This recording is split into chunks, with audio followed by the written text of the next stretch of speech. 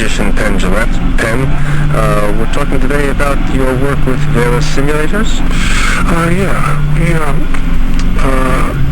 Back in the 90s, Janet Reno, who was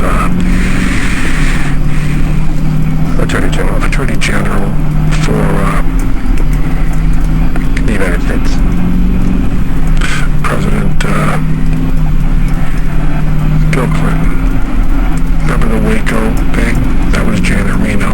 There was an attack on the compound? Yeah. Well, she was very anti-video game, as was Hillary Clinton and Bill Clinton and Arnold Schwarzenegger and, your dad, everybody. So she gave a speech where she said that they should have video games that dealt with regular jobs, prepare people for the workplace. So her idea for video games was the video games would be educational. Now by educational, what Janet Reno means is making you a proletariat, giving you as a worker. And she said instead of, simulators that we usually have, like tanks and planes and race cars and submarines and hedgehogs, they would get you ready for a real job. So she stated this, and I was listening with Eddie Gorodetsky, who writes on situation comedies. He writes on 2.5 Men, and he writes on, Mom is his show. He created that show, and we're on Letterman and Saturday Night Live, and also was writing with us on this video game called Smoke and Mirrors. And Eddie said that we both heard the Janet Reno speech together, and we were laughing about how stupid it was. And Eddie said, well, let's do what she wants us to do. So Eddie said the idea desert bus, and then we brainstormed on it. And the idea was for Janet Reno, we would give you a chance to actually learn what it would be like to drive a bus 360 miles from Tucson, Arizona to Las Vegas, Nevada. 45 miles per hour maximum speed. It takes 8 hours to drive it if you do it right.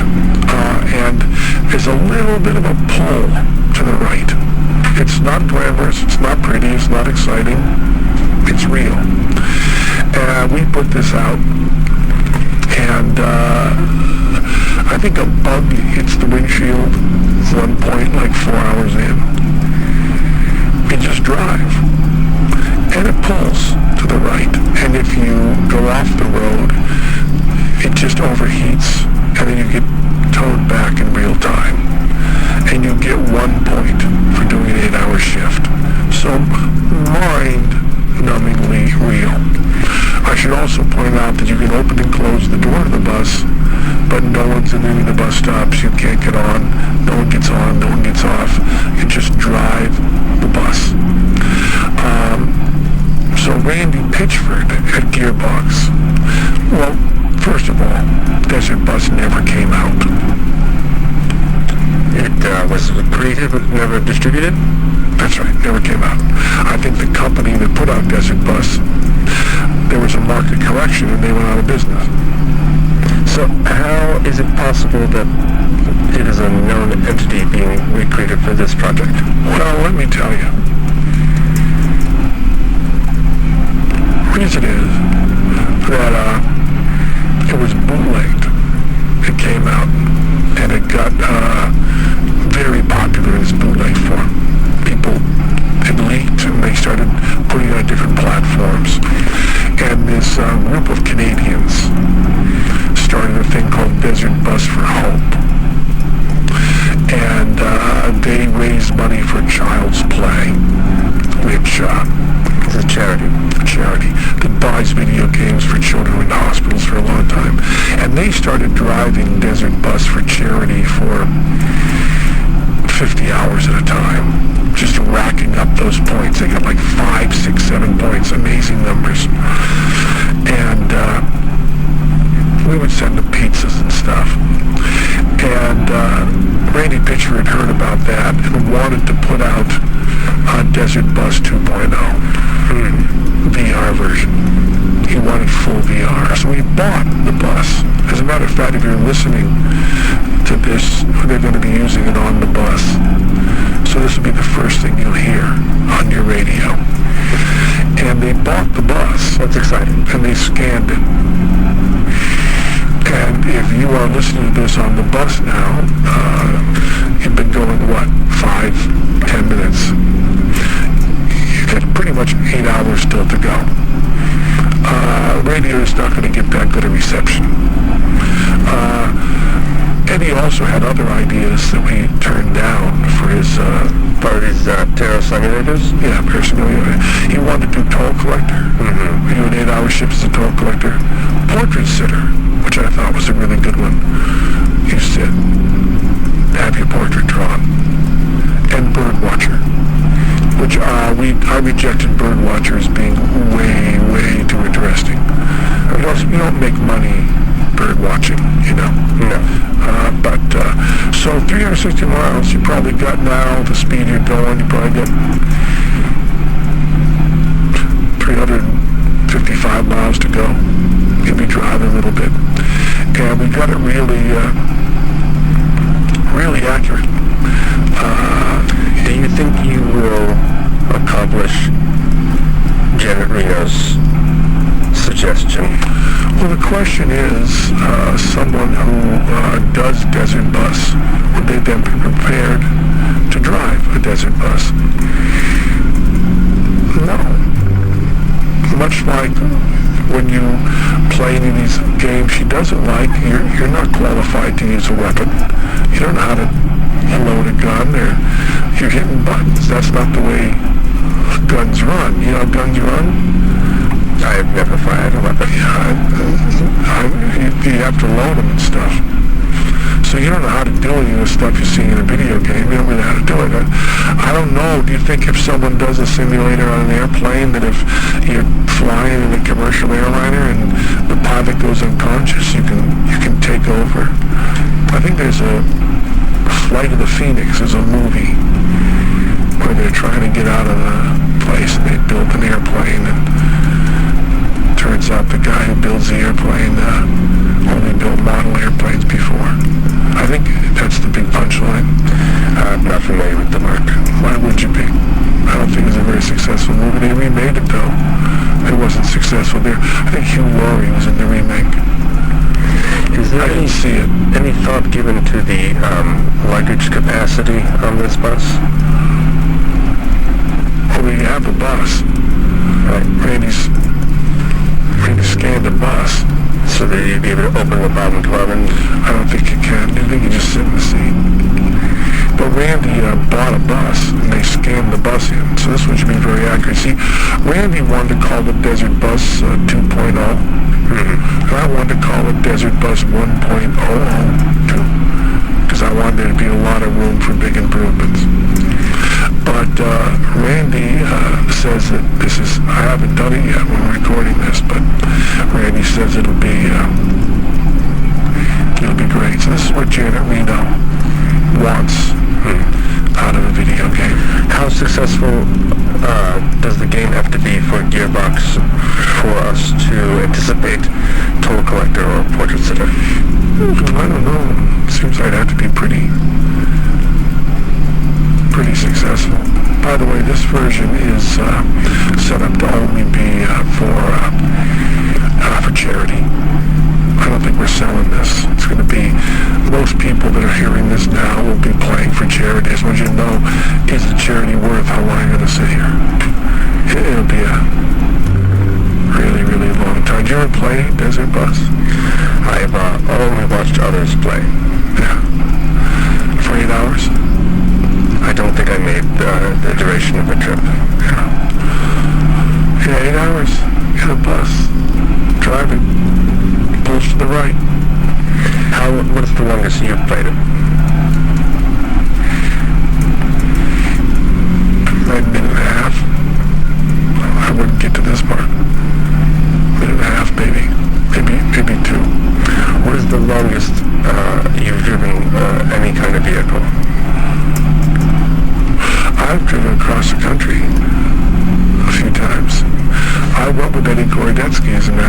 we drove a U-Haul trailer from Los Angeles to New York. We drove the whole way. At the time, Eddie Gorodetsky didn't have a license, so I drove the whole way, and he was just sitting there. And we wrote a script during that time called I Came from Space. And we wrote it while we were driving, and we turned it into the production company that had commissioned it. And we got a great comment on it. The producer said to us, I don't think I could have understood this less if it were written in another language. Actually said that. There's some damage done from driving for hours and hours and hours and hours, and this is damage that if you listen to this, you'll be doing to yourself. At some point, I think a bug will hit the windshield. I don't want to get you too excited, but I think it's going to happen somewhere along the line. And is that based on a true event? The bug? Mm-hmm. Yeah. Bugs hit the windshields. They do. They do. Bugs hit the windshields. Or, I don't know, maybe the windshield hits the bug. I guess that's true, isn't it? What do we call what hits what? I see that the windshield, the bug compared to the bus is almost stationary, right? Have any animal rights groups contacted you or Gearbox upset with the treatment of bugs in the game? Well, it's a virtual bug. I don't think you scanned an actual bug. I don't think a bug was hurt. I don't know. But if they have a problem with it, we can take the bug out of the desert bus. Seems like a lot of thought was put into the bus and the dimensions of the bus and getting the bus accurate, but not so much so with the bug that hits the windshield. Yeah, actually, I just said the word bug. I didn't even think about what kind of bug. I just said bug. Whether it should be accurate to a desert environment, kind of bug that would hit your windshield in the desert. It should be, shouldn't it, really? Although now, with all these, we've moved species all around the world. There's all these species that are endemic. I mean, maybe if the bug looks like it is not a bug that's endemic to the natural environment, then you could just maybe think that bus came over, the bug came over on a, hitchhiking on a airliner or something, and maybe it's not going to be able to reproduce, or maybe it will reproduce like that. What's that weed that kind of took over California? I'm not aware. Okay, the cane toads in Australia, you know about that? No. How about those mollusks that took over the river in New York? I'm not aware. A lot of times a bug, a species, a plant is not a bug, or a frog is not a bug, but sometimes a species will get into. I believe the rats that we have in New York are Norwegian rats originally. Now they live here. And I believe that the cockroaches that we have here, there's American cockroaches and there's the Madagascar hissing roaches, so it's a patent that they get out into the city. I wanted to get some stick insects for my tank at home. Do you know what stick insects are? I've seen them, yeah. They're big, maybe for insects. Not typically kept as a pet. Yeah, they're kept as pets. Pretty often in the UK. There was a show they had in the UK, this is true, called That's My Stick Insect. It was a department on a show, it wasn't the whole show. And they got 3 people who owned stick insects as pets and put their stick insects in cages that were not labeled, different cages. And if the people could identify their stick insect, they were to win a lot of money. They couldn't do it. But I used to have stick insects in my home here in Vegas. I loved them. They're about the length of a hot dog, and they look like a stick, but they're really an insect. And they like to eat eucalyptus leaves. But I wanted to get some for the tank we have now because I thought the children would enjoy them.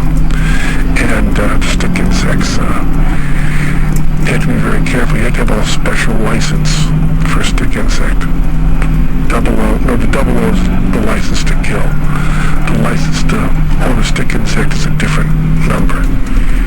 It's not like 007 owns stick insects. It's maybe like 342 license to own stick insect. I just made up that number. But it's not a stick insect, but they're afraid if the stick insects get out into the wild that we might have more stick insects than we want. I'm a guy that wants stick insects, but there's still probably a limit on the number. We are taking a break from my interview with Penn Jillette to invite you to become a sponsor. So please support the station any way you can. If you enjoy interviews like the one we're hearing now, please consider being a sponsor for our programming, either online or over the telephone. And now more with Penn Jillette, author and magician.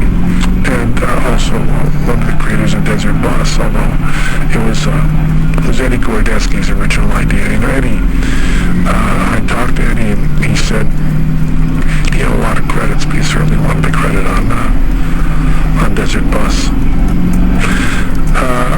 Here's the thing that I find interesting on Desert Bus is we've been talking maybe 15 minutes. There's really nothing else to say that I can think of. And there's probably another 7 hours and 45 minutes of driving the bus. Should drivers of the automobile be concerned about... It's not an automobile, it's a bus. Oh, thank you. It's a bus. It's called Desert Bus. Yes. It's not called Desert Automobile. Desert Bus. Should drivers of the Desert Bus... It's a bus. It's a bus. ...be concerned about their petroleum levels? I think we go on one tank all the way. I think it's one tank. I don't think we put that in, but maybe, this highfalutin Desert Bus, who knows what they might have built in. But I think, if you're talking about 360 miles, seems like a bus could do 360 on one tank of gas. Then maybe refuel and we can go back the other way. I don't know. What about there's no bio brake or anything for the driver? No. It's, the rest areas are like 200 miles apart. But, I think you have to find someone else to take the joystick in with you when you're relieving yourself. You can hold the joystick, hold a little bit to the left so it doesn't pull to the right. But mostly it's just meant to be as tedious as real life. And it's from Vegas or to Vegas? Well, it's both. You start out in Tucson, drive to Vegas, get to Vegas, drive to Tucson, get to Tucson, drive to Vegas, get to Vegas, drive to Tucson, get to Tucson, drive to Vegas, get to Vegas, drive to Tucson, get to Tucson, drive to Vegas.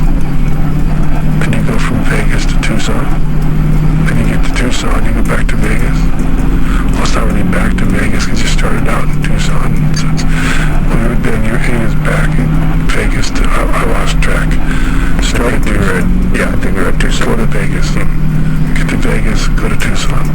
And we're supposed to, we're hoping to use the Desert Bus that we bought to scan to actually drive from Tucson to Vegas in a non-simulator but a real Desert Bus. And then for the highest score people on this game, we'll all get together, like 50 of us, and drive in the Desert Bus really to Vegas and then see the Penn and Teller show. That would be exciting.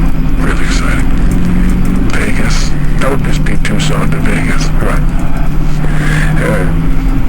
We'd do Vegas to Tucson after. Here we go. No, just Tucson to Vegas. If I'm on the bus and I parked in Tucson and I went to Vegas, my car's now still in Tucson? Maybe there's another app we can learn called Ride Sharer. You can virtually drive from Las Vegas in like a Lyft or an Uber or something back to Tucson. From my actual car is in Tucson. Well, a virtual car would be, it's the actual cars in Tucson. We'd have to drive, maybe you'd have to get a real ride share back. Or maybe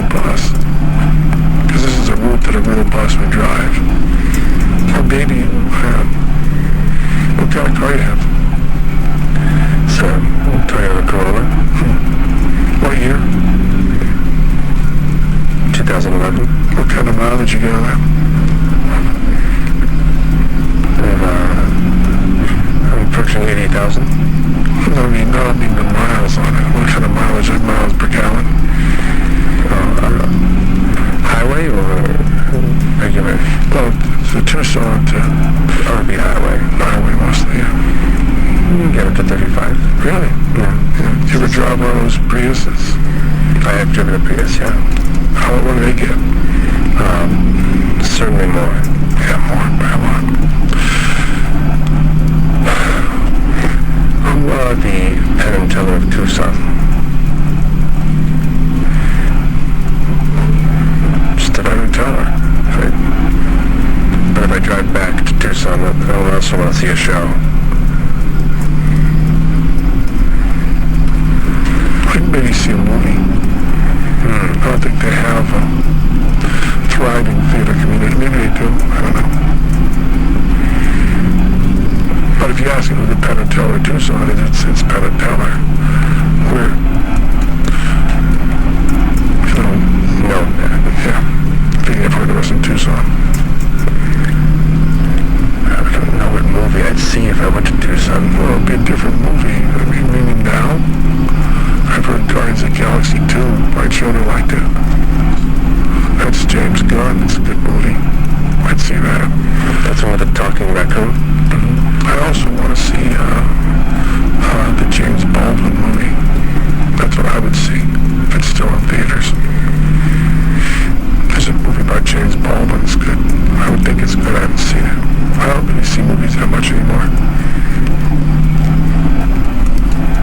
Because of all the work you've been putting into Desert Bus? I haven't done very much work at all. Matter of fact, most of the work I've done on Desert Bus, you've been here for in the room. That's what's kind of weird about it, because I'm talking about it here and I don't know much about it really, but there you go. Anyway, that's Desert Bus. I want to thank you very much for coming on our program. Thanks for having me. Please, any other projects you have coming up, we'd love to have you back. Thank you. I'm a big fan. Thanks a lot. I never saw you off Broadway, but I bought a program off of eBay. And I like the program a lot. Thank you. Thanks.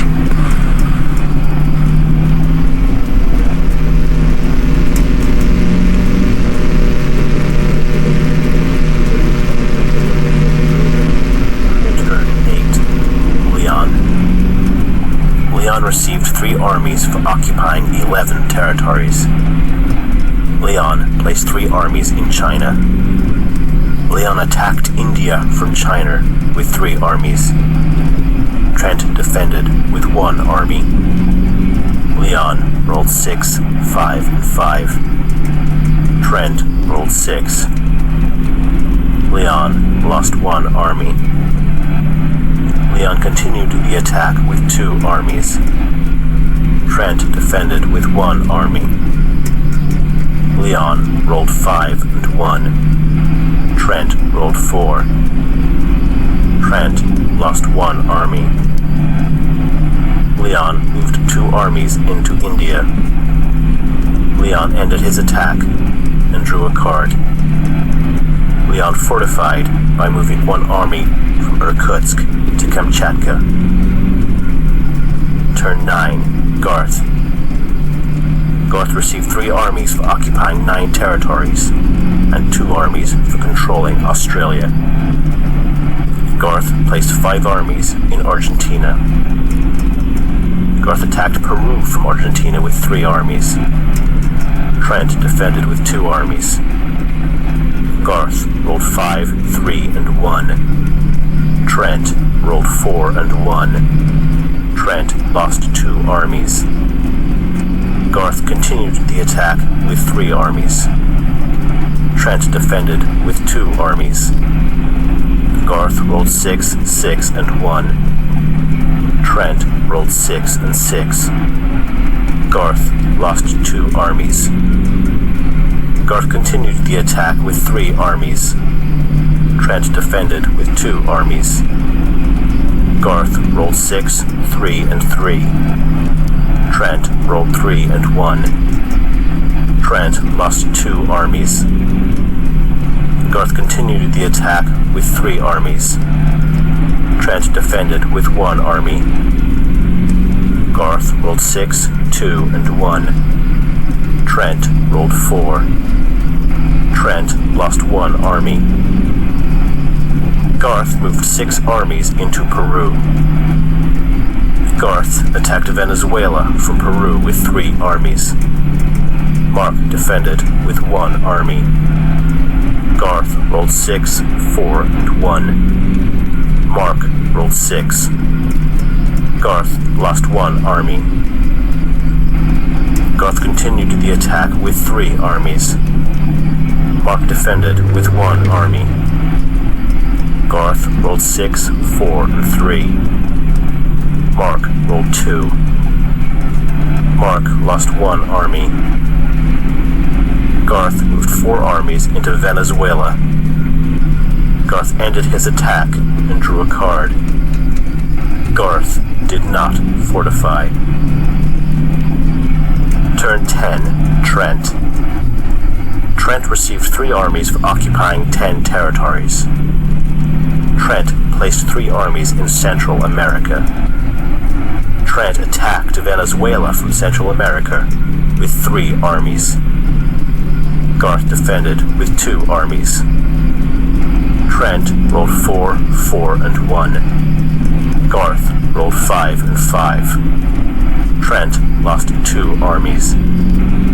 Trent continued the attack with 3 armies. Garth defended with 2 armies. Trent rolled 6, 6, and 2. Garth rolled 1 and 1. Garth lost 2 armies. Trent continued the attack with 3 armies. Garth defended with 2 armies. Trent rolled 6, 3, and 2. Garth rolled 6 and 2. Trent lost 1 army, and Garth lost 1 army. Trent continued the attack with 3 armies. Garth defended with 1 army.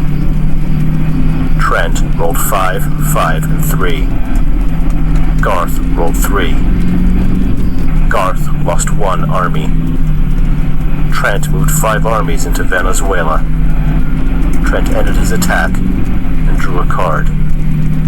Trent did not fortify.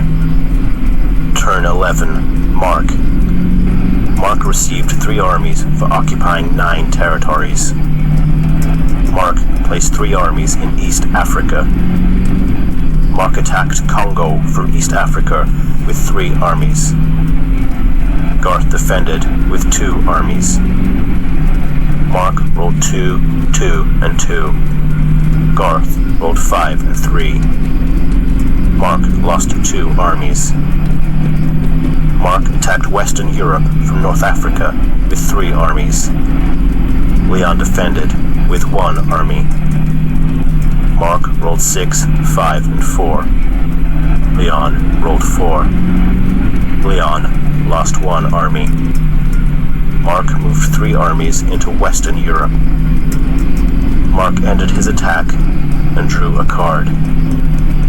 Mark fortified by moving 2 armies from Western Europe to North Africa. Turn 12, Leon.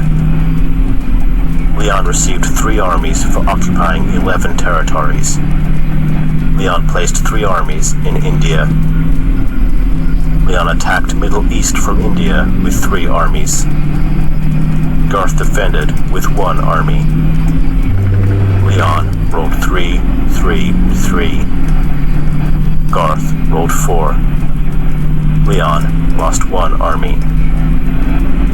Leon continued the attack with 3 armies. Garth defended with 1 army. Leon rolled 5, 4, and 1. Garth rolled 2. Garth lost 1 army.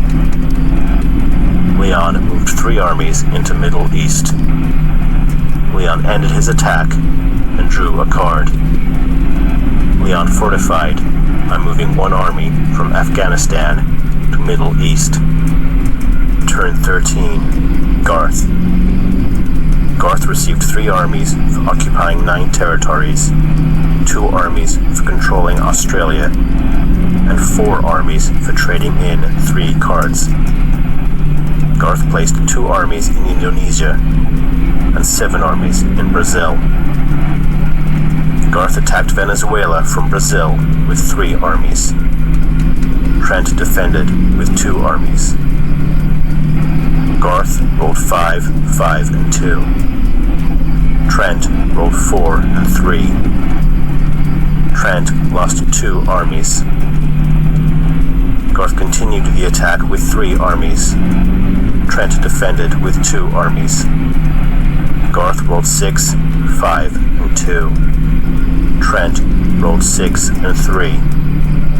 Garth lost 1 army, and Trent lost 1 army. Garth continued the attack with 3 armies. Trent defended with 2 armies. Garth rolled 6, 4, and 2. Trent rolled 5 and 2. Trent lost 2 armies. Garth moved 5 armies into Venezuela. Garth ended his attack and drew a card. Garth did not fortify. Turn 14. Trent. Trent received 3 armies for occupying 10 territories.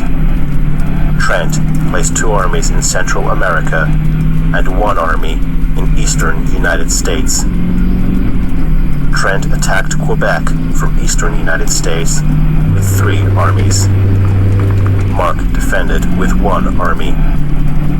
Trent rolled 5, 5, and 4. Mark rolled 1. Mark lost 1 army. Trent moved 3 armies into Quebec. Trent ended his attack and drew a card. Trent did not fortify. Turn 15. Mark.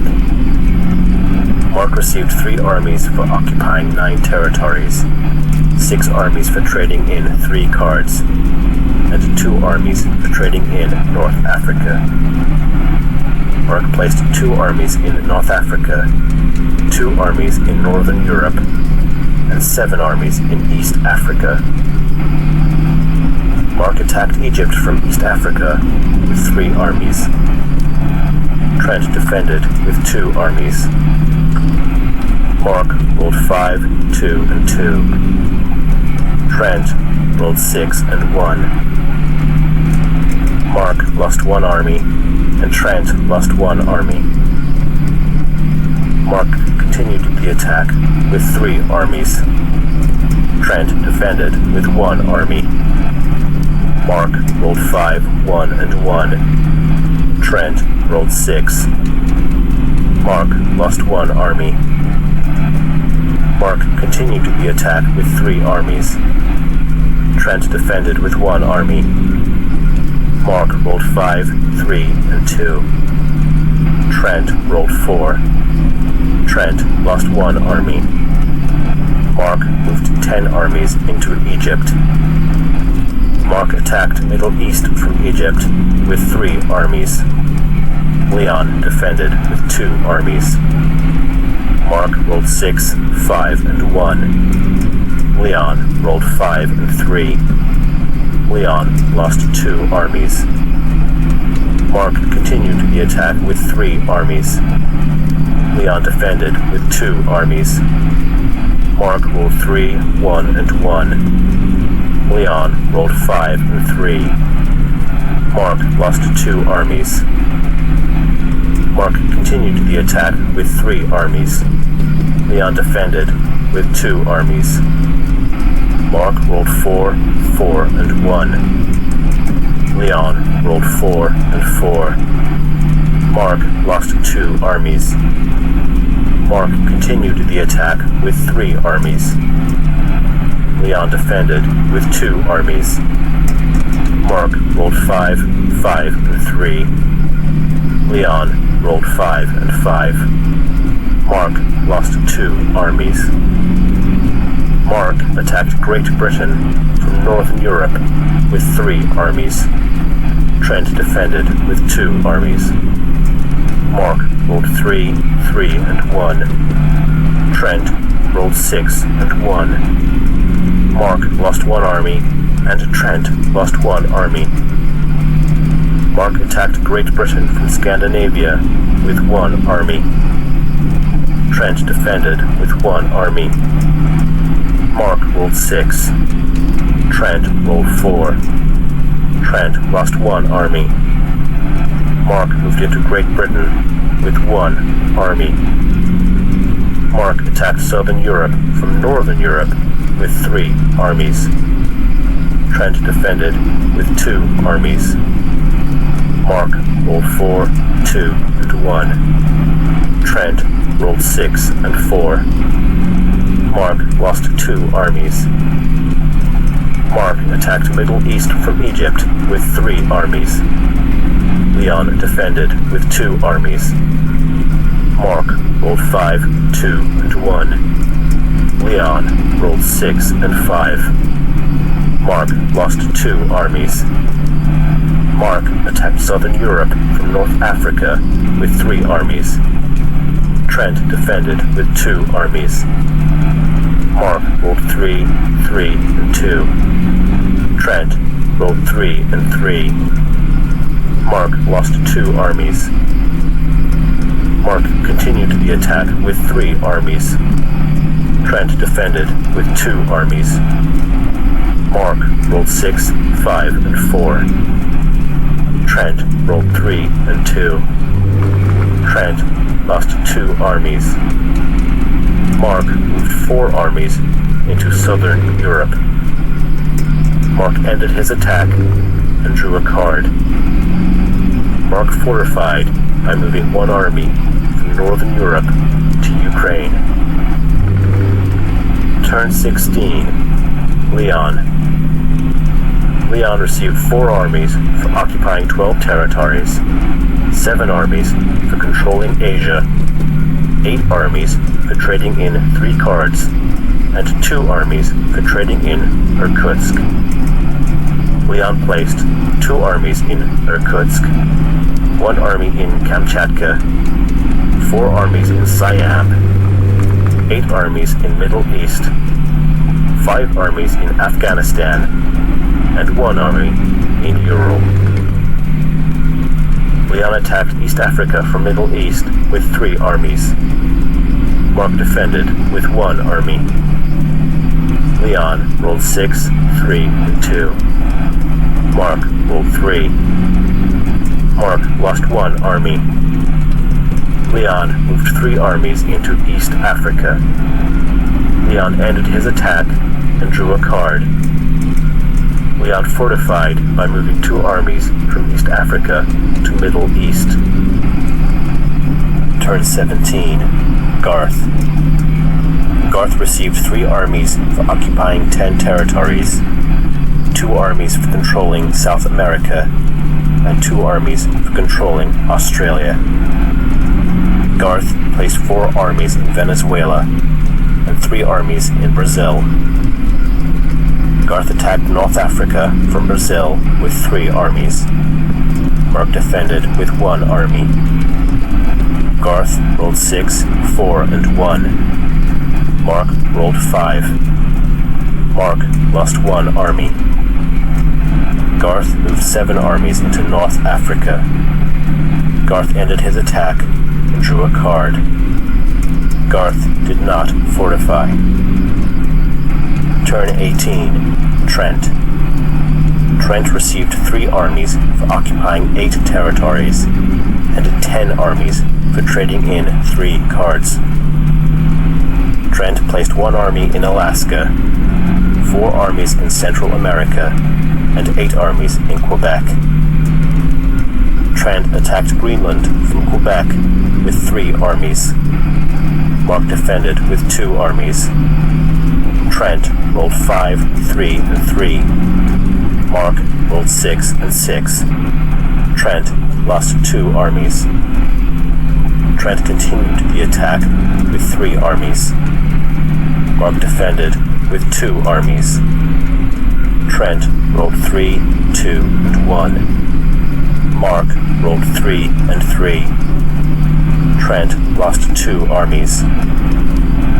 Trent continued the attack with 3 armies.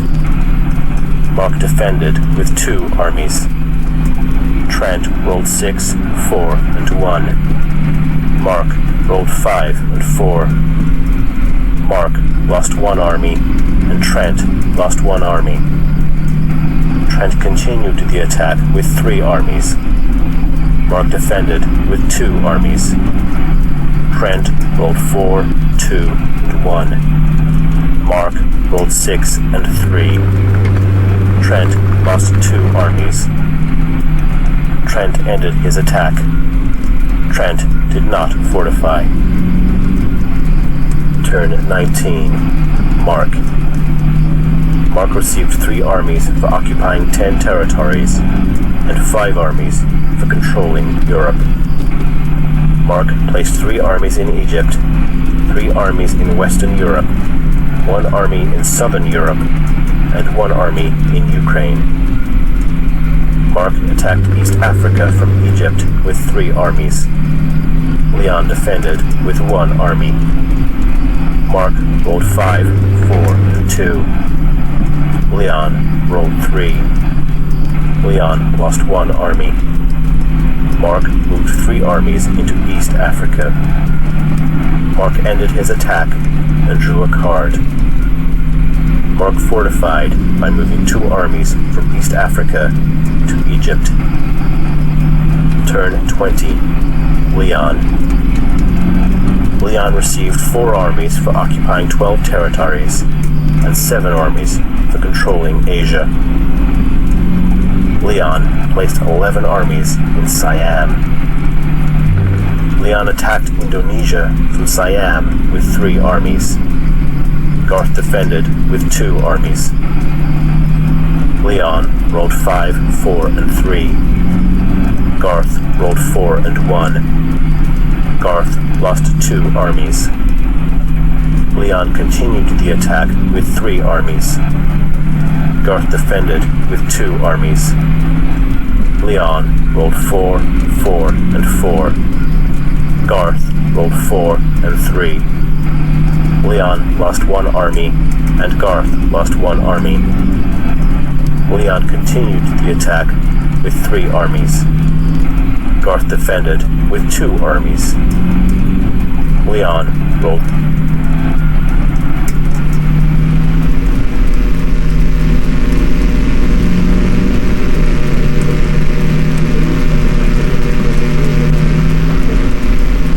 Hello, and welcome to Origami with Kim. Today, we'll be making a paper crane. I hope you have fun with this, as it can make an interesting hobby or something to do in your spare time. Origami is something that's best done on your own, as such mentioned hobby, since it's origami and not you or anyone else. Step 1. Find a blank square of paper.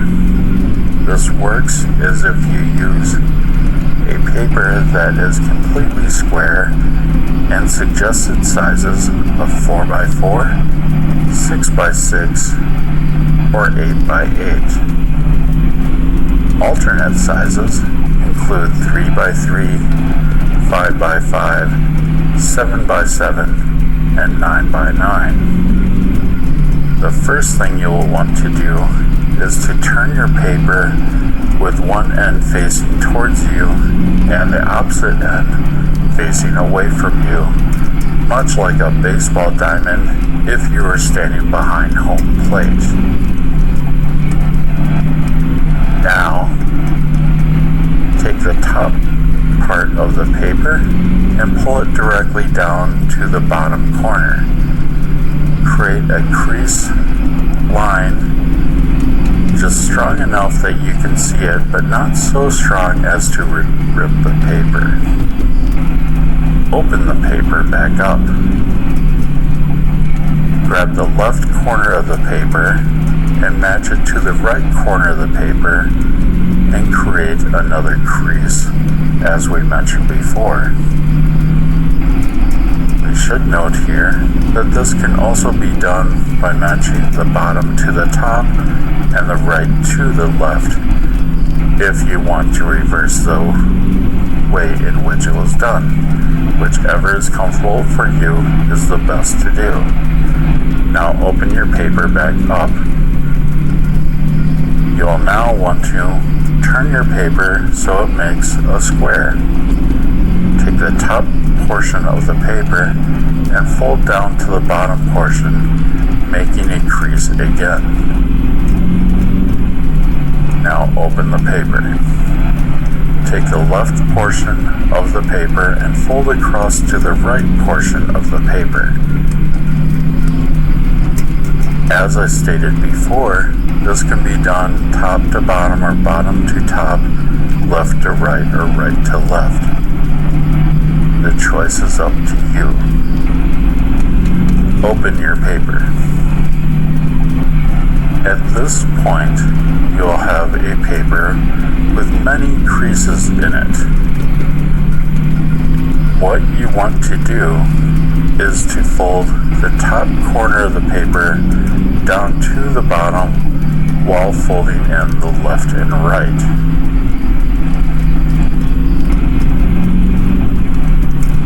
When you're done, you'll have a piece of paper that resembles a kite.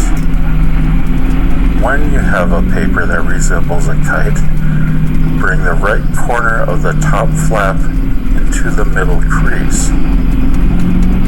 It will make it so that the lower right edge of the line lines up with the crease, as so. Fold down the top corner to make the crease lie along the horizontal line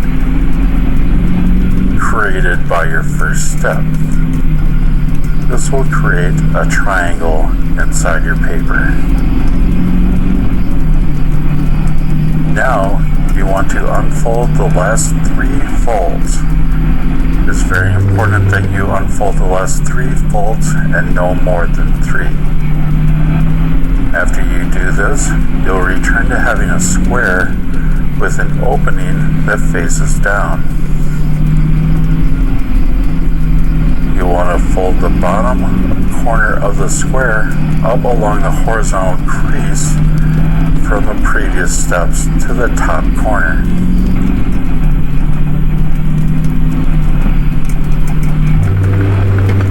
Reverse the 2 creases on the upper flap by folding it in the opposite direction that it naturally folds. This may feel unnatural, which is okay.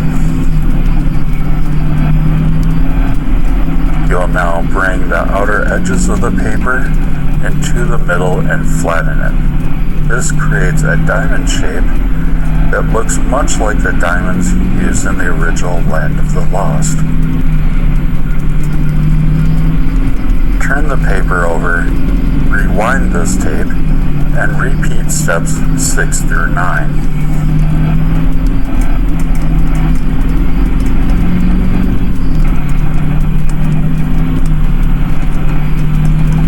If you're not done with that, please take more time.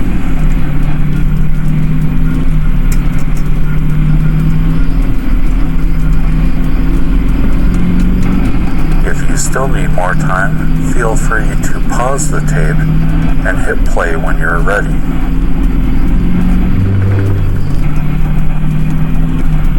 Good. I'm glad we're together on this. Now fold the outer edges of the diamond to the middle of the crease. Next, you'll want to fold the right flap over to the left,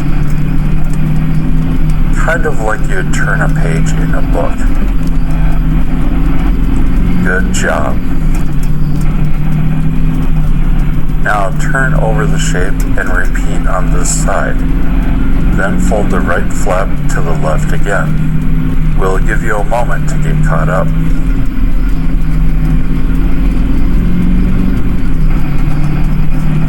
If you're not caught up at this point, please feel free to pause the tape and hit play when you're ready.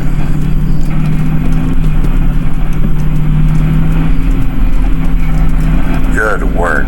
We're almost there. Now fold the bottom tip of the flap up to the top corner, turn over, and repeat on the other side.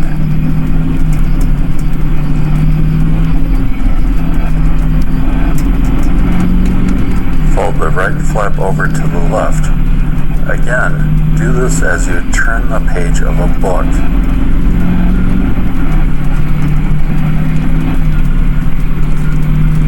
Now, turn over and repeat on the back. Now the head and tail are nestled between what will become the wings. Isn't that interesting? To create the head, fold the wings down so that they are perpendicular to the body. Now you'll see the head and tail coming out.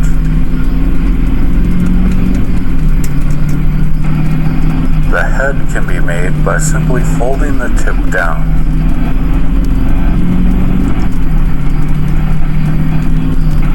The tail can also be folded down for a slightly more festive look, although it is suggested that the tail be folded much further down than the head.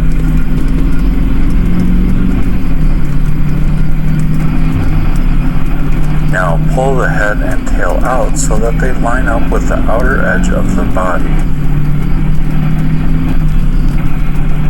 At this point, you can fold the wings out to both the left and the right.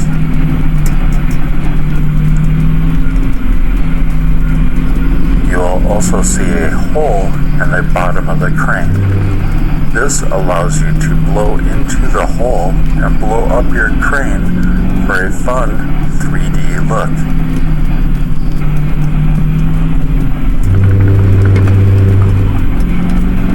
And that is how you make a paper crane.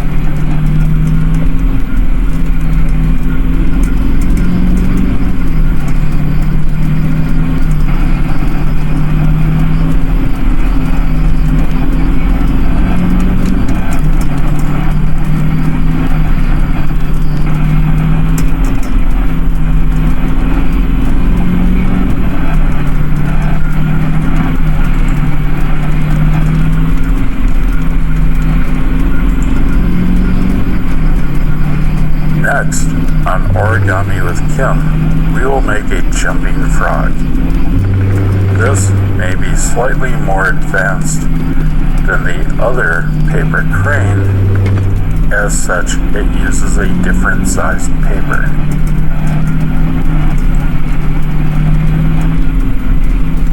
First, you want to start with a rectangular sheet of paper. This can be done by using a paper that is 2 by 2 on top and bottom, but 6 by 6 on left and right, commonly referred to as 2 by 6. Other sided paper can be used, such as 3 by 7, 4 by 8, or even 5 by 9. The main purpose of this paper is that it must be rectangular. Step 1. Place your paper with the long sides, the 6 by 6 sides, moving away from you. So you will have a 2 by 2 side next to you and at the furthest point away. Make your first crease by folding the paper in half left to right. You'll want to press down and create a crease, but not so strong as to rip the paper. Once you're done with this, fold your paper back open so that you can see your crease. Again, this can be done left to right or right to left, depending on your personal preference. Now, looking at your paper from a triangle, grab the top right triangle and fold evenly down to the left side of the page.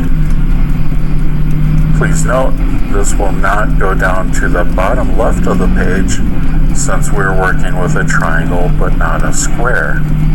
If it was a square, it would match up evenly. This will not.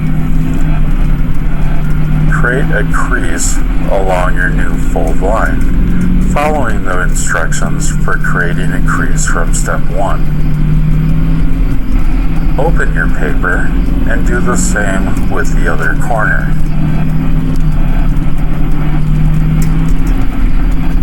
Again, these corners are interchangeable, so feel free to have some fun with it and make it your own by doing whichever corner you'd like to do first.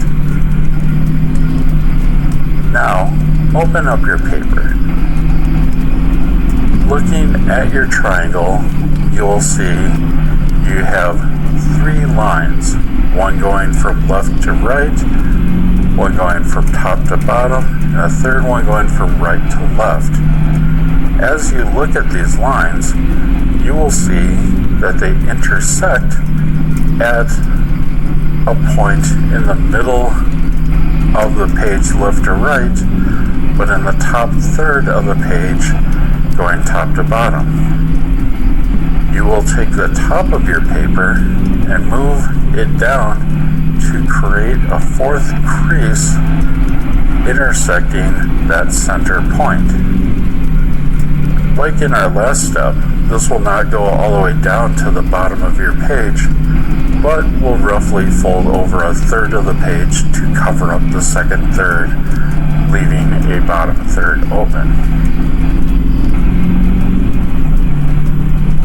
Now open your page.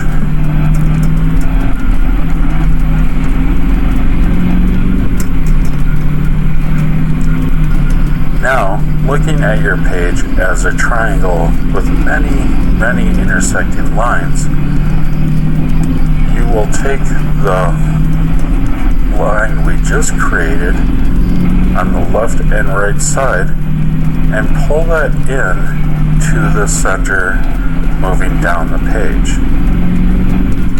When you do so, this will give you a piece of paper that looks somewhat like a house, with a bottom third of the page as a single block and a triangle above it with paper folded on the inside. I'll give you a moment, if you don't have this look, to go back and try the first few steps again.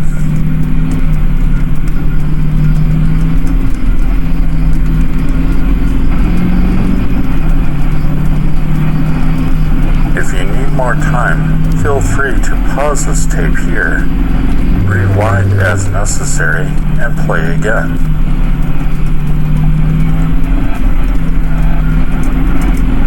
Good. Now, fold the uppermost triangles up to the top point.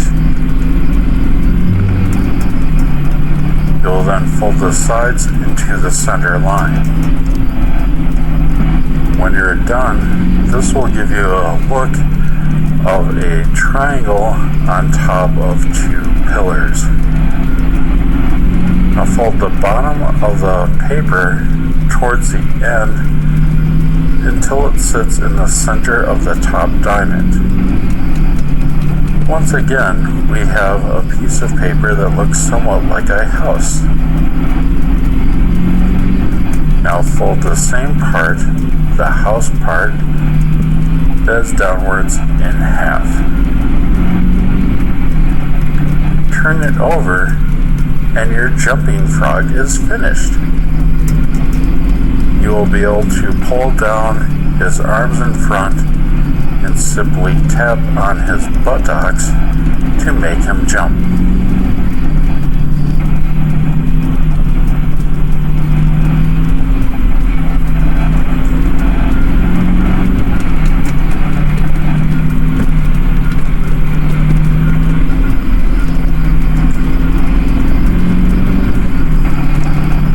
And for our last origami with Kim, we're going to do one for the kids. Start again with a rectangle piece of paper. As a refresher on sizes, this could be a 2x5, 3x7, 4x8, 5x9, or other rectangular size. To start, you'll hold the piece of paper so the short end, 2x2, is both against you and away from you, with the long ends being a 5 by 5, 7, or 9 by 5, meaning 5 inches on the left, 5 inches on the right. Fold your paper in half left to right and make a crease. Be careful when making your crease not to make your crease too strong as to rip the paper, but you do want to make the crease strong enough as to be able to see the crease when unfolded. Unfold your paper.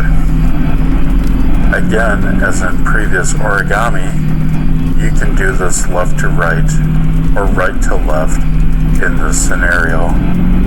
You should do it as your heart desires. Now, looking at your square, fold the top to the bottom.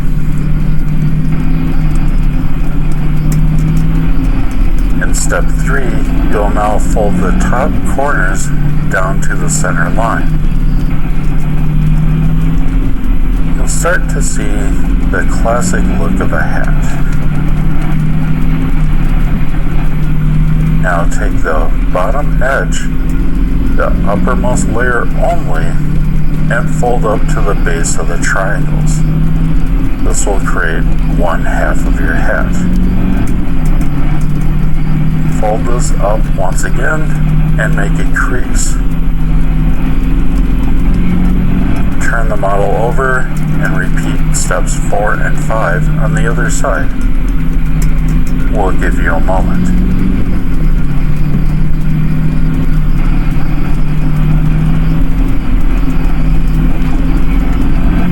Were you able to complete the steps?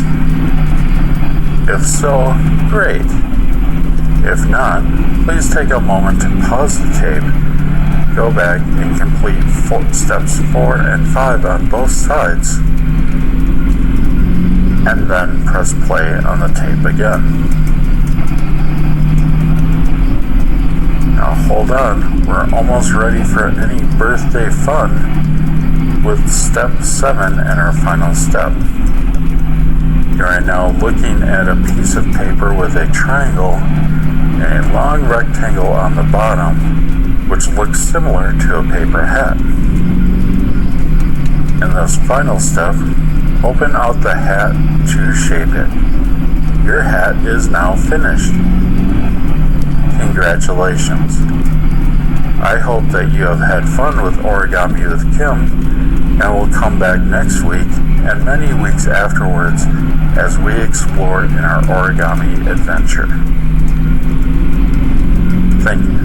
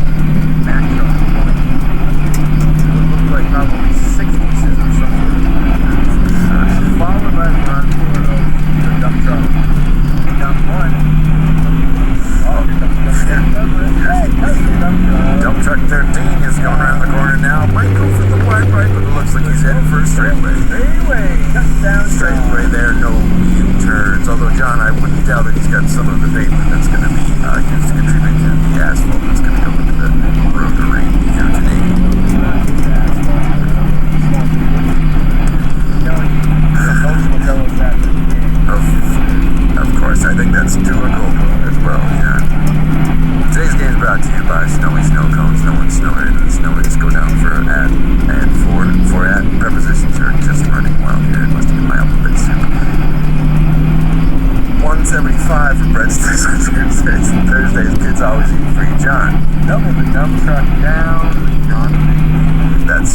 Frosty's Frosts. We're available now. You can see a couple of them trucks coming down there.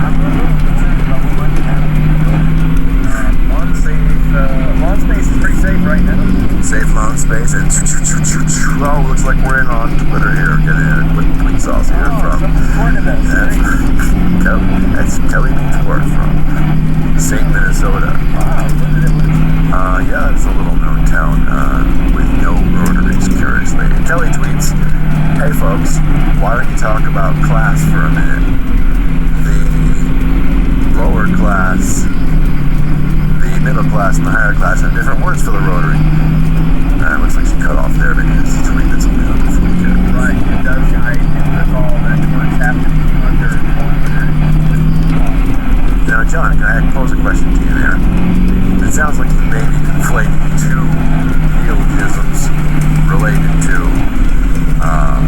various activities. We do post. Well, we don't. Someone does. There she is, Jen. I can see her. Public relations manager. We just call her hype girl. So, but Donna in Minnesota, she was talking about the class of rotaries. It looks like there's been a retweet by the infamous rotary heir to the rotary family, Charles Rotary. Charles Rotary himself.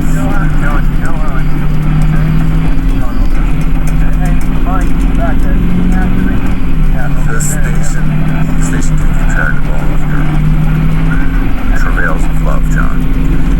Charles Rotary, actually, he's on the phone line, Charles. Yeah, thanks, John. Are you with me here? Question is if you're with us. Yeah, this might be on a walkie-talkie. Is that John? John's with me now. Yes, we're on live coverage. What do you... quick interruption. The breaking news. We just had a wide right. Goodbye, Charles. Looks like an Isuzu. Just stay on the line, Charles. Go ahead. Okay, thanks. So, as my friend Megan... my Facebook friend, that is. Yes, it's your publicity page. We understand. Just go ahead. Just ignore him. The upper class call a rotary. It's just part of the shtick. He's just reading copy. I swear. He's not here to ruin your marriage again. Charles? Do we still have Charles? Do we still have him? Yeah, I'm still here. Okay. Please proceed. Thank you. To review, the upper class call a rotary is he still there? Charles, read the copy. I'm sure I can do that myself. The upper class... listen, I can't do this.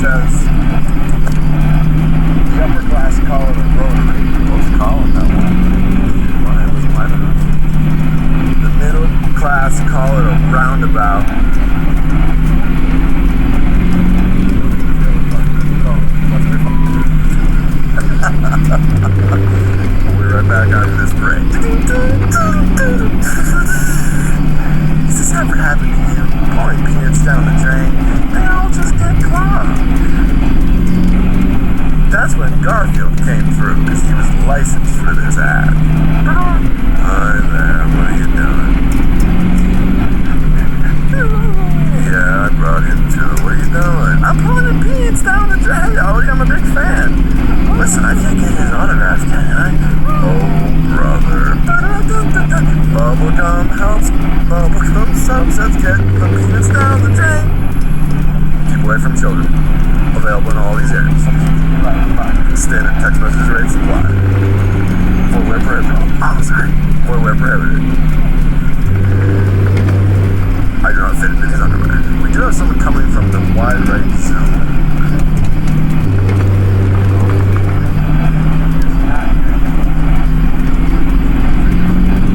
Not typical. Isn't there something in here that just kind of wants to see that car steer into that one? No. Precisely. Okay. This is our recording.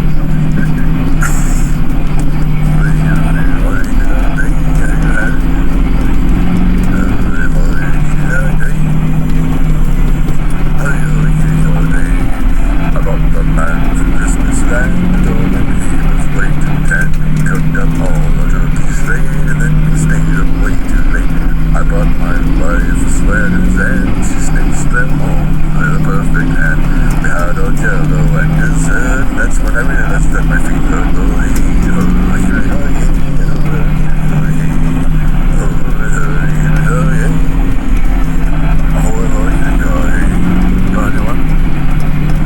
Here, I'll demonstrate. What's that? Auto 2? No, I know. Kind of a pirate shit. Yeah, kind of. I went into the British land. My mother said I had a black hand. I sliced her head off. I ate it right. That was the second thing I did tonight.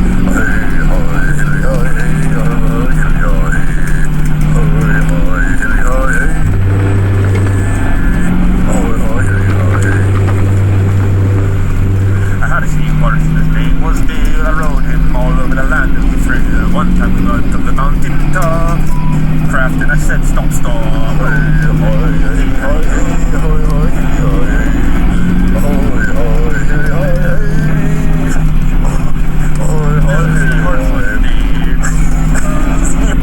What? What's his name? Bill, my seahorse. What's my seahorse name? Nice. I brought my good little friend old Bill to see if we could see some on the windowsill. He said that was too many syllables, so I crapped on his head and I ate some marbles. I got indigestion. And Bill was my seahorse's name.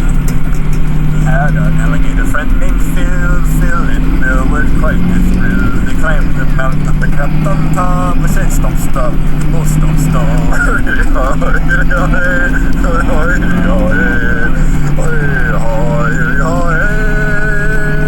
And Bill was my seahorse name.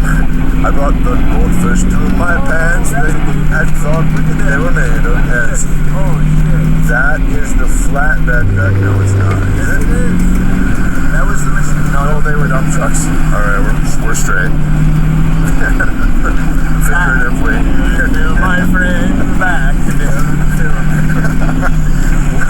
A dump truck came and he brought some bread. I thought that I could spear it on my head.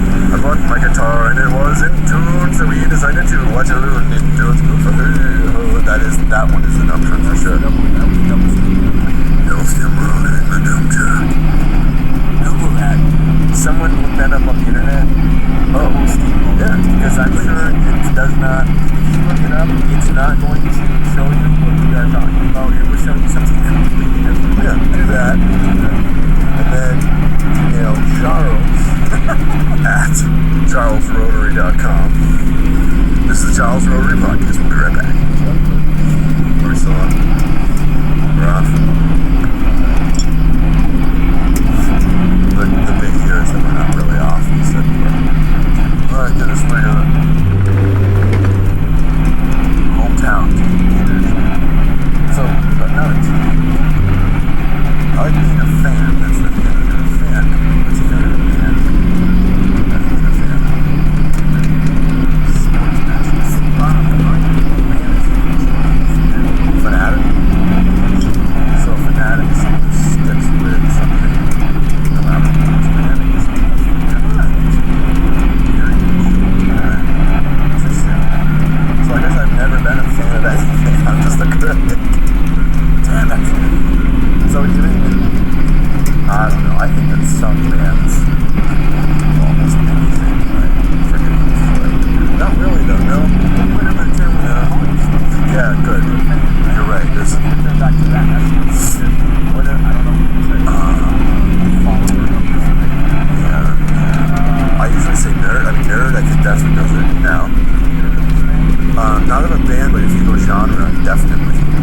you're metalhead, yeah. And it implies different things. Different genres. No, right. And what's interesting when you say, yeah, with metalhead, it's Rob Zombie said, one thing I like about metal is the people involved with that culture. They consider metal like the most important thing in their, like it's the biggest thing in their lives, at least the most visible thing when you see them.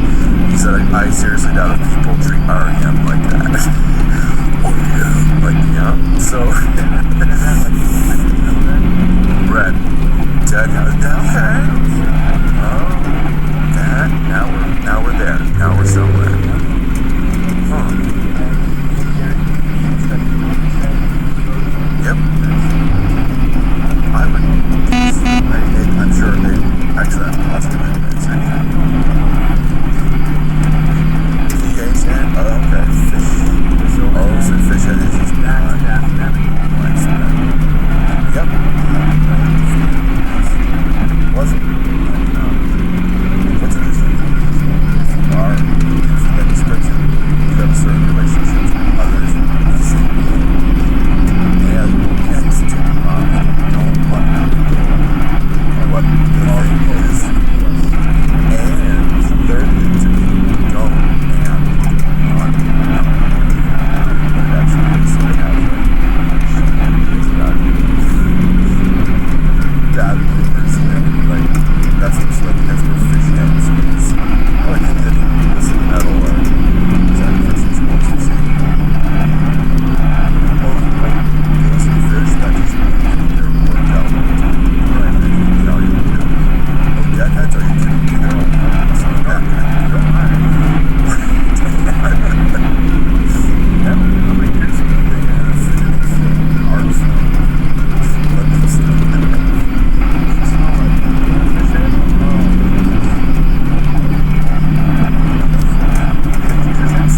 well, no, I am glad you're in your head. Say, March is clean. Run down.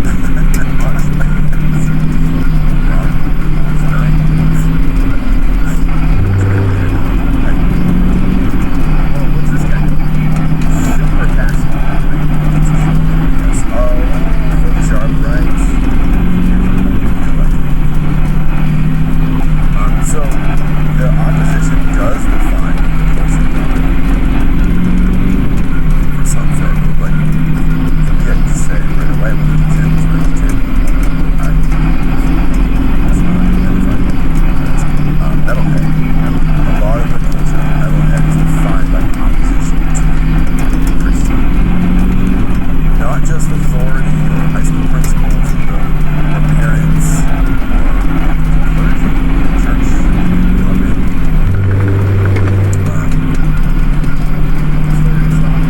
yeah, it's really because there's mythology that goes there, and when we talk about that's a mythology that has been birthed from this other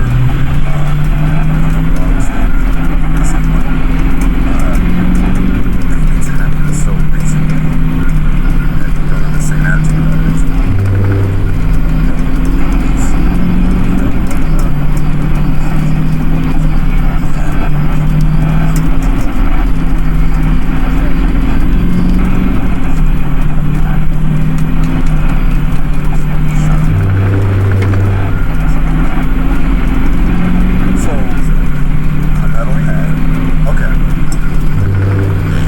Metalhead or someone outside of that circle who understands it, second group, as opposed to the third one outside who doesn't understand it.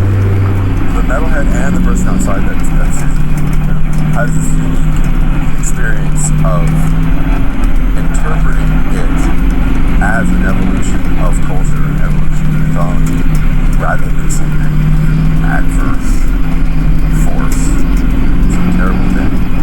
The same way that the Greeks and Romans got to look at that because they're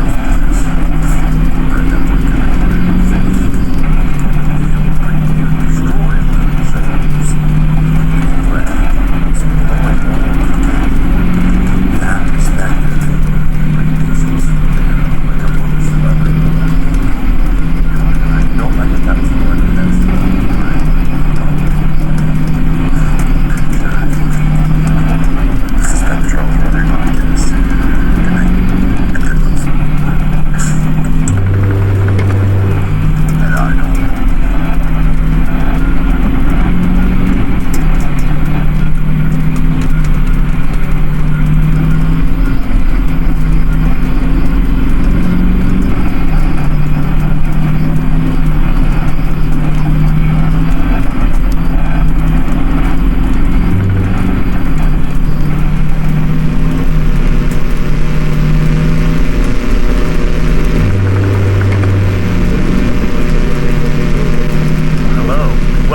another edition of Classical Music Moment.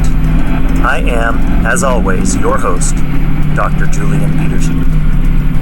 Today, radio audience, we have in store a real treat. We're going to listen to one of my personal favorite works, From the New World, the Ninth Symphony of Dvorak. Today we'll be focusing specifically on the second movement. Now, as you know, this work was written at the end of the 19th century. Specifically, it was written in 1893, and even though Dvorak is a Czech composer, at the time he was living in New York. He was the director of the National Conservatory of Music of America.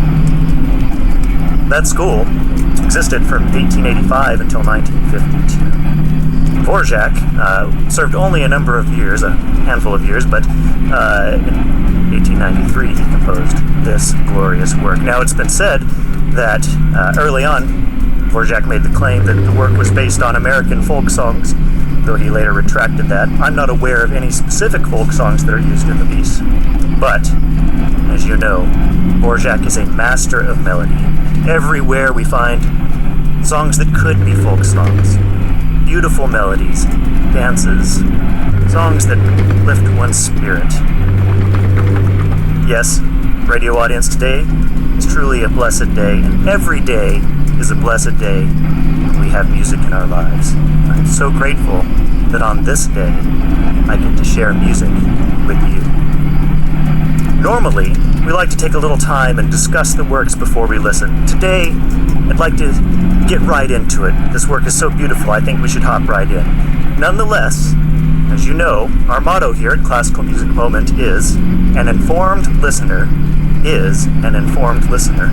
And in that spirit, I do have a few short introductory remarks prepared. To start, let's state the obvious. This work is beautiful. We have a real treat ahead. Structurally, from the broad view, it's a very simple piece. A form. A classical form, you'll forgive me. However, the devil is in the details, and as we look into this piece a bit more, we'll discover that just underneath of that simplicity is a treasure trove of techniques and motions and movements, moments of beauty and compositional restraint, as you shall see. Now, Dvorak is in this piece is a late 19th century piece, and so we can expect to see the sorts of devices that we would find in late 19th century music. There is a tendency to favor plagal cadences over more traditional cadences. There is a strong emphasis on the interval of the third. As I like to say, Dvorak uses thirds, like Haydn uses fifths. I know you're all chuckling about that one. Well, let's dive right in. This work begins with a curious introduction. Now, I suspect, in the context of the full symphony, of course, we would have been listening to the first movement, and I think these first few measures are a means of Dvorak transitioning us into the much gentler material of the second movement. We begin with a brass fanfare. Now, I'm going to read the names of these chords to you so that you'll understand with me just how shocking some of these transitions are. The piece is in the key of D flat major, and yet the very first chord that we will hear is E major. What is E major in the key of D flat? Well, it's not really a chord in that key at all. In fact, it would be flat 3 major. That initial E is followed by a B flat chord, B flat major. Now you're thinking to yourself, E to B flat, that's a tritone, and yes, you're right, that is a dramatic shift in harmony. It is softened somewhat by the bass, which, instead of leaping the tritone, progresses down by a whole step to land on D. So actually the chord, the second chord, is a B flat in first inversion. Then we return to E.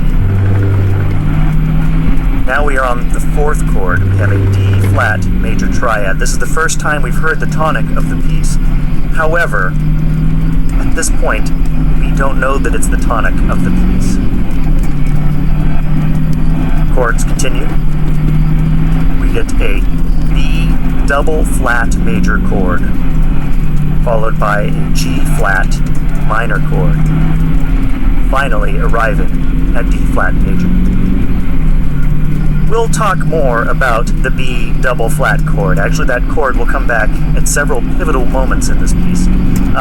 Skipping past that, we get to the G flat minor chord in the key of D flat. This is a borrowed minor 4. You get the cadence, minor 4, 1. Really, it's a striking movement. And keep that in mind, because we'll hear that particular motion come back later on in the piece. Now we've arrived at the 5th measure. We have a couple of bars where the strings just lay out that tonic chord, giving us a chance to savor and adjust to the fact that we have now arrived in the key of B flat. And there, as if off in the distance, you will hear solo English horn state our melody. La da da dee dee da, la da dee da da. See, as I said, Dvorak is a master of melody. This could be a folk song. This could be a nursery song. In fact, it features, this is interesting, as you, radio audience, well know, my wife is a researcher in music education, and she once pointed out to me that quite a few children's songs alternate between the 3rd of a major scale and the 5th of a major scale, the motion so to me. So me, so me. You can hear lots of melodies that start that way. So me, do, so me, so me. Now, why is it that so many children's songs feature this interval? I cannot quite say. I suspect it might be easier for young voices to traverse the minor 3rd than it would be for them to traverse the major 3rd if we were to do what might be more expected. Me, do, that sort of motion. Anyways, back to our melody. 1, 2, 3, 4, 5, 6, 7. Starting here in the 7th bar, that English horn solo. Now, the sonorities here are quite simple. First bar, giant 1 chord, as the melody is. Mi, so, mi, re, do. The second bar, we move to the 5 chord. Re, mi, so, mi, re. However, the 5 chord has underneath it 1 pedal. So we're just hearing that D flat just continue in the bass. Moving on, now we're in the 9th bar. La dee dee da da da. Dee dee dee da da. Now something really surprising happens here. In the 9th bar, the first chord is, as we would expect, the 1 chord. The second chord, something surprising happens actually. We get A flat from the 1 chord, moving it chromatically to an A natural. Now this always causes a dilemma for the analyst, because we have tone that's outside the signature, and so we always have to explain that. Especially, this isn't treated as a passing tone. We land on this A natural and stay on it for a full 2 beats. And at this tempo, a full 2 beats is, well, it can be quite a long time, as you can imagine. So, we have this A natural. Now, typically, when we move brighter or sharper, in this case moving from flat to natural as we raise a pitch, generally our expectation would be that it would continue to rise and we would get to our next stable chord tone or key tone moving up. And that is what happens here. That A natural does eventually resolve up to the B flat.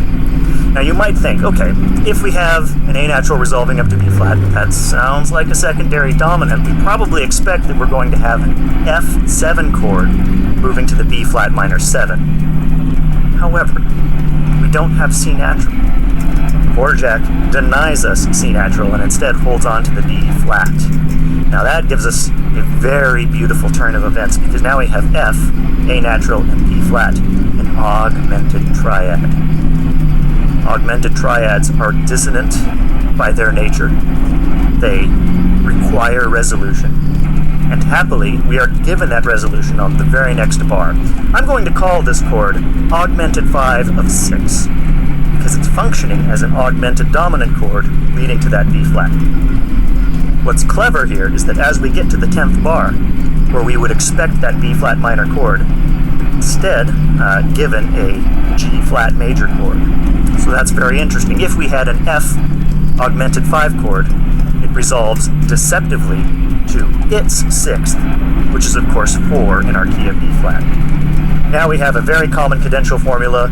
The 4 chord rises up by the next beat to the 5-7 chord, finally resolving on 1. Now that closes the first 4 bars of our melody.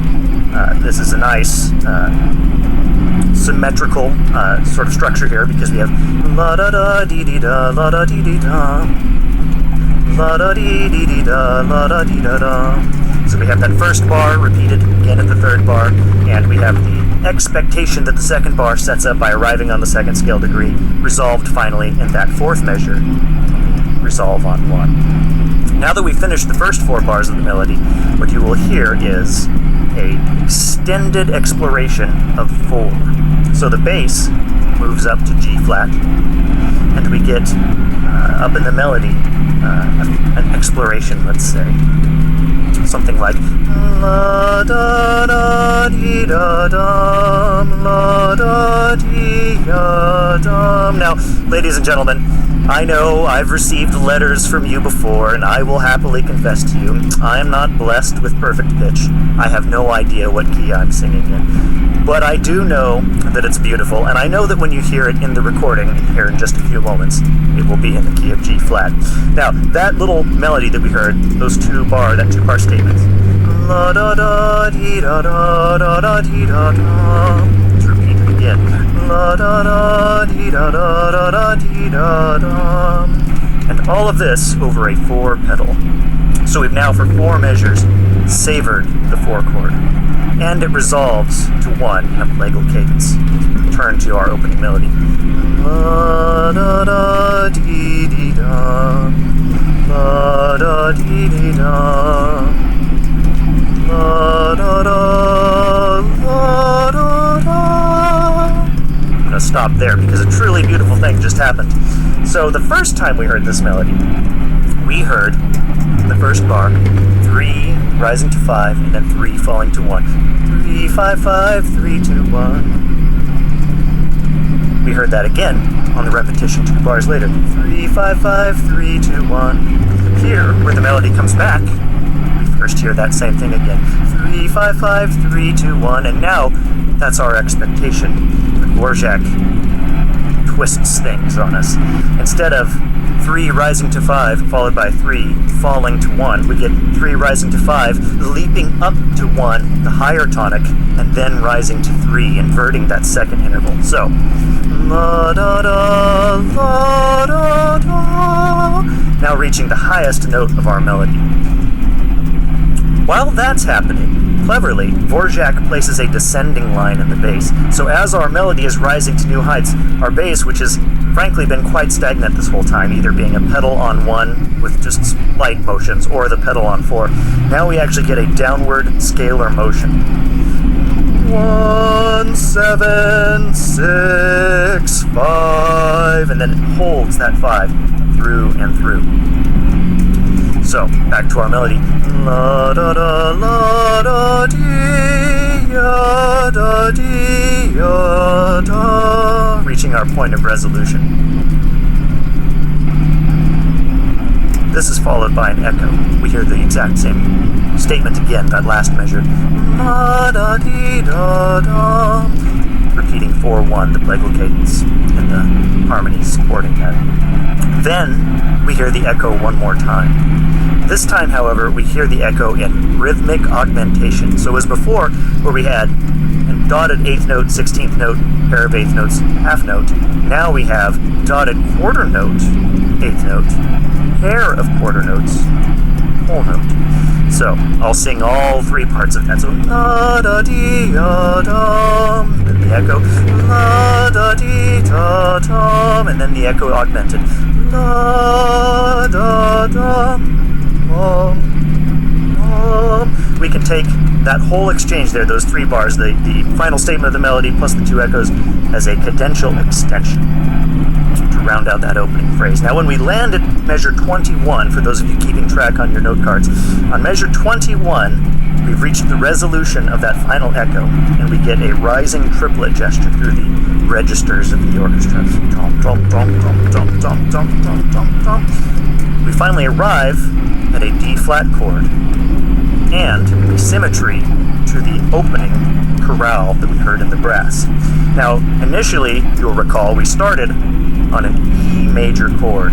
This time, however, we've arrived at our tonic at D flat. Spoiler alert, at the end of this exchange, we're still going to be in E flat. So as before, where we were starting on E and descending the minor third, here we're starting on D flat and remaining on D flat. That forces Dvorak's hand to rewrite this material a little bit. Now, it begins the same, whereas before we had E followed by B flat, that movement of a tritone that was so alarming. Here we have D flat moving to G, and as before, not a root position G chord, but a G chord in first inversion, so we get that whole step movement of the bass. D flat, G, back to D flat. Now, as before, following the minor third, B flat major chord. The next motion, however, it breaks from what it had done before. We follow the B flat chord with a G flat major chord. The G flat major chord is 4 in our key of D flat. That is followed by an E flat minor chord, 2 in our key. One of the voices halfway through that chord, these are half notes, so 1/4 note later, the voices that were playing B flat have moved up to C. Now, you might think of this as just a passing tone, and I would forgive you for that. That's a perfectly valid explanation. We could also view this as a C diminished triad, which would be 7 diminished in our key of D flat. I like that explanation because I like the motion of 2 to 7 diminished to 1 as a nice little cadential formula. However, 2 to 1 is a cadence that's acceptable in this period of time. We do see that as maybe a variation on the plagal motion of 4 to 1, and actually we'll see that motion happen again later in this work. But for now, I'll say E flat, C diminished, finally arriving on the D flat major triad. So we've repeated that opening material, but this time rearranged so that we remain in the key of D flat. There are a couple of measures where we continue to reaffirm the key of D flat. Now, for those of you paying attention at home, this would be a bar 25 is when we arrive on the D flat chord, holding through in bar 26. It's not until bar 27 that we get a return of the melody. La da da dee da da. Now, you might recognize that as not the opening gesture of the melody, but actually the second part of the melody, which before we heard over a pedal G flat. This time, it is presented as a pedal over D flat. And that's actually only the beginning of the changes. Something truly interesting here. So, whereas before we had a pedal 4 chord, and a melody that would just repeat itself. La da da dee da da da da dee da da da da dee da da da da dee da da. Here we have a development of that idea. So we're going to start with that same material, but Dvorak takes it a little further. So la da da dee da da la da dee da da. And the harmonies are changing here. Under that first bar we had the 1 chord. By the time we get to that second bar, actually we have a shift and we hear this as maybe a 6 chord. And then repeat. La da da dee da da. Moving to 6. La da dee da da. We repeat the 6 chord. La da dee da da. Now we get this. You'll recognize we've had this thirds gesture, this broken thirds idea. La da dee da dee da dee da la da dee da dee da dee da. That idea is very important. So we have 2 lines I think I neglected to mention. We're hearing this in parallel thirds. So the thirds, as voices, are themselves thirds, but they're also articulating melodic thirds, and thirds which are falling. This creates a vagueness of key. When we just have descending thirds, it's hard to say when we're a chord and when we're decoration. But I do think we can say that we're starting in the key area of 6, and either think of it as remaining on 6 that whole time, or you can think of it as moving to 3 at the end of that bar. La da dee da dee da dee da, la da dee da dee da dee da. Now something interesting. Now we repeat only the last 2 beats. In fact, we have a metric shift here. Dvorak inserts a 2/4 bar, what has otherwise been 4/4 time, just to repeat that last little gesture. And then we get to one of my favorite measures in the whole work, measure 35, where something really spectacular happens. But before we get there, la da dee da dee da dee da, la da dee da dee da dee da dee da dee da da. Now, what you can't hear from my single voice is that as we reach that last note, and that is held in the melody, a startling harmonic shift happens in the bass. The first thing that happens is, on the downbeat, we affirm that we are on 6. We have a strong 6 chord in the key of B flat, that is B flat minor. Now, the voice that's playing F moves up to G flat. So that puts us in G flat major. Except we also, at that same moment, have a shift where B flat becomes B double flat. And if that's ringing bells for you, it ought to be, because we have that mysterious B double flat chord in the 3rd measure of the work. I promised it would come back, and I always keep my promises. So we move up to the G flat in the voice that was on F, and we move down to B double flat from B flat. That gives us a G flat minor chord. This is minor 4. That's outside of our key, but that's not too far off the mark, since minor 4 is a commonly borrowed chord. But the very next motion is even more alarming. So, the voice that has now become G flat divides, and divides into both an E natural and a G natural. So, my, let's take a quick stock here. So we have a B double flat, D flat, E natural, and G natural. And you might be thinking to yourself, well, what on earth chord could that be? When we are in this situation, radio audience, it's always best, I say, to try enharmonic spellings. Enharmonics, of course, being the idea that a note can have 2 different names. Sort of. So we could have a D flat, we could also call that a C sharp. Now, this is only true in equal temperament. Of course, we are in the age of equal temperament. In other temperaments, those things are not necessarily equivalent, and I suspect that for performers, psychologically, they're still not entirely equivalent. However, it is a common device to do an enharmonic modulation where we arrive on a note from the context of one key, and then in our thinking, shift it to its mirror so that we can recontextualize that chord in a new key. And that's the exact situation I think we have here, or at least I'm going to entertain that idea for the moment. So instead of B double flat, let's call that A, and instead of D flat, let's call that C sharp. And now if I spell the chord, A, C sharp, E, G, well, it's very clear what that chord is, isn't it? Now we're on an A dominant 7th chord. Although, that's its own mystery.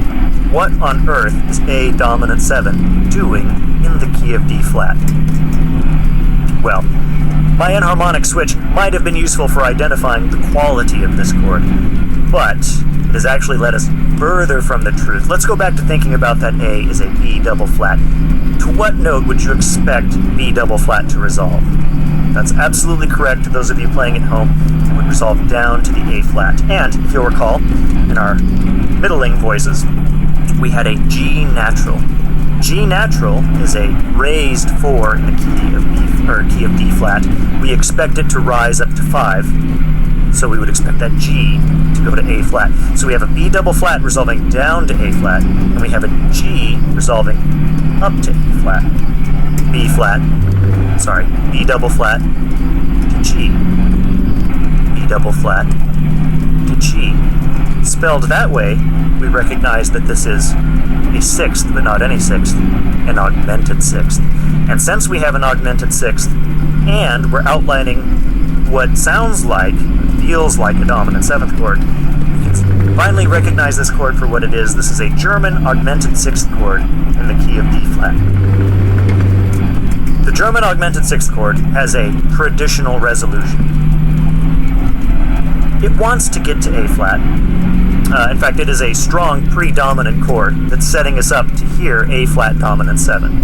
However, you can imagine sliding from A7 to A flat 7. That's just a chromatic downward shift. That would introduce a number of parallels, most importantly the parallel fifths between I'm going to go back to calling these A and E, down to A flat and E flat.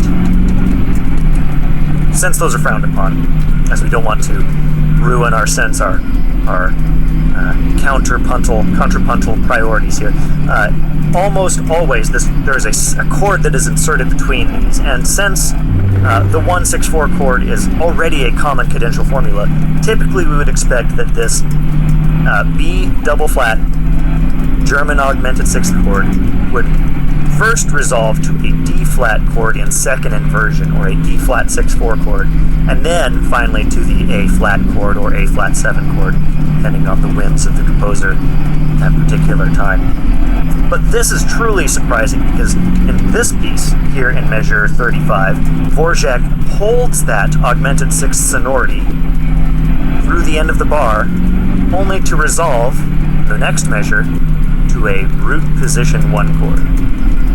This is a really surprising shift, although it's not unlike things we've seen before. Our root motion from A to D flat is the root motion of the rising third. That's not unlike the very second measure of the piece, where we went from an E major chord to a D flat chord, and we have that gesture of the falling third. In fact, that, plus the parallel thirds in the melody, and indeed just the overall treatment of thirds, and I think you can see why I made my little jest earlier about Dvorak treating thirds like Haydn treats fifths. Structurally, thirds are extremely important in this work. Here we've arrived at, what bar would this be? 34, 35, measure 36. We have the return of the melody.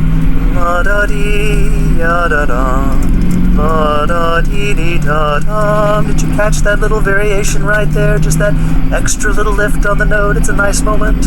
La-da-da, la-da-da, la-da-dee-ya-da. You'll probably recognize that movement to the higher tonic up to the third. We've had that before. That happened, we made reference to this in measure 17. And at that time, you'll recall, I pointed out that as the melody is rising, we have contrary motion in the bass of the descending stepwise bass motion. Very lovely. Here, the same thing happens with a slight variation. Before, in the bass, we step down 1, 7, 6, 5, and then we held onto this 5, a pedal dominant through the beginning of the next bar. Here, we continue the motion all the way down to 4. So 1, 7, 6, 5, 4. You can tell I'm hitting the bottom of my range there. Excuse me, radio audience. We get to that 4. And that can finally resolve to 1 with the melody. 4, 1. Legal cadence.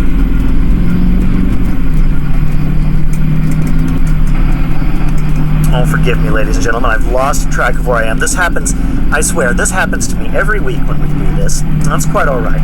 We'll get back on track here. Our descending motion, that was in bar 38. 1, 7, 6, 5, 4, and la-da-dee-da-da. Then, as before, the echo, la-da-dee-da-da. And then, as before, the echo in augmentation, la-da-da. Now, this is a nice moment in the piece. Here, let's just recap. We've heard the melody.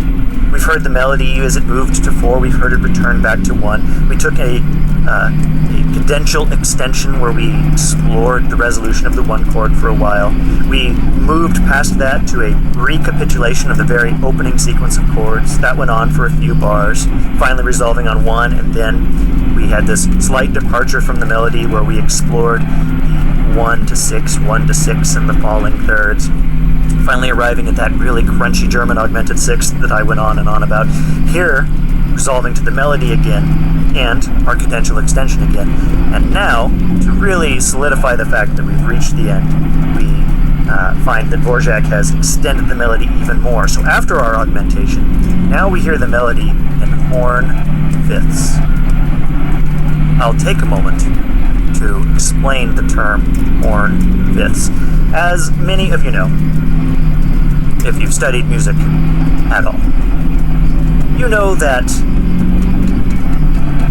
direct fifths or parallel fifths are very frowned upon in contrapuntal writing. The reason being that usually in contrapuntal writing it is the goal of the composer to achieve independence of the voices. And independence is best achieved through two devices, I say. The first being contrary motion. If one voice is falling and another voice is rising, well, we can hardly confuse them, can we? And the other great device is oblique motion, that being where one voice holds steady while the other voice moves. And again, very difficult to confuse the voices in that context. Where things become tricky and require special attention is when voices move in similar motion. So both voices rising, both voices falling, etc. When two voices are moving in the same direction, if they land on a perfect interval, especially fifths and octaves, because of the similarity of motion and because of the pure consonance of that interval, it can readily happen that the voice seems to disappear, or at the very least is robbed of its power and its individuality. So by and large, it is a frowned upon movement for two voices in the same direction to arrive on a perfect interval. However, there is a classic historical exception to this, which is called horn fifths. Now, we're used to modern horns, which have valves, pistons, and lots of complex machinery. But historically, that's actually a fairly recent development. We would have generally had natural horns. Now, of course, in Dvorak's time, he had a much more modern instrument, so this is looking even further back in time. But if we do head even further back in time, we find natural horns, and natural horns are limited to playing notes in the harmonic series. So, you should try this experiment at home on your piano.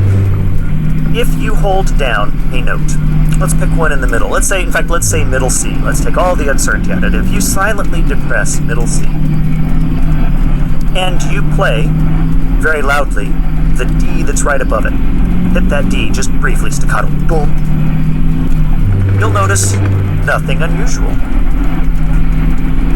By way of contrast, if instead of that D you played the C an octave lower, you would find that the C that you were once silently holding, that string has started to ring in a sympathetic resonance. It is a property of strings and other acoustic bodies that they favor certain pitches, or maybe a better way of explaining it would be to say, when we hear the sound of a piano string, we do not hear a single tone, we hear a complex collusion of tones. And with careful analysis, we can break apart the constituents of that tone to learn more about it. Now, likewise, if I'm playing on a brass instrument, I have to vibrate my lips to get a certain pitch. However, the instrument will feed back energy to interact with my lips, and if I happen to be buzzing a tone that is, let's say, consonant or allowable with the length of horn that I've got, it will reinforce the flapping of my lips, and we'll have a nice, strong, solid tone. If, on the other hand, I try to perform a note that's not a natural resonance of the length of horn that I'm playing, I actually won't get that feedback. It would be very difficult to sustain. It would have no power. In fact, we could say it's not even a note on the instrument. Okay, so our harmonic series, whatever our lowest note is, the lowest note that we can sustain on a given length of pipe, we can also play one octave above that. That would be the first overtone or the second harmonic. Going forward, I prefer to use harmonic numbering instead of overtone numbering. So the second harmonic would be the next octave up. The third harmonic, the next note we could play, would be the fifth above that, followed by the next octave above that. Now as we go up, we would have the major third, then the fifth, then flat 7, back to this, followed by 1. Now you may notice that the intervals are compressing. Our first interval was an octave, C to C. The second one a fifth, C to G. The next one a fourth, G to C. Now, going up, we go C to E, a major third, E to G, a minor third. Now here's where it gets interesting. E to the B flat. The B flat that we are used to in equal temperament is not the B flat that we would find in the harmonic series. In fact, it's much flatter, which should seem obvious to us because the intervals are getting smaller, and the last one we had was a minor third, so this one could be a minor third, and yet it's not so small as to be a second. So we have a very flat dominant seventh or minor seventh note, followed by, finally, the octave just above that. In Baroque music, think of Baroque trumpet playing, you can recall your favorite pieces. In those pieces, in order to have lots of notes close to one another, the instrumentalist has to play actually very high in the instrument's range. They have to be in a very high tessitura of that instrument in order to have a compressed set of pitches that they can play. The lower they go on the instrument, the more spread out they become. Now valves fix this because with valves you can change the length of the pipe, and that allows you to hit notes that are in between the notes of the harmonic series. That probably explains a fashion shift that has occurred in brass playing. In the Baroque era, brass instruments would have played very high on their instruments so that they had access to lots of pitches. Going forward in time, once we have valves, that wouldn't be a requirement. You could play lower in the instrument, probably a more comfortable range. And indeed, typically, Doc Severinsen aside, we find that trumpet players tend to occupy a lower space on the instrument than maybe they would have historically. I've gotten off track. Let's return to these horn fifths. So, if I rise up the harmonic series, I finally got to that octave right above that minor seventh, that very flat note. If I keep going up, the next notes are 2 and 3. I finally have a little segment of the scale, 1, 2, 3. If I want to write a melody that descends 3, 2, 1, as Dvorak has done here, 3, 2, 1, and I want to harmonize that melody with another horn, that other horn, well, it could play 1, so it could have 1 against 3. As the upper voice moves down to D, I could have the lower voice move down to that flat minor seventh, but for the fact that it's probably not the chord tone that we want, and worse, it's not in tune. So we're going to skip that one. So my lower voice would have to go down to the fifth, if we'll speak in the key of C major here. So if my upper voice has fallen from E to D, my lower voice has gone from C to G. And then we could continue, the upper voice could fall to 1, the lower voice could fall to 1. Now, we've actually violated a rule twice here, if you'll recall. So, we're 2 voices, both descending. The upper one, when it moves to the D, the lower voice leaps down to the G.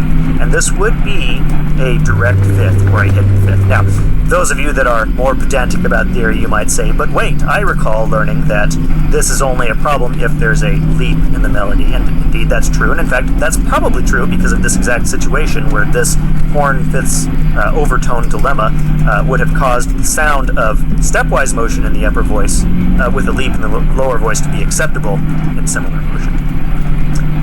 But if we're being real strictlers, we could say that this is a violation of that idea, with the falling two voices moving to a perfect interval. And then, to make matters even worse, the very next interval would be moving to an octave. So we would have gone from a fifth to an octave, same problem, descending motion. Nonetheless, this is considered an acceptable substitution, or an acceptable case, let's say, for this direct fifths motion. And it's a very common sound. So here, now again, we're in the 42nd measure of this piece. Here we have horn fifths re-articulating the melody. 3, 2, 1, 3, 2, 1, and 1, 5, 1, 1, 5, 1, sounding together. And a miraculous transformation takes place. They get quieter, quieter with each repetition, until we are left with just a single voice, thus ending the section. Now a big shift occurs. Now we have arrived at Un poco piomoso. This section is in C sharp minor. This is an enharmonic shift like the one we discussed before. We were in D flat major. We could be in D flat minor, but that's an uncomfortable number of flats, if you know what I mean. So instead, we'll call this C sharp minor. And we're introduced a new melody. This melody is actually remarkably similar to the first melody, in the sense that this melody starts on the minor third and falls to 1. Now, before we had started on we were playing with like 3 and 5 in the key of D flat. Here we're playing with 1 and 3 in the key of C sharp minor, but it's the same interval, it's that minor third. This time animated though with more stepwise motion and more motion in general.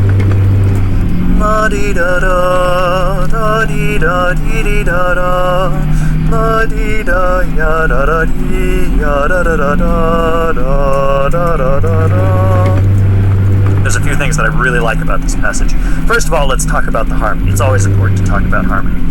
We are in C sharp minor. We're on the 1 chord. At the half note, we move to minor 4/6. So if you're paying attention, we were C sharp minor. This would be an F sharp minor chord, but since it's in first inversion, our root motion would be C sharp moving down to A. And then we repeat that material. So that same motion happens. When we get to the third bar, things get very interesting. So la da da da dee dee da. Here's the third bar. La da da dee ya da da da dee ya. That first triplet. La da da dee. That's B natural going up to C sharp natural with the G sharp in between there. La da da dee. This is harmonized by a 5 chord, but not a major 5 as we would probably expect, but a minor 5. Usually in minor we find the raised 7th scale degree, and that's so that we give the 5 chord the same resolving power, or maybe the same resolving potential that it has in the major key, especially if you consider the case of the dominant 7, where we would want that tritone motion to collapse inward as part of the resolution. Here, however, Dvorak is affecting a more peasant dance or a more folk song approach, so it stays more strictly modal. So instead of the B being raised to B sharp, we'll stick with B natural. La da da dee ya da da da dee ya. So our chords here, we had that minor 5 that resolves to a 1/6/4, so a 1 chord in second inversion. So we're maintaining the 5 in the bass. That is followed by a somewhat mysterious chord, and when I first got here, I wrote down minor 4/7. That's not unheard of, but that's not the most common. That is followed by a flat 7 major chord. Well, now I'm starting to get uncomfortable. Anytime I write flat 7 major, I think, something else is probably happening here. There may yet be a better explanation, and indeed there is. The very next chord of the following bar is an E major chord, which we could call 3 in the key of C sharp minor, but I think it's actually better if we retreat backwards by 2 chords. That chord that I had written down is 4/7. If we think of it in the key of E, that F sharp minor chord is actually better understood as a 2/7 chord, and that makes the very next chord, the one we had called flat 7 major, as a dominant chord in the key of E, finally resolving to E on the downbeat. This is only a temporary modulation. In fact, let's not even use the word modulation. I prefer to think of this as a tonicization. This is very temporary because by the very next beat, we're already departing from that resolution, or that quasi-resolution that we had on E, and making our way back to the C sharp minor. When we get to the piece and we listen to it, you'll notice in that moment there is a very brief shift to this major harmony that's just then immediately robbed from us as we get back to the C sharp. So that whole passage, la di da da, la di da ya da da da, ya di da di ya da da ya da da da da da, la da da di. Now repetition. La da da da, la di da ya da da da, la di da da da da da da da da da da la. A beautiful moment. You'll forgive my singing, ladies and gentlemen. I've had to apologize for my singing before. So, as you heard, this was a variation from the first time we heard this melody, and I just want to point out something that I find very interesting. There's already been a lot of play rhythmically. This has been implied by my singing, but I'll spell it out now. We begin with a triplet. Triplet. That's followed by duples. Da da da dum, da dee da ya da da dum, da dee da. In that next passage, we have triplets, a quarter note, and then 16th notes. Ya da da dee, ya da da da dee, ya. Now, when we repeat this melody, when we get to that third bar, instead of the triplet, we go right into the 16th notes, and then after a couple of beats, we actually get a quintuplet, and then the resolution on the high tonic. I am not experienced in singing these. I will give it a go. La da da da, la dee da ya da da da, la dee da da da da da da, la da da da da da. I put in a slight retard there. That's actually written in the piece, and a good excuse for my sloppy snapping. Alright, we've now completed this melody, 2 statements here in the un poco uomoso, and we've now arrived at one of my favorite sections. In fact, I like to call this the jazz section. I like to call this the jazz section because of what happens in the bass. We get a nice staccato walking bass line. Now, I don't know that I sang the right notes there. I was more going for style. I know that it's a bit of a non sequitur to call this the jazz section. In fact, I looked into this a little bit. The term jazz actually dates back to the 1860s, so Dvorak, in his time in the United States, may have actually run across the term. However, the term wasn't used as a musical term until 1915, well after the writing of this piece. So, with a grain of salt, we'll call this the jazz section. Now let's first look at this walking bass line, now that I have the music here in front of me. It's 1, 3, 5, 3, 4, 6, 5, 1. This be the opening gesture. So in that, now these are just single notes, but we can have some implied harmonies. So we have a 1 chord on the first beat, moving to 4 on the third beat, back to 1 on beat 4.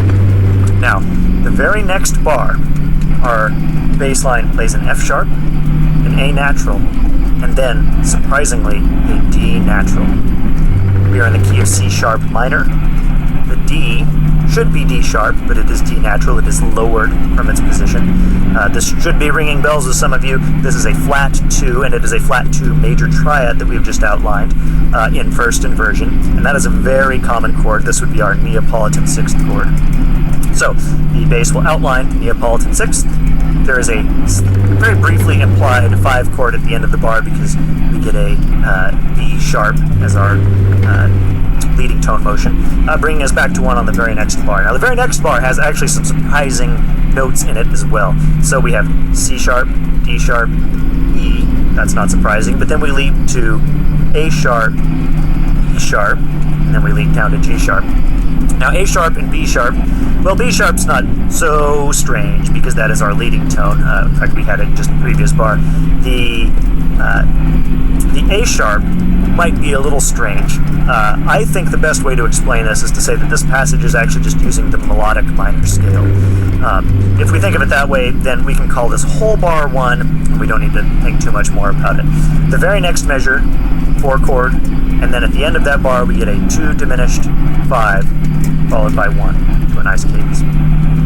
Melodically, over the top of this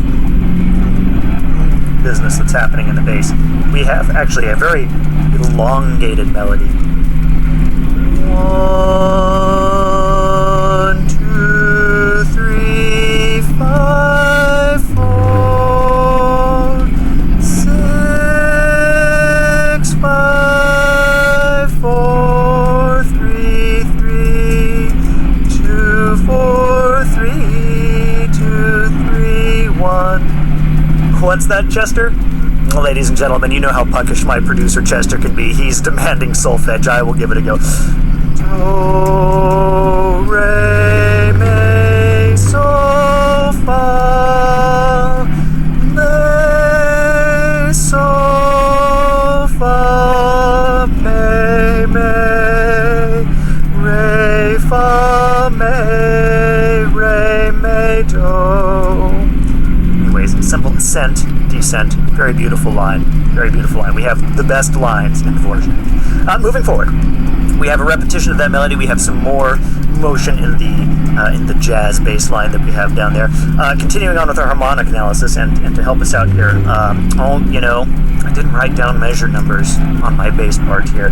That will make things difficult. We'll just have to count together, starting at 54, 5, 6, 7, 8, 59, and bar 59 of the work. Now, we begin on the 1 chord, as before, move to the 6 chord. We're in a 6 area.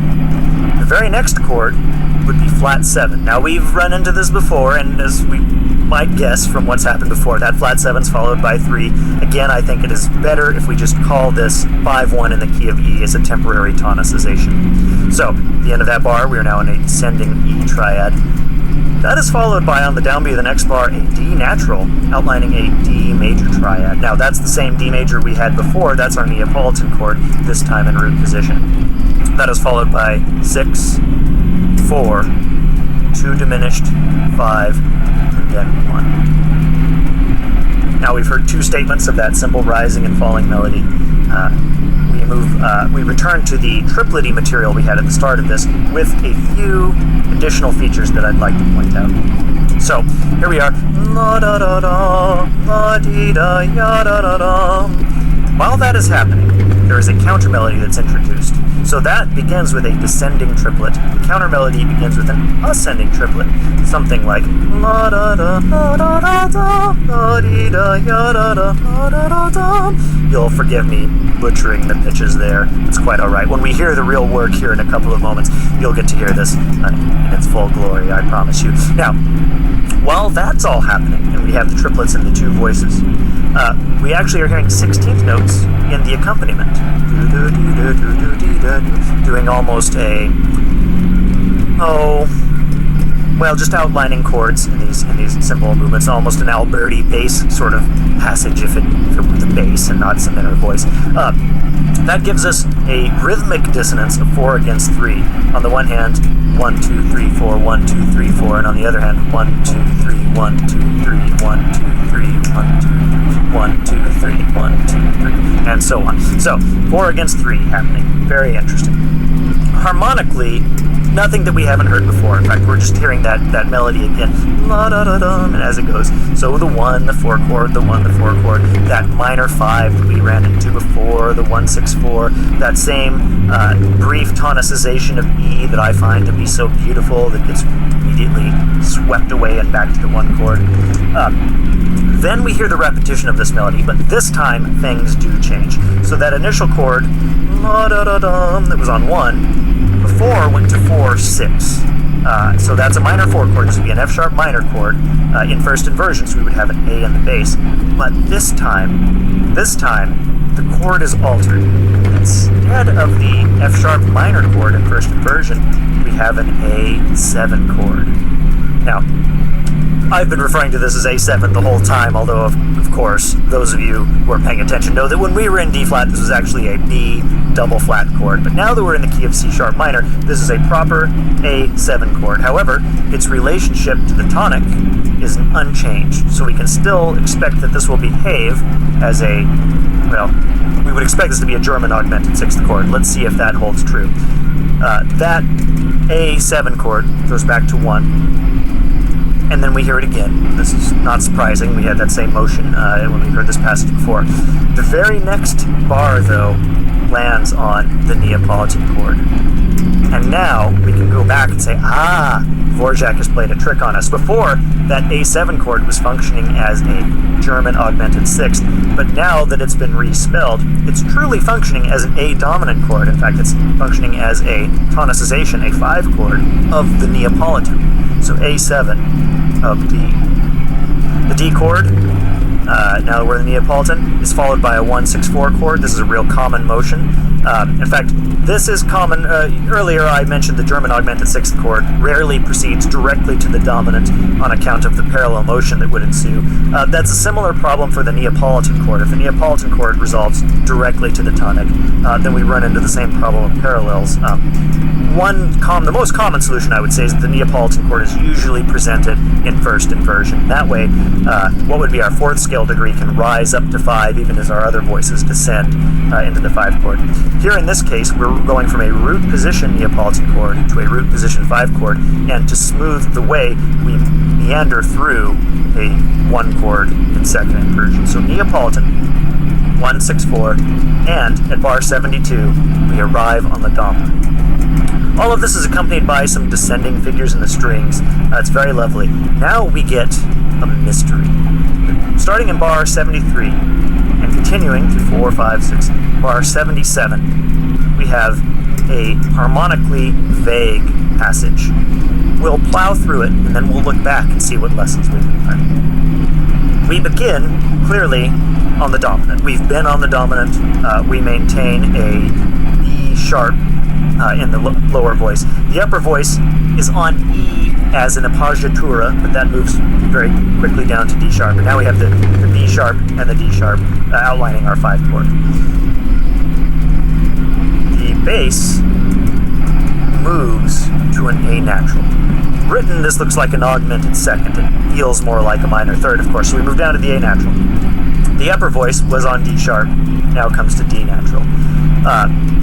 If I'm not mistaken, we also have in another voice an F sharp, so now we have a D major triad.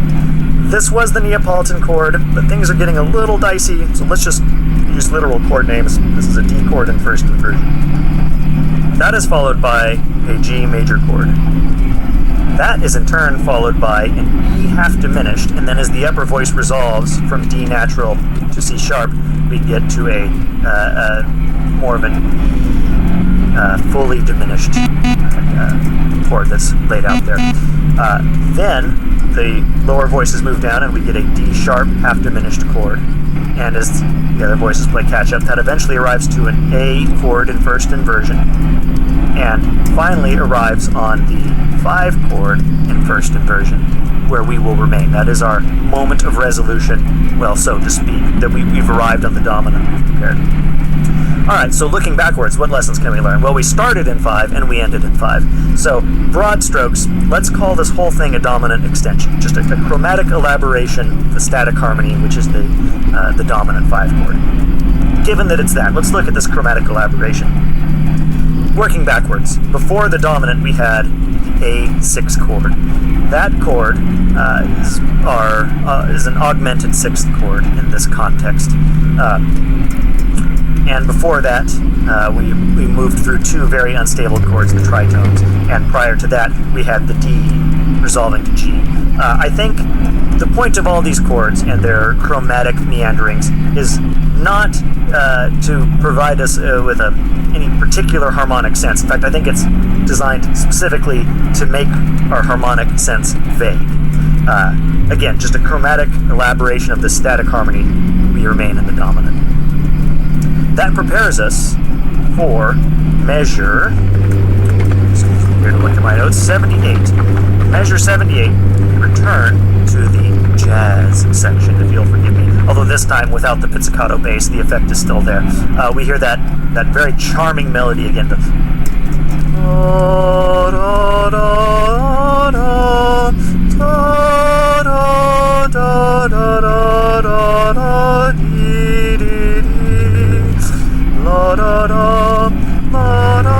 And so on. So we hear all of that melody again. Harmonically, I think this section is identical. So there's some orchestrational differences, but we've heard this before. So we proceed through measure 83. Measure 84 is where we get that brief tonicization of E to 5-1. This takes a turn, though, in bar 85, where we land on a bold statement of the Neapolitan chord. Then we, by degrees, make our way back to the dominant. I believe this is the first time this has happened. I may have overlooked an instance before, but here in measure 87, we finally reach the resolution of that melody. 4, 3, 3.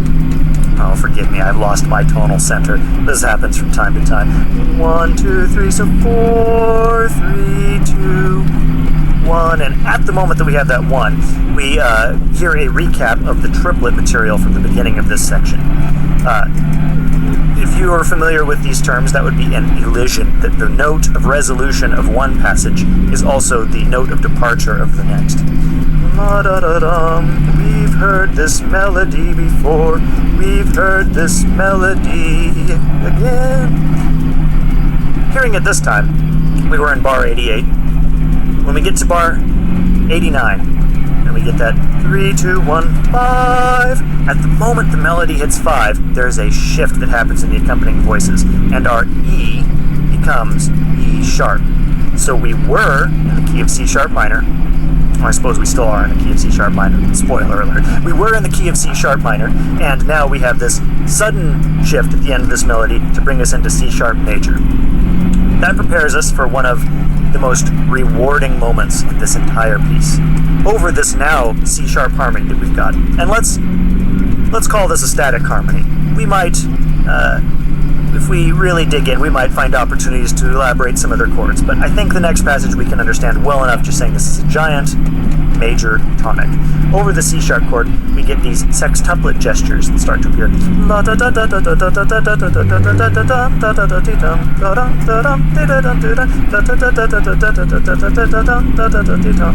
All of that material happening as we are building in intensity. Starting here at piano, we will continue to grow in dynamics. We will continue to grow in orchestral complexity. We'll get a return. I believe this happens in... I hope I wrote this down. Yes, measure 92. In measure 92, we have sextuplets, and we also get 16th notes. So this is similar to before. Before we had 4 against 3. This is 6 against 4.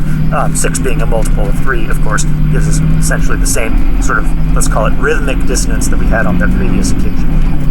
So, we make our way through this triplety section. We have this other little melody that's coming in.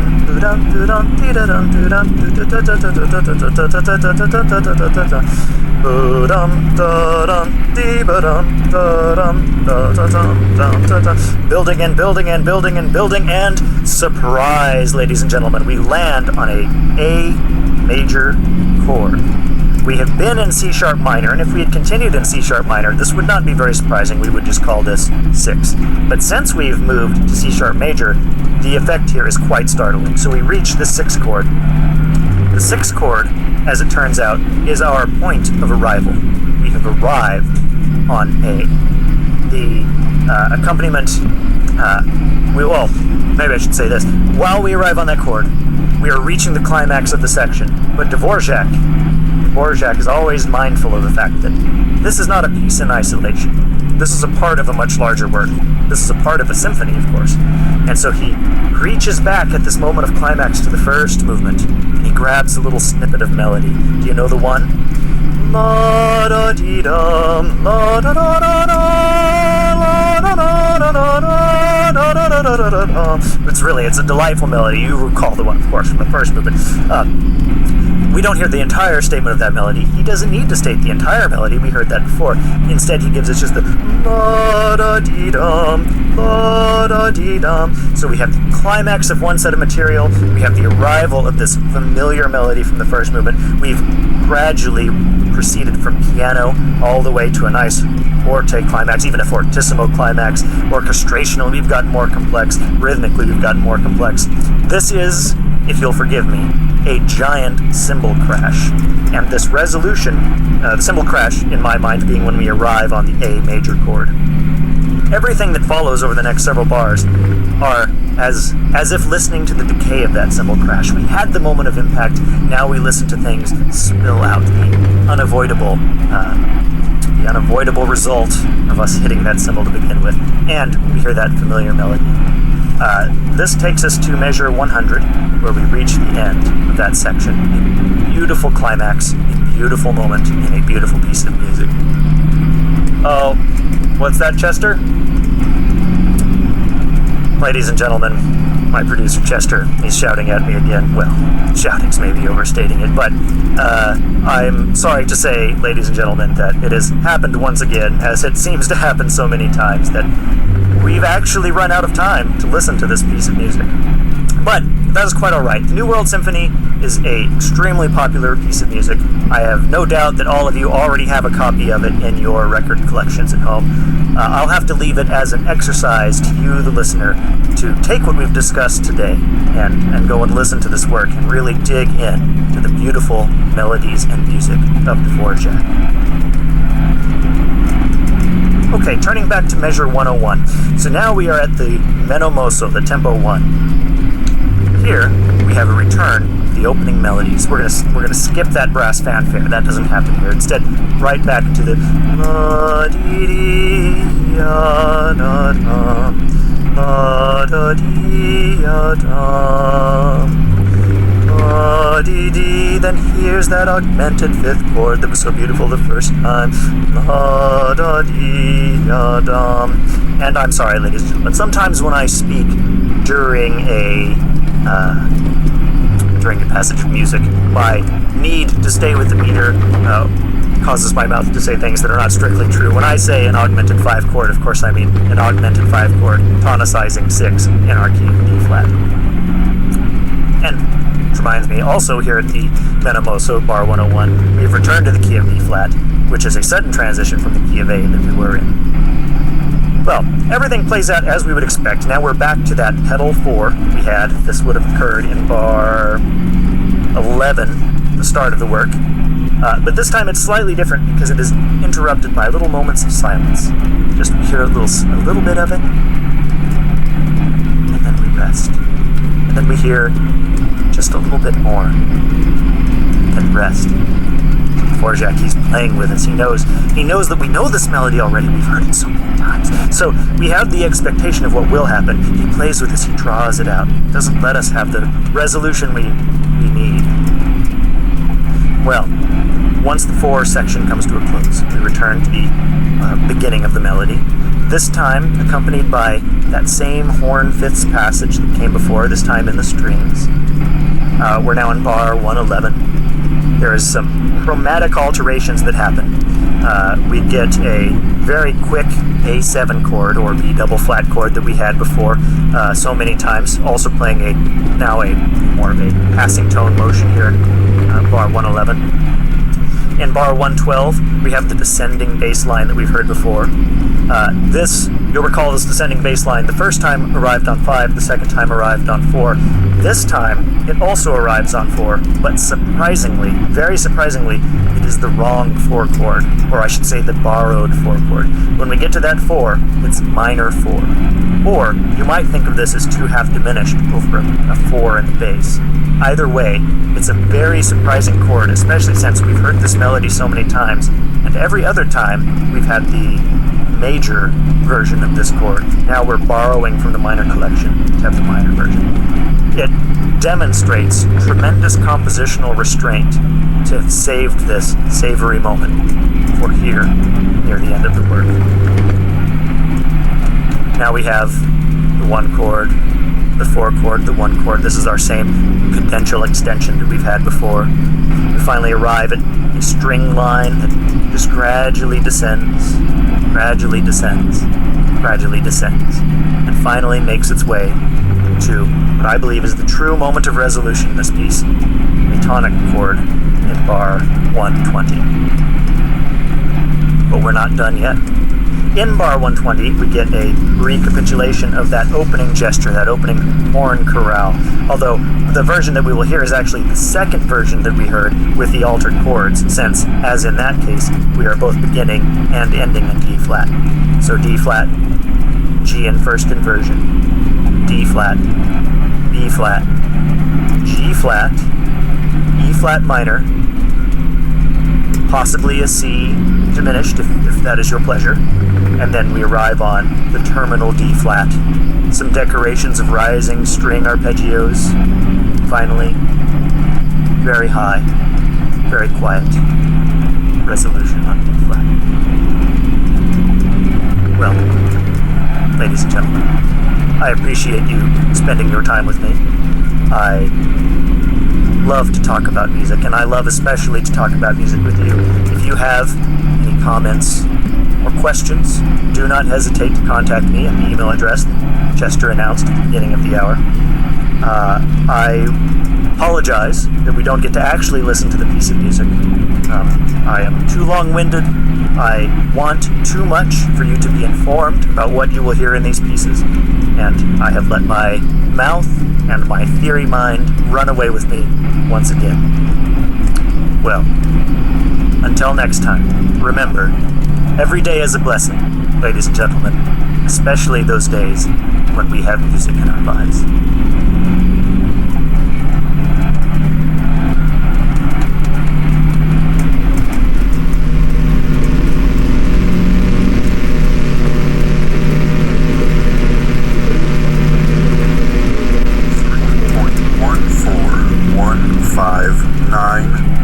Six 535 8979 32384. 626-438-32795 0288 4197-169-399-375 105-820-9749 445-9230-78 164-06 28620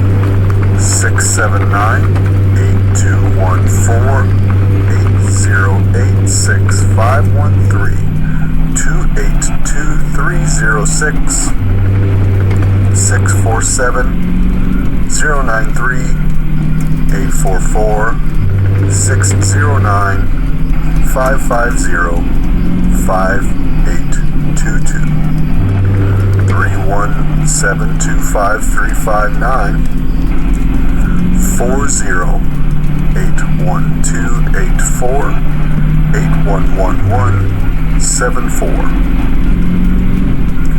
502-841-0-270-193 852-1105 559-644-622-948 9549-303-8196-442-8810 975-665-933-446-128 475-648-233-7-8678 3165-2712 019-091 145-6485 669-234-60348 610-45432 6648-21-33-93 60-72-60-249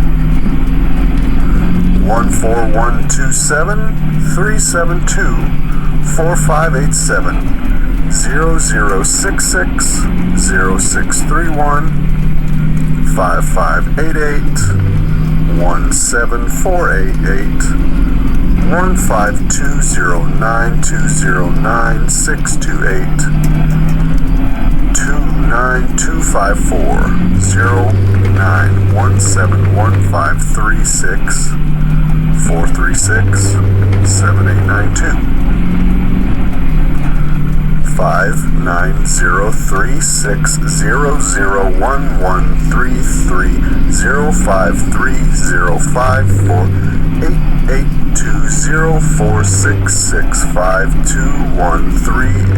59036-001-33-054-882-046-65-213-841-4 695-1941 511-609 433-0572-703-6575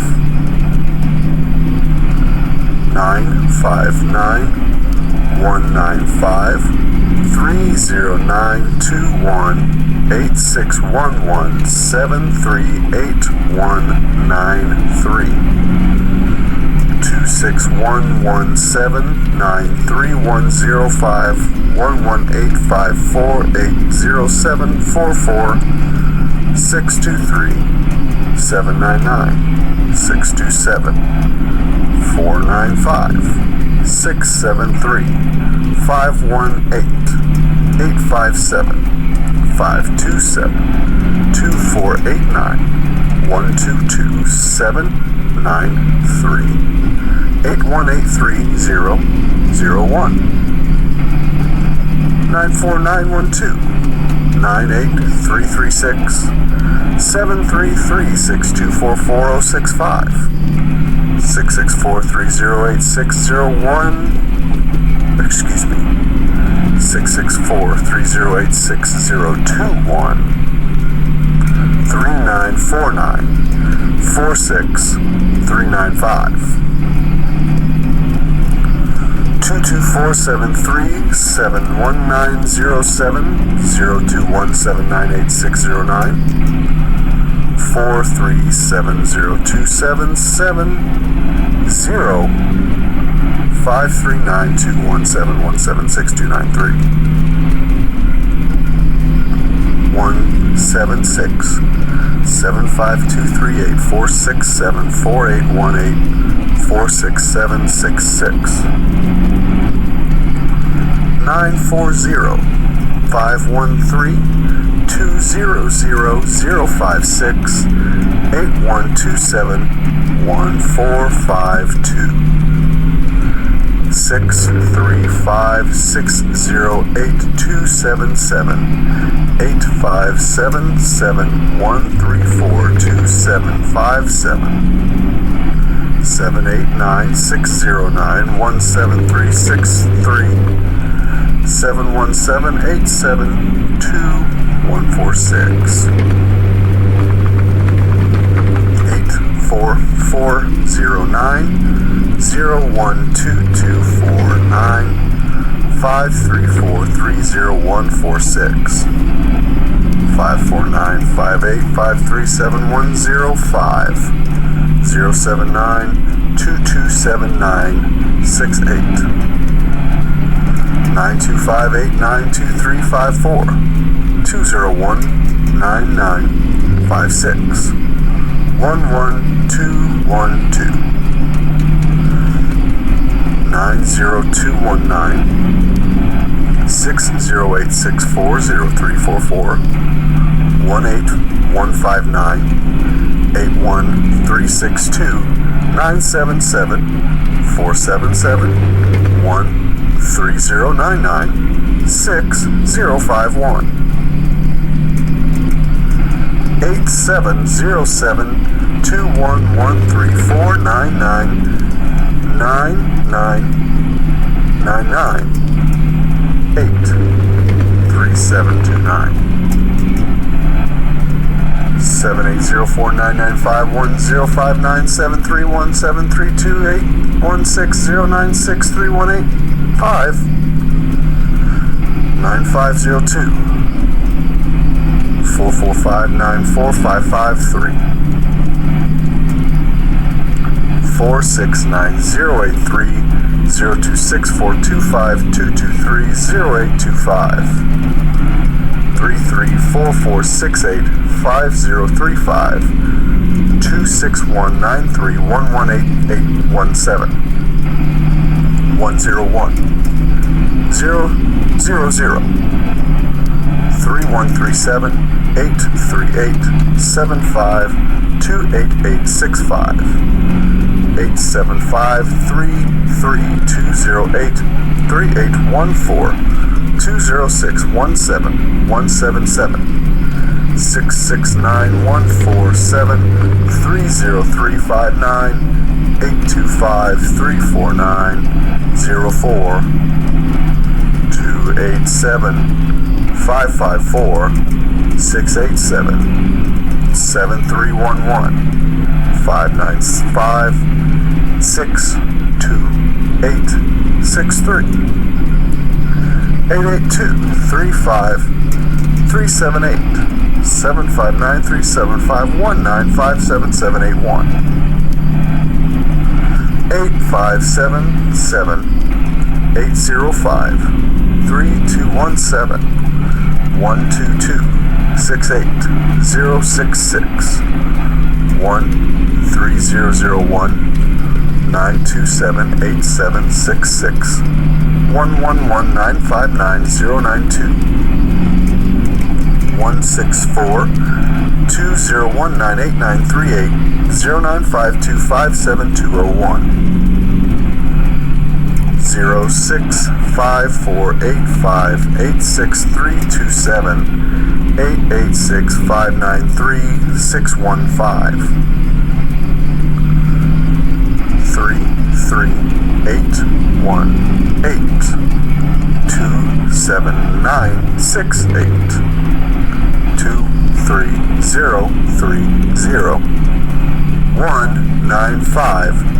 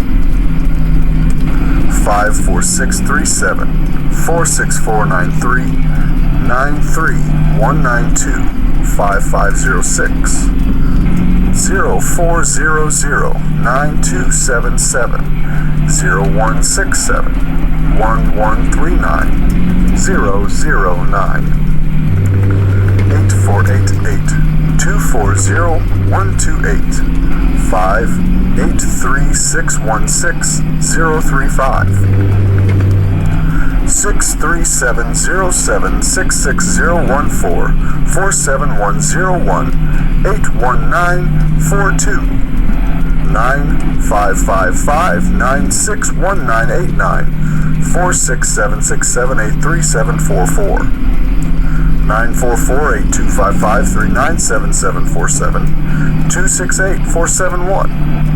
04047-534-64, 62-080-466, 84259-06949, 129-331-3677, 0289-89, 152104, 475-216-205, 6966, 02405, 803-815-0193, 5112533, 8243-00355-876-4, 024 749 964 732 639 141 1992 726-042-699-227-976. Excuse me, 7967. 8253 478-163-600-934 172-16412 192-458-6-315-030-286-182 97-4555-7067 49-838-5054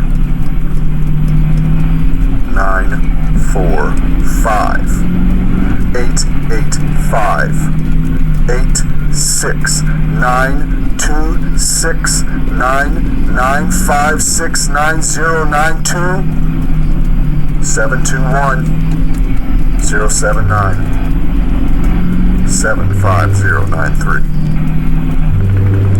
029 55321 165344987 202 75596 023 648 066 54499 119 88 18347 9 775 3566 369 8074 2654 25278 62551 818 47 57 excuse me 417 57 467 289 09 7777 27938 0008 164706006 excuse me 0016 145249192173217 21477 235-014-144-19735 686 54 816 136 11573 5255 213 34757 4184 9468435 232 excuse me 2332 3907 39414 333 4547 762-4168-625-189 835-6948 556-20992192221842725 502-5425-688-767-179-049 460-16534 668-049-88627 232-791-786 0857-843-8382 796-797-668-14541-00953 8837-8636 0950-680064 225-125 205-11739 298-489 6084-1284-8862-694-5604 2419 65085-0222-106618 63067-442786-22039194 945-047-1237-137 8696-095 63643-7197-287-467-7646 575-396-2413-896-58133-9047-80275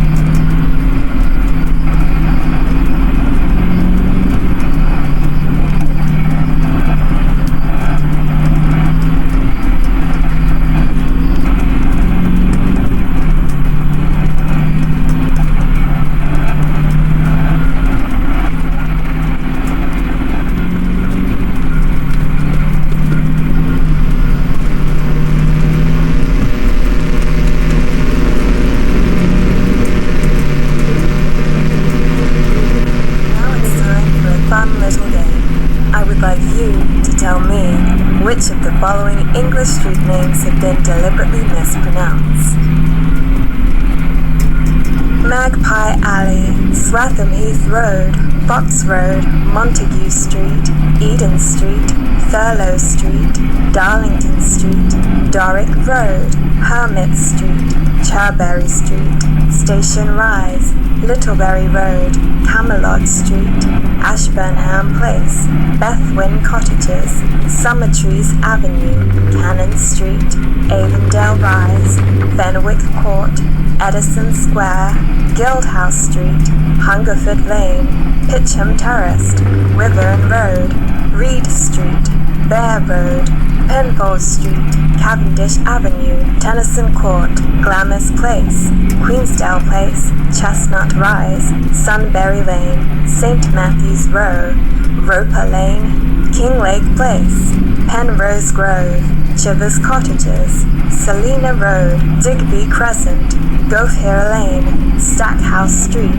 Eastmore Place, Hood Court, Ponder Street, Denbury Close, Axminster Road, Dobbins Court, Dorville Crescent, Duke Street Hill, North East Place, Troy Street, Willicombe Road, Greet Street, Ellesmere Place, Barndale Street, Shortlands, Egerton Drive, Saxon Road, Castile Road, Elf Row, Bucking Street, Eden Street, Exmouth Street, Starcross Street, Loughman Road, Love Lane, Little Dorrit Court, Peacham Street, Tilson Gardens, Fountain Drive, Conray Street, Ampton Place, Garden Close, Thurberton Street, Glasshouse Walk, Nightingale Grove, Glengall Grove, Reddington Drive, Richmond Mews, Gloucester Way, Pemberton Road, Stukely Street,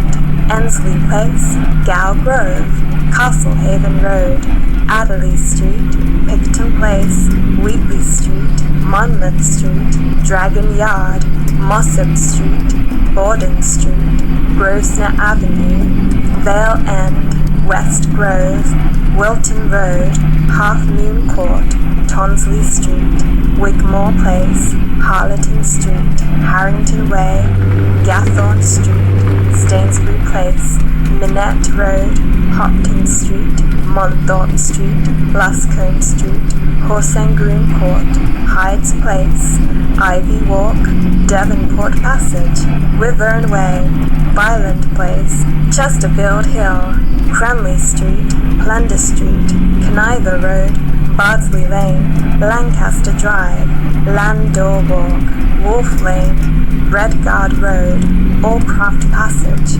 Ormond Mews, Duffy Street, Padfield Road, Dunlow Place, Shillingford Street, Lollard Place, Tiptree Street, Broadbent Street, Tarleton Street, Penry Place, 20 Pence Road, Rosemore Street, Darwood Place, Cressy Court, Winchester Square, Heath Lane, Smallbrook Mews, Saltwell Street, Lucan Street, Malvern Place, Manor Avenue, Hayden Walk, Tyson Passage, Marshall Gardens, Merton Rise, Crescent Row, Buckmaster Road, Mill Gardens, Moorish Road, Swanfield Street, Glegg Place, Kingley Court, Newton Road, Cecilia Road, Spreemont Place, Haringham Road, Lord North Street, Oakley Gardens, Ordnance Hill, Eden Row, Parkfield Row, Waverley Crescent,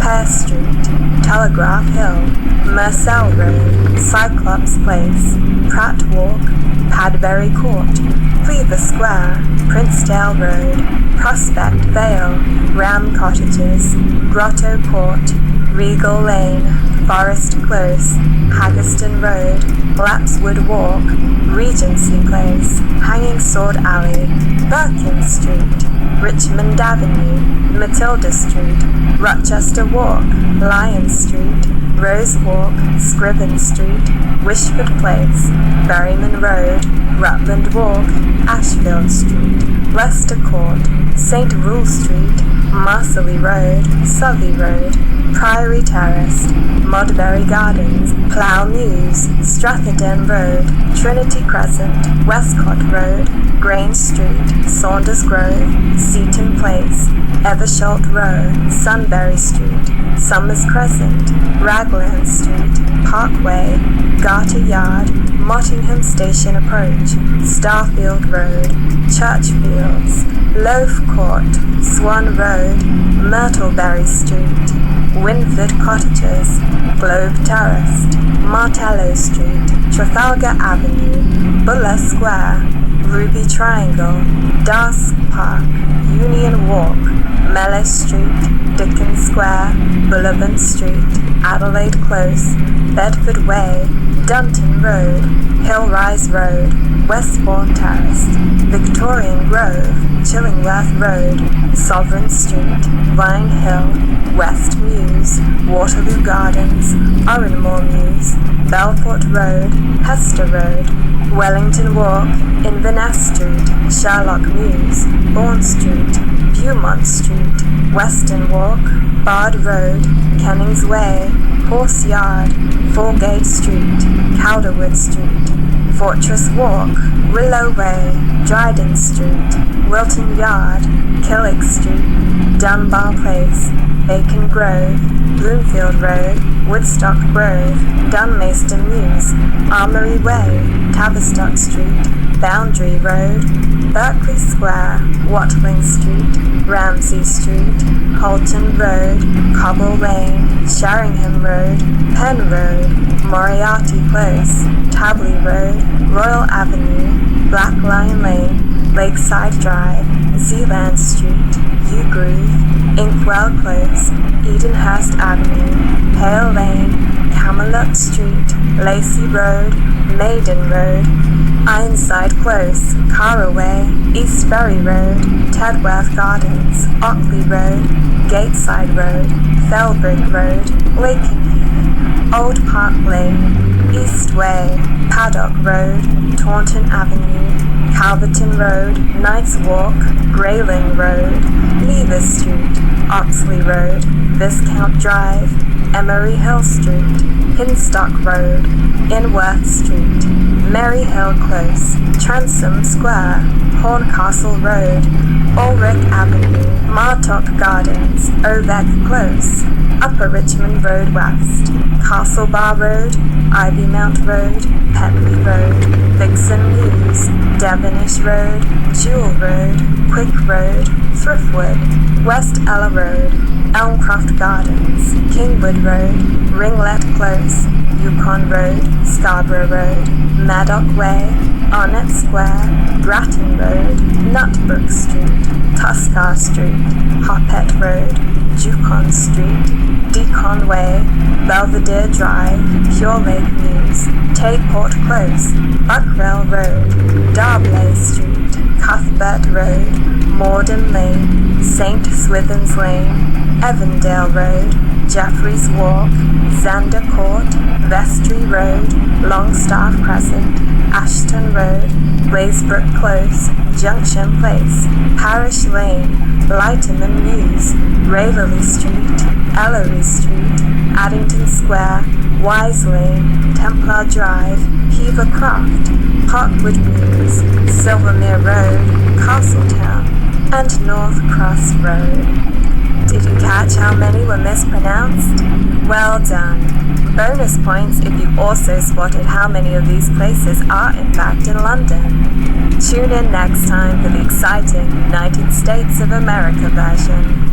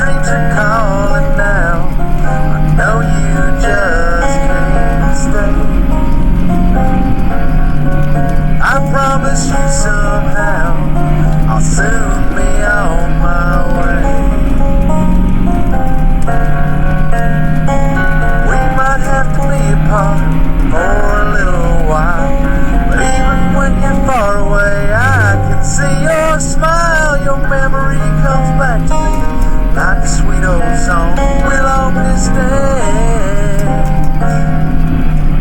not for long.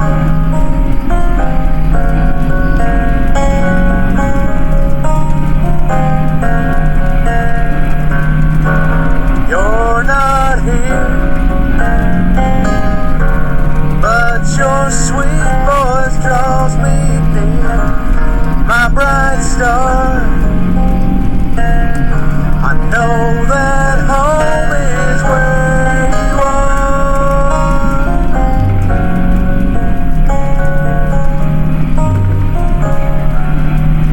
There'll be some lonely nights, we can see them through. It's gonna be alright, 'cause our love is true. My sweetest baby girl, the answer to my prayer. Wherever you go, my heart will be there. We might have to be apart for a little while, but even when you're far away, I can see your smile. Your memory comes back like a sweet old song will always stand, not for long.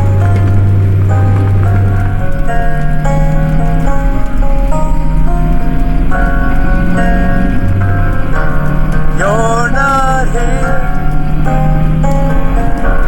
but your sweet voice draws me near. No, it's true, there's no one else for me but you.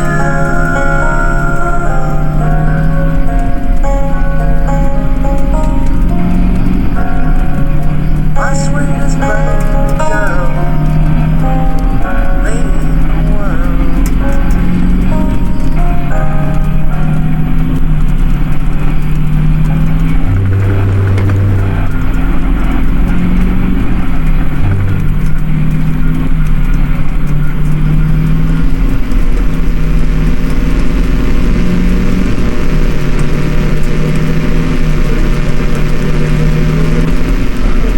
Welcome back to Bayes Talk, the advice show where we use Bayes' theorem to answer your relationship questions.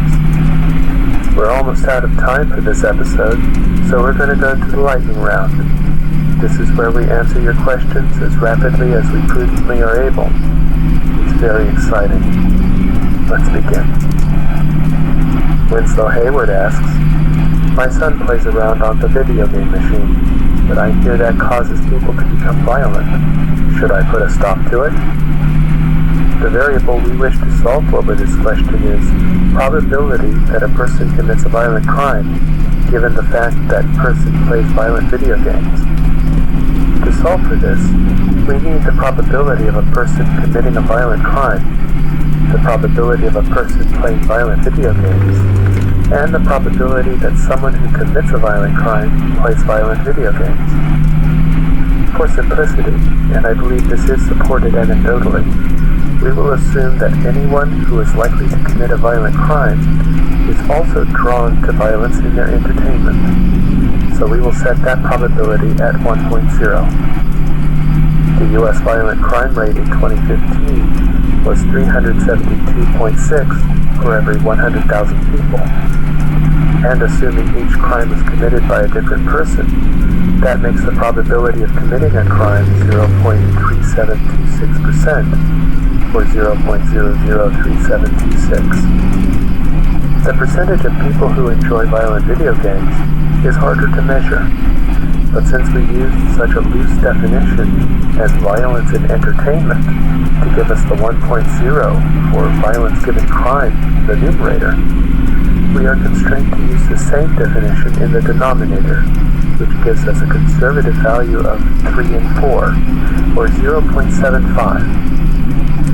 Bayes' theorem, then, is 1.0 times 372.6 in 100,000 divided by 3 and 4, giving us 621 for every 125,000, or 4.968 times 10 to the negative 3, or 0.4968%, less than half a percent chance that someone who enjoys violent entertainment will commit a violent crime. The actual number is significantly lower than that, since some people commit multiple crimes. Not everybody who commits a violent crime necessarily enjoys violent entertainment, and of course, correlation does not equal causation. Hayden Richfield asks, my fiancé has just confessed to cheating on me with a coworker. He swears it was a one-time thing, but before he left his ex-wife, he was cheating on her with me. Given the base probability that our marriage will end in divorce of 0.53, the odds of him cheating, which are currently at 1.0, and the percentage of divorces that occur because of cheating, which my research puts at 17%, the probability that our marriage will end in divorce is 0.0901, or roughly 9%. Am I good? No, Hayden, you are not good. First, base probability of divorce is 54% for first marriages only. For second marriages, it's 67%. Next, only 22% of married men cheat. This means your probability is closer to 51.77%. Paige Weston writes, my mother-in-law disapproves of everything I do. Nothing I do is good enough. Is there any way to win her approval? No. The probability of a mother-in-law approving of her son's wife is 0, making the problem Bayes invariant. Lewis Cromwell asks, I got a parking space right by the entrance to the mall. Doesn't that prove that angels exist, and therefore so does God? The likelihood of angels existing based on you getting a parking space presupposes that angels like you better than everyone else that was trying to get a parking space at that time, and that they prioritize the allotment of parking spaces over other divine interventions, like, for instance, feeding starving babies on the other side of the planet. The likelihood that angels prefer you over the other people trying to park that day is the likelihood that they'd give you a parking space if they did, which we'll say is 0.9, times the base odds of them preferring you in general, say 1 in 20, assuming moderate traffic at an average mall, divided by the overall odds of you getting a space, which are 0.9 times 0.05 plus 0.1 times 0.95, or 0.14. This puts the odds of angels preferring you to others, given you got the parking space, at 32.15%. This number naturally changes based on your success at getting parking spaces on future attempts. If under identical conditions you subsequently don't get a parking space, the equation becomes 0.1 times 0.3215 divided by 0.86, making the probability that angels have intervened, given the fact you didn't get the space, 0.0374, or 3.74%. This equation can't directly determine whether angels exist, but can begin to indicate the character of those angels if they do. If you find better than average parking more often than predicted by chance, your angels, if they exist, are probably evil. This by extension predicts the character of the God who created the angels. The probability of a good God assuming evil angels is the probability of evil angels assuming a good God, which we'll say is roughly 1 in 100, times the odds of a good God, which are 52% according to a CNN opinion poll, divided by the odds of evil angels, which are 32% the first time you get a good parking space. The solution to this equation is 2.26%. Again, this isn't the likelihood of God existing, but the likelihood of him being good if his angels are evil. To get a very rough idea of what your parking space implies, let's assume that because 77% of people believe in angels, there's a 77% chance that angels exist. And similarly, since 89% of people believe in a God, there's an 89% chance that a God exists. to a parking space, then, indicates a 21.53% chance that an evil deity spawned depraved demonic creatures that have, on at least one occasion, interacted directly with you, perhaps believe you owe them a favor, and may at this time be observing you and considering what to do with you or your loved ones in the future. Thanks for writing in. I'm Douglas Plainfield, and you've been listening to Bay's Talk.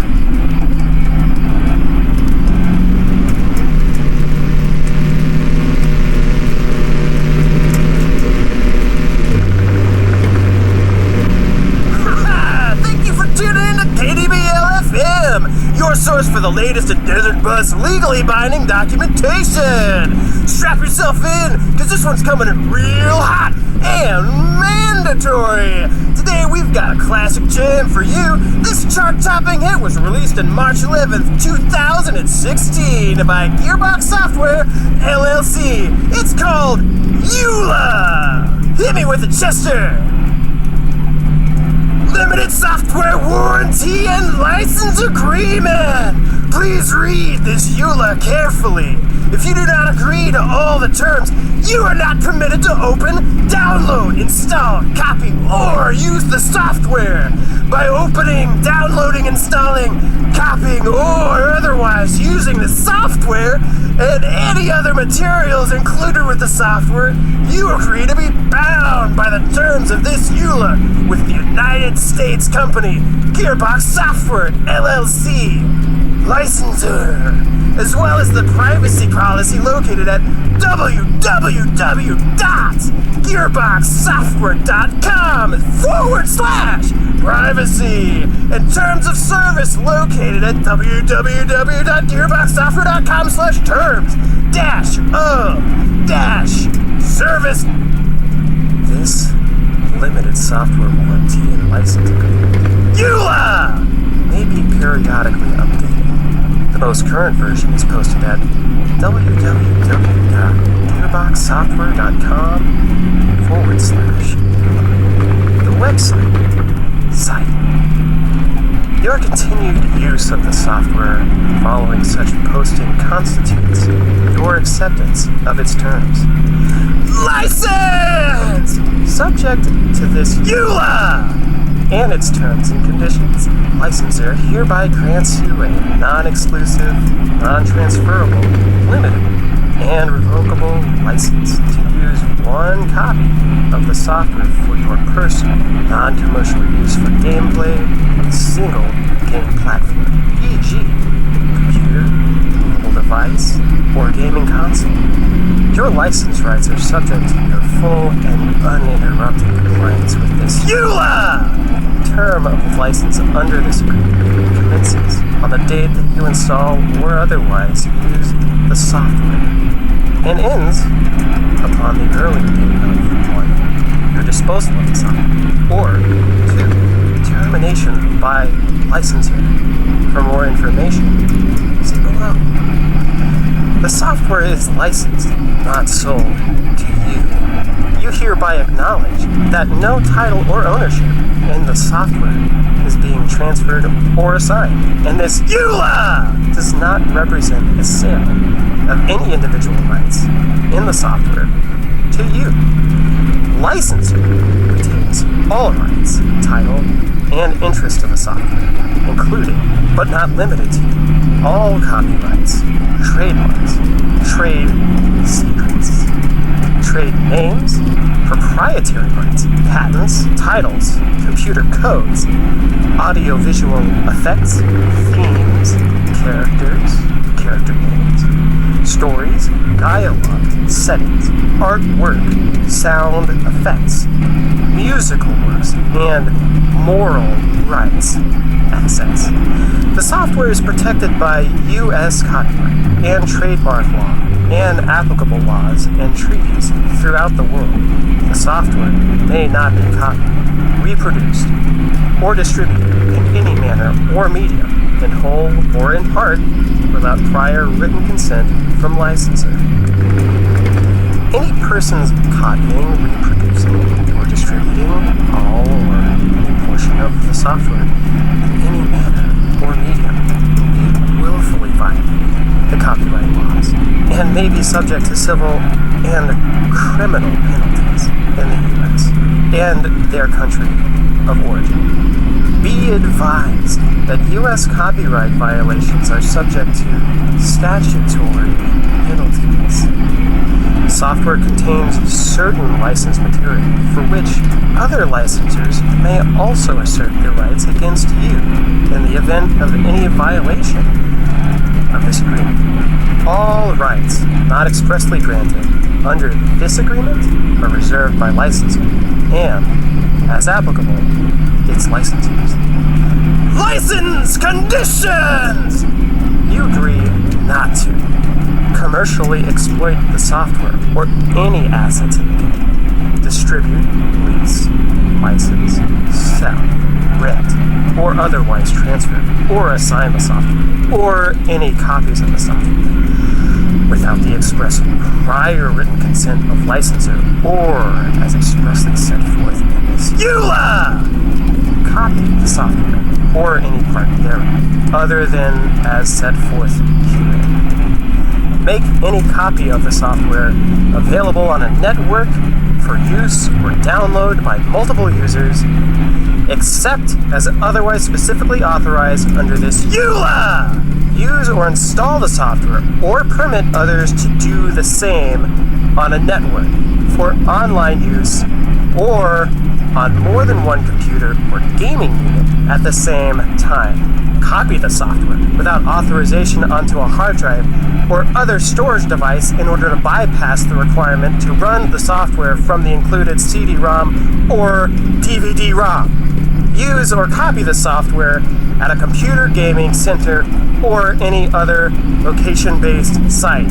Reverse engineer, decompile, disassemble, display, perform, prepare derivative works based on or otherwise modify the software in whole or in part. Remove or modify any proprietary notices, marks, or labels contained on or within the software.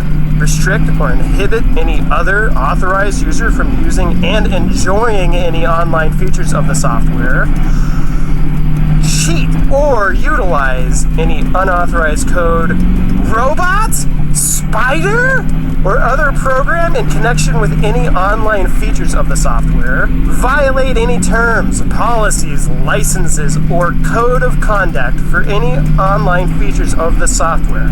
Or transport, export, or re-export directly or indirectly into any country forbidden to receive the software by any U.S. export laws or regulations, or U.S. economic sanctions or otherwise violate any laws or regulations or the laws of the country in which the software was obtained, which may be amended from time to time.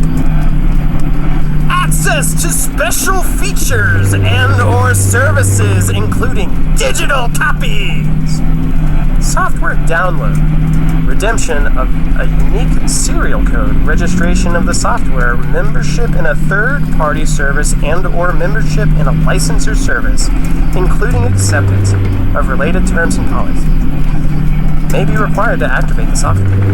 Access digital copies of the software, or access certain unlockable, downloadable, online, or other special content, services, and or functions, collectively special features. Access to special features is limited to a single user account as defined below per serial code, and access to special features cannot be transferred, sold, leased, licensed, rented, converted into convertible virtual currency, or re-registered by another user unless otherwise expressly specified. Technical protections!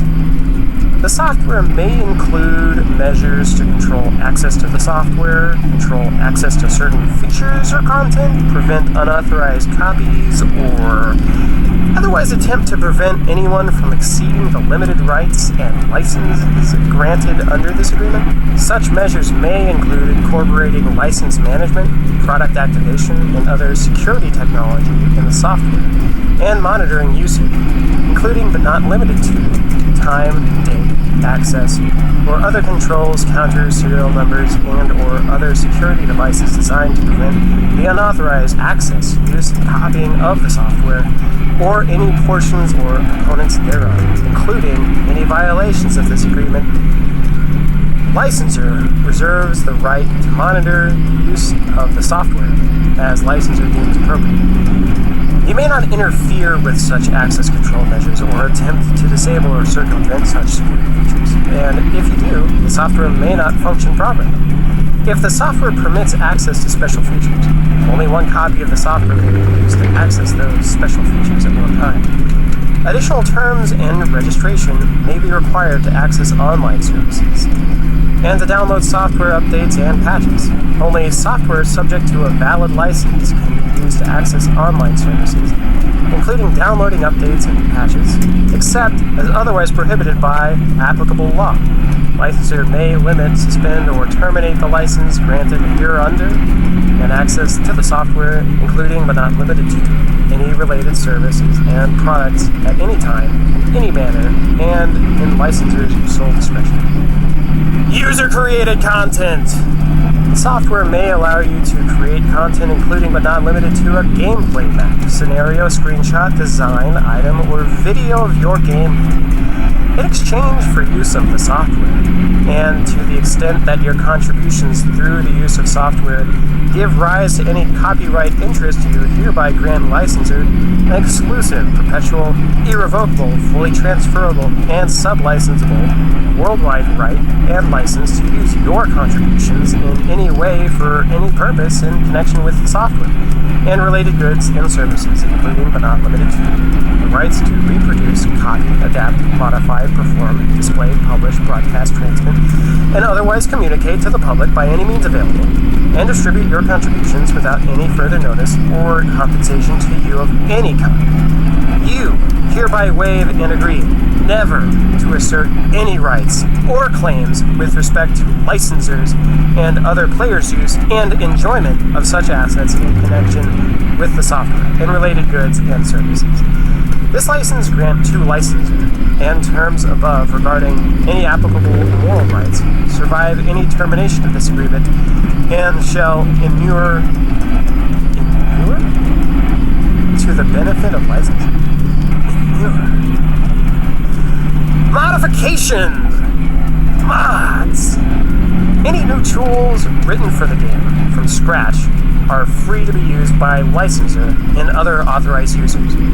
Mods and plugins for the game cannot be sold or otherwise commercially exploited by users. Such uses are not approved or endorsed by licensor and should not be described as such without licensor's express authorization. By making any content available on or through our game or website, you are providing your irrevocable permission for licensor and authorized users to license, use, copy, modify, and adapt that content. Any content you make available on our game or on our website must be your original creation, and by making it available, you represent and warrant that it does not infringe the rights of anyone else. Any tools provided by licensor or third parties are provided as is, without warranties of any kind, and you accept that your use is of your own free will, exclusive expense, and liability. Okay. Internet connection! The software may require an internet connection to access internet-based features, authenticate the software, or perform other functions. User experiences will vary. User accounts! In order to use the software or a software feature, or for certain features of the software to operate properly, you may be required to have and maintain a valid and active user account with an online service, such as a third-party gaming platform or social network account, third-party account, or an account with licensor, or a licensor affiliate, as set forth in the software documentation. If you do not maintain such accounts, then certain features of the software may not operate or may cease to function properly, either in whole or in part. The software may also require to create a software-specific user account with licensor or a licensor affiliate user account in order to access the software and its functionality and features. Your user account login may be associated with a third-party account. You are responsible for all use and the security of your user account and any third-party accounts that you use to access and utilize the software. Software store terms! This EULA and the provision of the software through any software store are subject to the additional terms and conditions set forth in or required by the applicable software store, and where applicable and consistent with licensors' intent, such applicable terms and conditions are incorporated herein by this reference. Licensor is not responsible or liable to you for any credit card or bank-related charges or other charges or fees related to your purchase transactions within the software or through a software store. All such transactions are administered by the software store, not licensor. Licensor expressly disclaims any liability for any such transactions, and you agree that your sole remedy regarding all transactions is through such software store, not licensor. This agreement is solely between you and licensor. You acknowledge that a software store may not have an obligation to furnish any maintenance or support services to you in connection with the software, except for the foregoing to the maximum extent permitted by applicable law. The software store shall have no other warranty obligation whatsoever with respect to the software. Any claim in connection with the software related to product liability, a failure to conform to applicable legal or regulatory requirements, claims under consumer protection or similar legislation, or intellectual property infringement are governed by this agreement. You must comply with the software store terms of service and any other software store applicable rules or policies. The license to the software is a non-transferable license to use software only on an applicable device that you own or control. You represent that you are not located in any U.S. embargoed countries or other geographical areas or on the U.S. Treasury Department's list of specially designated nationals or the U.S. Department of Commerce denied persons list or entity list. The software store is a third-party beneficiary to this agreement and may also enforce this agreement. Information collection and usage. By installing and using this software, you consent to the information collection and usage terms set forth in licensor's privacy policy, including, where applicable, 1. The transfer of any personal information and other information to licensor, its partners, affiliates, vendors, and to certain other third parties, such as governmental authorities in the U.S. and other countries located outside Europe or your home country, including countries that may have lower standards of privacy protection, to the public display of your data, such as identification of your user-created content or displaying your scores, ranking achievements, and other gameplay data on websites and other platforms. 3. The sharing of your gameplay data with hardware manufacturers, platform hosts, and licensors, marketing partners. And 4. Other uses and disclosures of your personal information or other information as specified in the above referenced privacy policy as amended from time to time. If you do not want your information used or shared in the manner described in licensor's privacy policy, then you should forego using this software.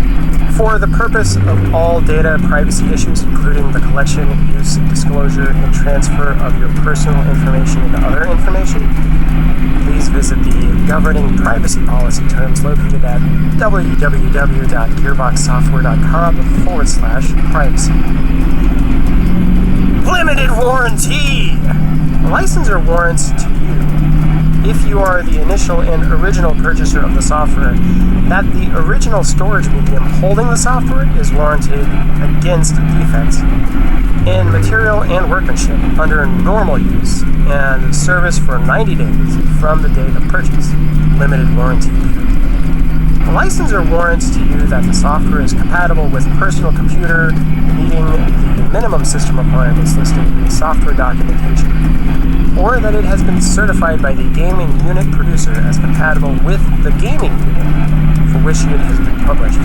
However, due to variations in hardware, software, internet connections, and individual usage, licensor does not warrant the performance of the software on your specific computer or gaming unit. Licensor does not warrant against interference with your enjoyment of the software. That the software will meet your requirements, that operation of the software will be uninterrupted or error-free, or that the software will be compatible with third-party software or hardware, or that any errors in the software will be corrected. No oral or written advice provided by a licensor or any authorized representative shall create a warranty, because some jurisdictions do not allow the exclusion of our limitations on implied warranties, or the limitations on the applicable statutory rights of a consumer. Some or all of the above exclusions and limitations may not apply to you. If for any reason you accurately report a defect in the storage medium or software during the warranty period, licensor agrees to replace or repair it in its sole discretion without charge any software discovered to be defective within the warranty period, as long as the software is currently being manufactured by licensor. If the software is no longer available, licensor retains the rights to substitute a similar piece of software of equal or greater value. This warranty is limited to the storage medium and the software as originally provided by licensor, and is not applicable to normal wear and tear. This warranty shall not be applicable and shall be void if the defect has arisen through abuse, mistreatment, or neglect. Any implied warranties prescribed by statute are expressly limited to the 90-day period described above. Except as set forth above, this warranty is in lieu of all other warranties, whether oral or written, express or implied, including any other warranty of merchantability, fitness for a particular purpose, or non-infringement, and no other representations of warranties of any kind shall be binding on licensor. Licensor does not warrant that the operation of the software will be uninterrupted or error-free. Licensor is not responsible for any damage arising from failure to follow instructions relating to the software's use. When returning the software subject to the limited warranty above, you must send the original software to the licensor, address specified below, and include your name and return address, a photocopy of your dated sales receipt, and a brief note describing the defect and the system on which you are running the software. Indemnity! You agree to indemnity. What? You agree to indemnify, defend and hold licensor, its partners, licensors, affiliates, contractors, officers, directors, employees, and agents harmless from all damages, losses, and expenses arising directly or indirectly from your acts and omissions when using the software pursuant to the terms of the agreement. In no event will licensor be liable for special, incidental, or consequential damages resulting from possession, use, or malfunction of the software, including, but not limited to, damages to property, loss of goodwill, computer failure or malfunction, and, to the extent permitted by law, damages for personal injuries, property damage, or lost profits, or punitive damages from any causes of action arising out of or related to this agreement or the software, whether arising in tort, including negligence, contract, strict liability, or otherwise whether or not licensor has been advised of the possibility of such damages. In no event shall licensor's liability for all damages, except as required by applicable law, exceed the actual price paid by you for use of the software. In no event shall licensor's liability exceed the amount paid by you to licensor for the software at issue. This warranty shall not be applicable solely to the extent that any specific provision of this warranty is prohibited by any federal, state, or municipal law, which cannot be preempted.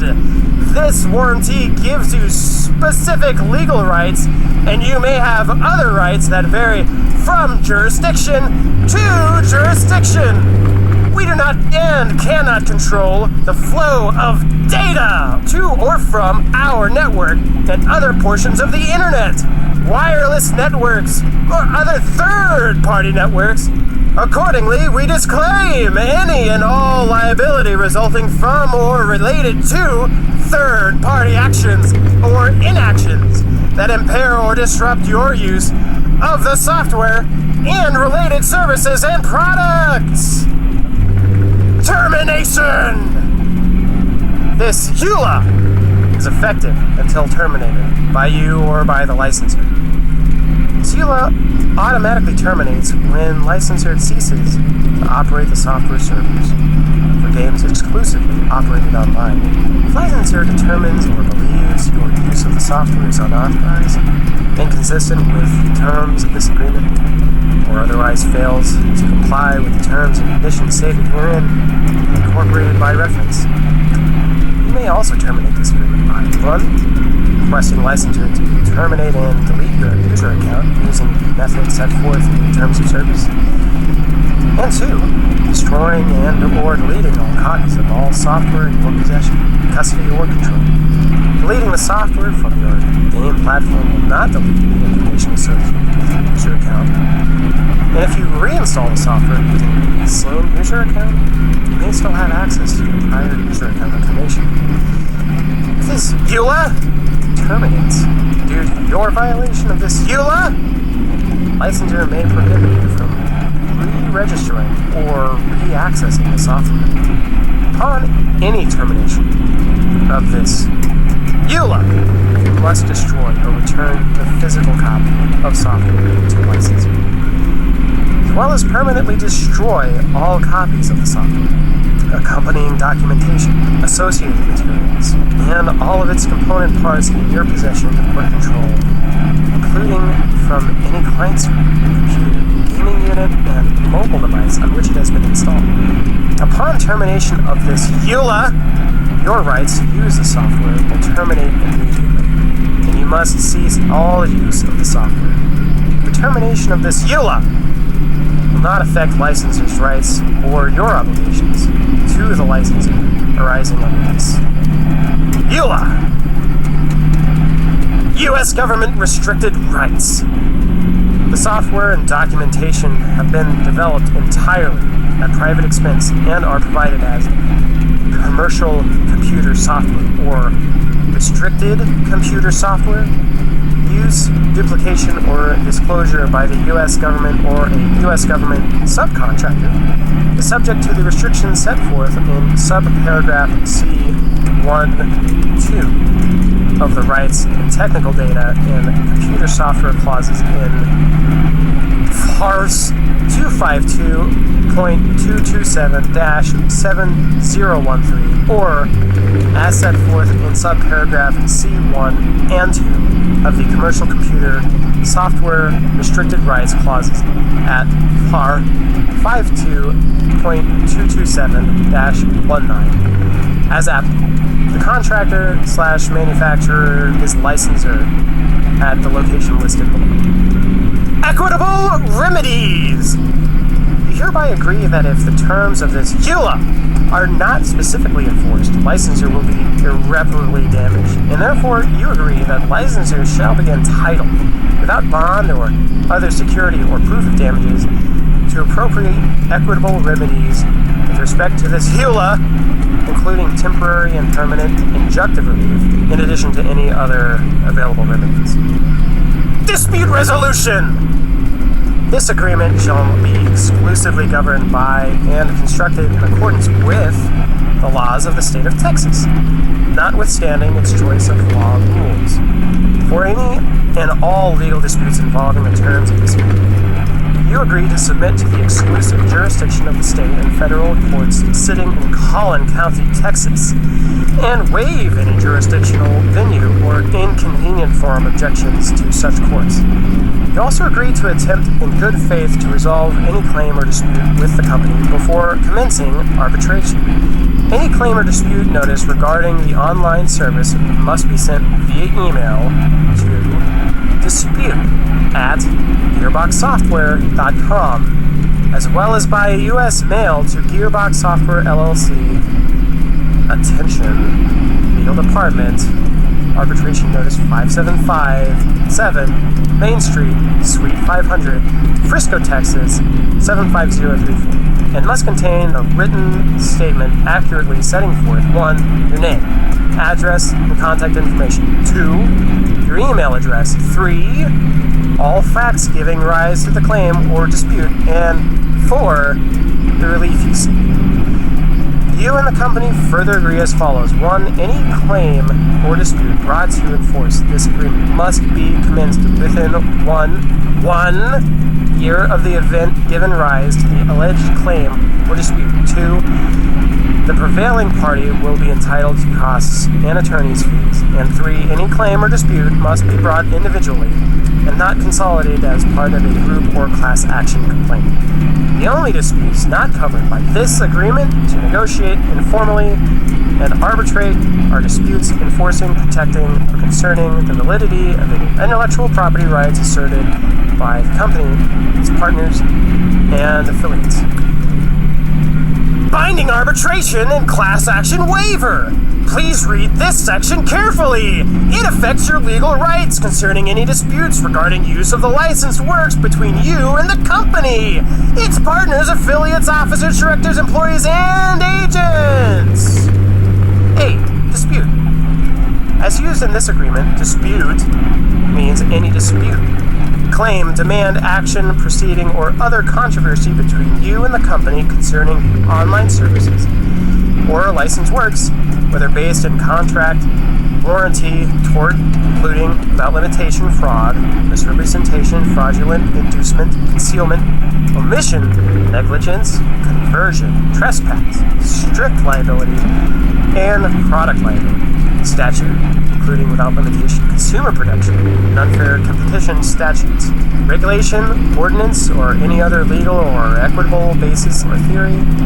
Dispute will be given the broadest possible meaning allowable under law. B. Informal resolution option. You and the company agree to attempt in good faith to resolve any dispute before commencing arbitration, unless you and the company otherwise agree in writing the time for informal resolution will be 60 days from the date on which you or the company mails a notice of dispute.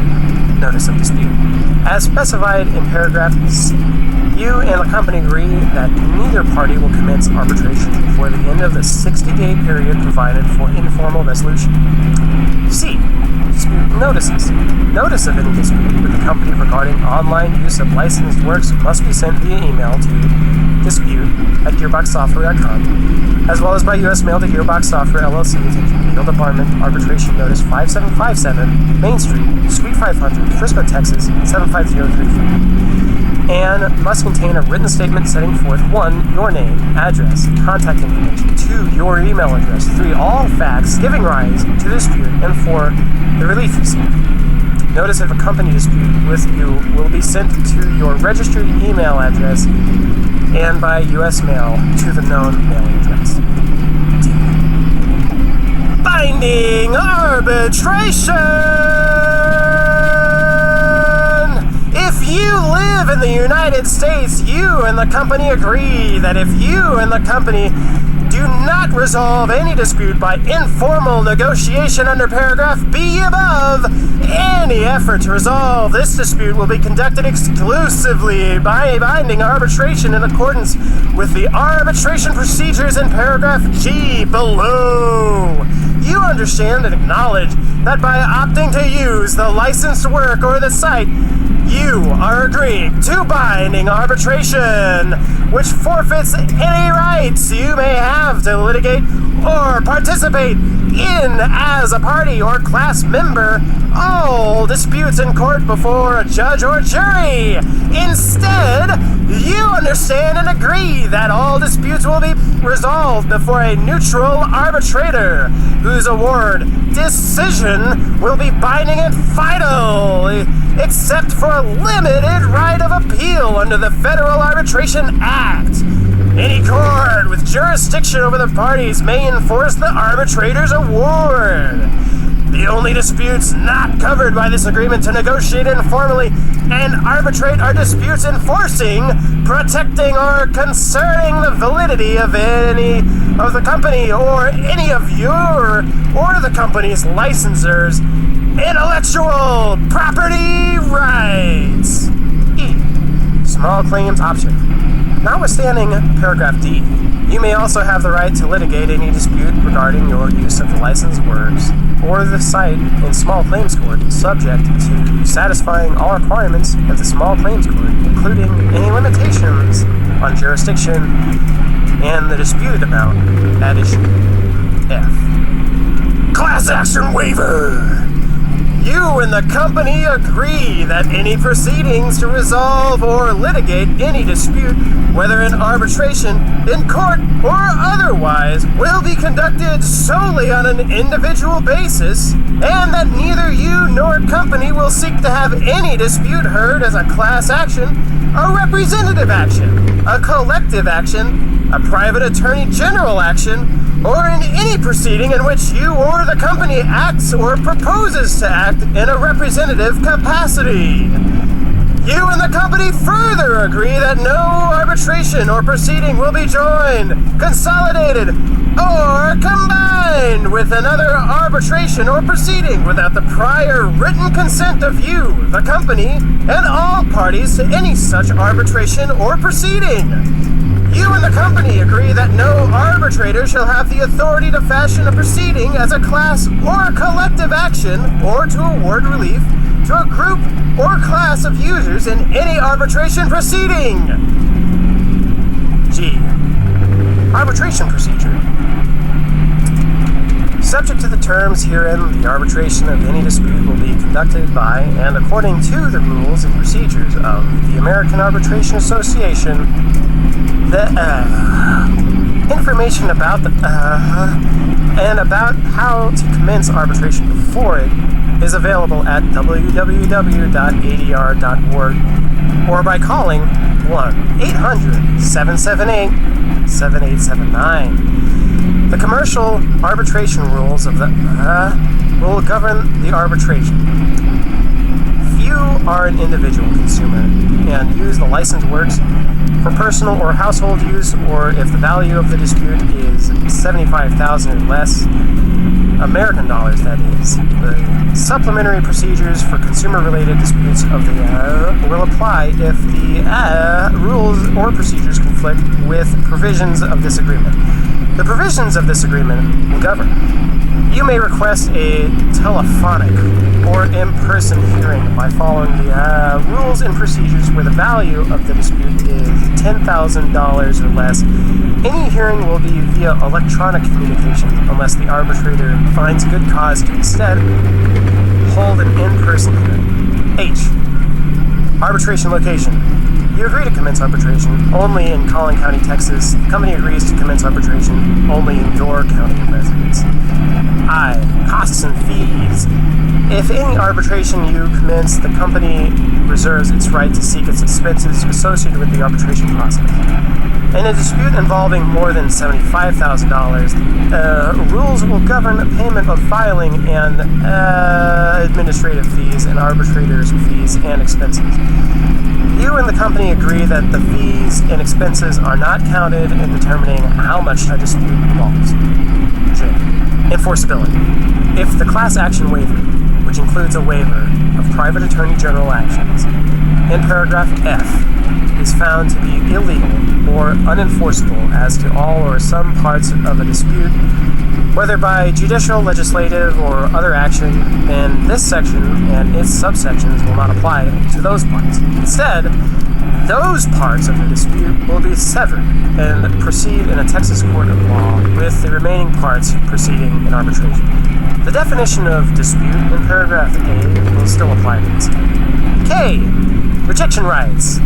If the company makes a material change to this section, other than an administrative change or revision to the notice address in paragraph C, while you are authorized to use the licensed works or the site, You may seek to reject the change by sending the company a written notice. In English, please.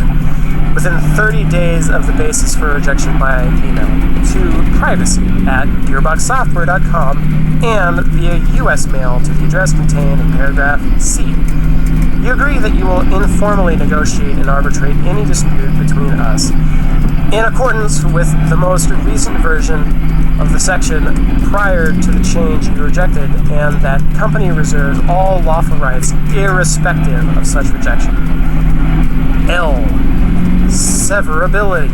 If any provision of the section and its subsections other than paragraph F, i.e. class action waiver, is found to be illegal or unenforceable, that provision shall be limited or eliminated only to the minimum extent necessary so that this agreement shall otherwise remain in full force and effect. M. Survival.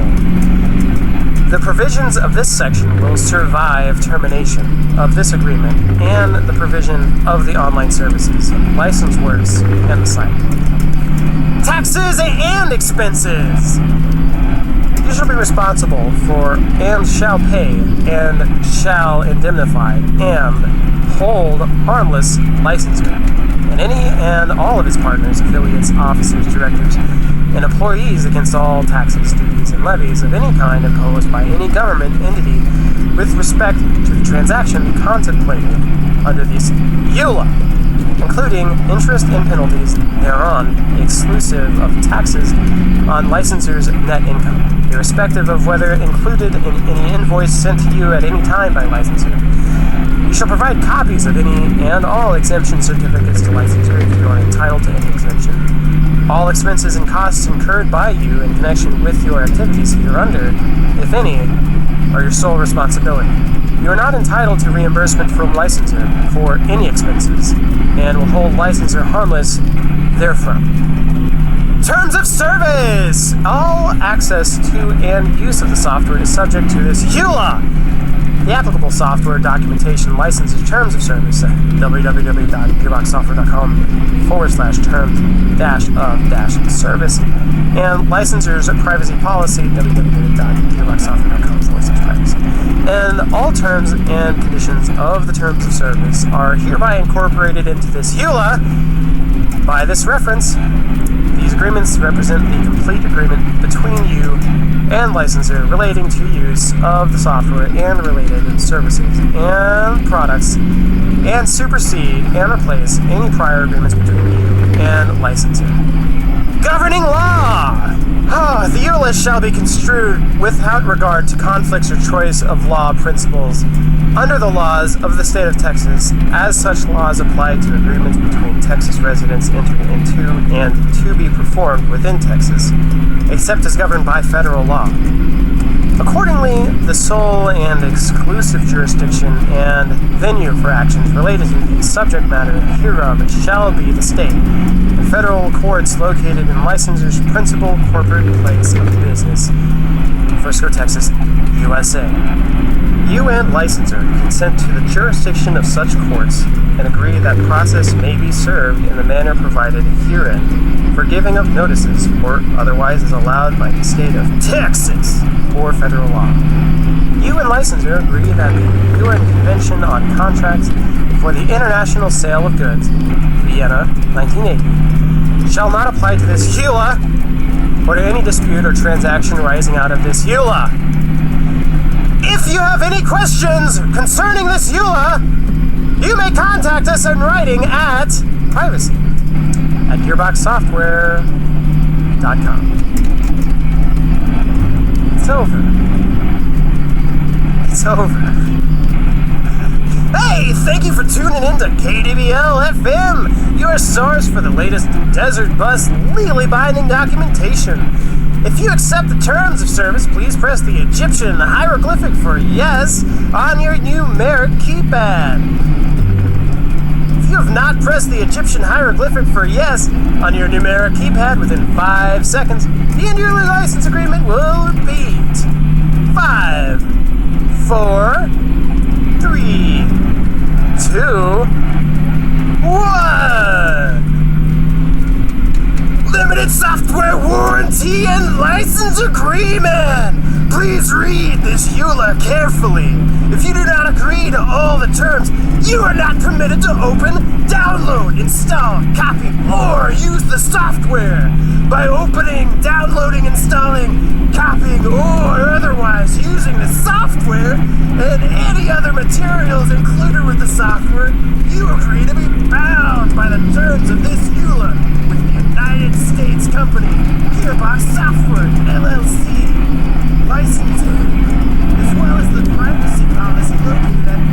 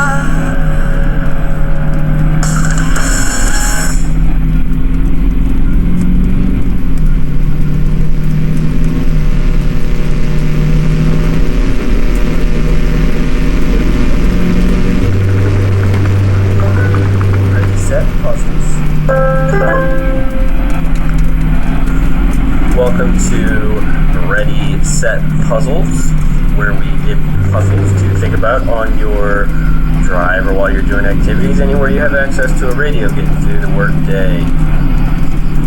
So let's get started. Let's start with, I guess we'll just jump right into, I'm gonna grab a drink real quick. Let's start with the answers to last week's puzzles.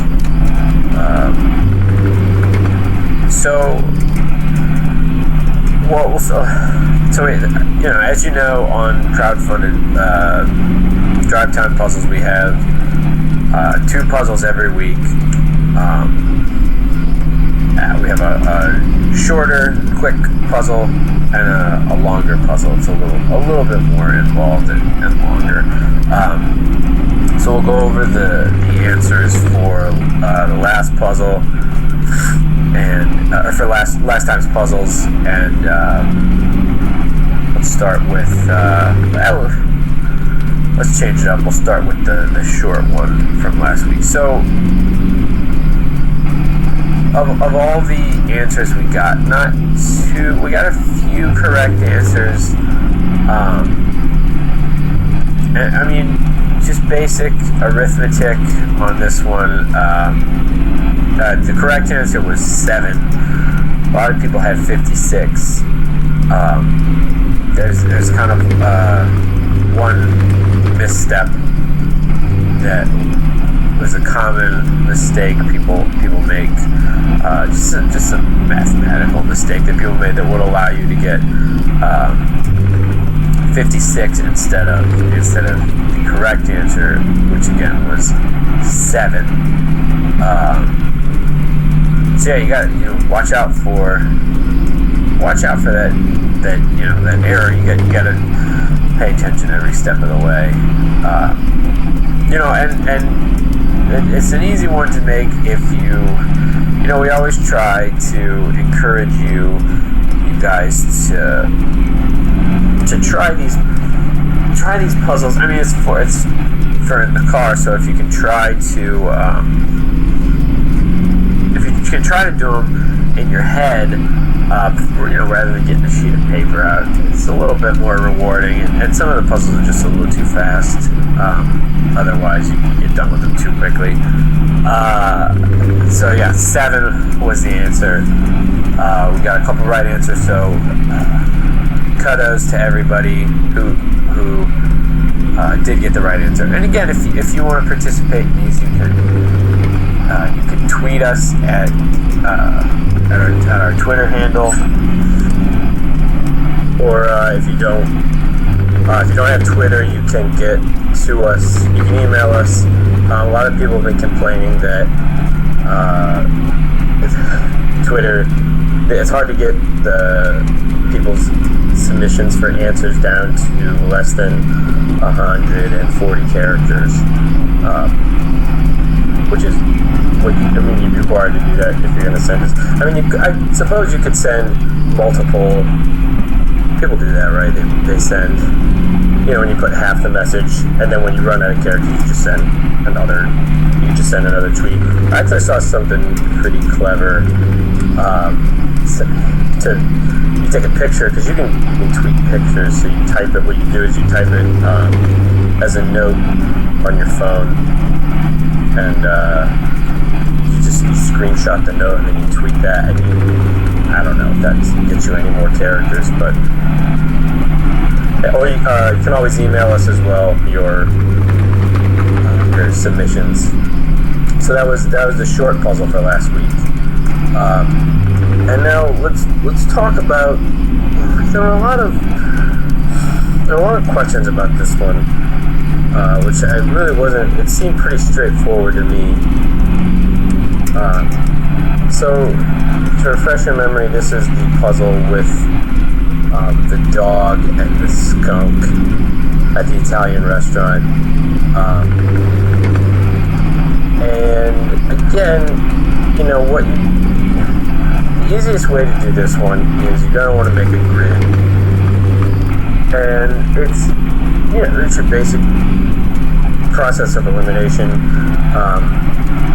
And so the answer, if you did it right, was the dog was sitting on a green chair and had the spaghetti on a red plate. And the skunk was seated to his right and had the meatballs, and the item missing from his cutlery set was a fork. A lot of people said spoon, but again, remember that I said there were daffodils in the vase on the table, which means it couldn't have been the spoon. It had to be the fork that was missing. So dog on the green chair eating spaghetti from a red plate, and the skunk to his right had the meatballs, and the fork was what was missing from his cutlery set. This one gave a lot of people trouble. And this is actually what I said about the Twitter, the complaints that tweets aren't long enough to really submit an answer to a puzzle of this magnitude. So maybe we'll make it so that you just submit the answers to the short puzzles on Twitter, because they usually have, and although a lot of people like to explain their answers on even if it's a particularly short answer, they still like to explain it. Well, again, we'll just keep it all open. You can either text or email. Pick your poison. Do whatever is going to be most conducive to your happiness in answering these phones. Because again, I do this for free, and I do it for free, so that you can't expect too much out of me. So, and I assume you guys do this for fun as well. So, don't make it too difficult on yourself. Do whatever is most conducive to your happiness. So let's go on to the short puzzle for today. So today's short puzzle is going to be just basic probability.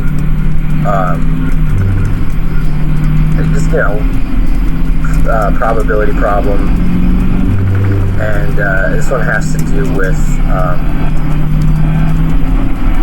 a standard, just spiral notebook. Okay, so a kid, Robert, goes to school, his first day of school, and one of the supplies, they have before the school year, the teachers send out a list of supplies specific to each classroom.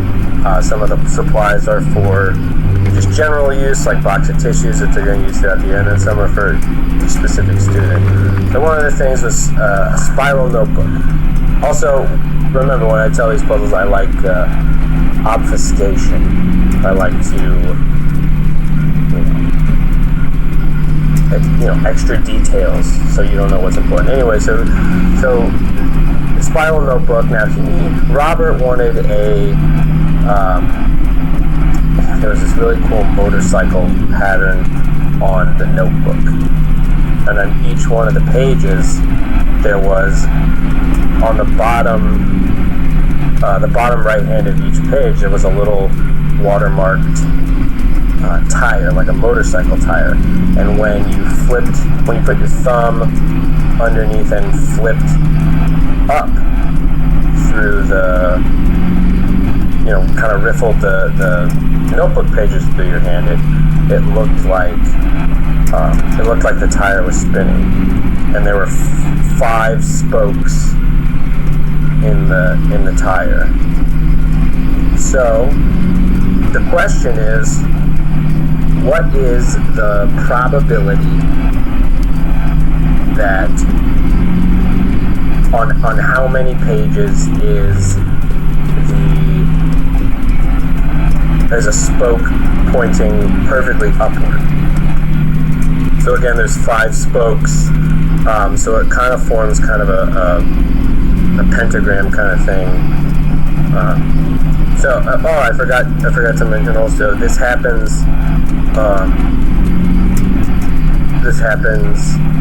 can happen with each one of the spokes.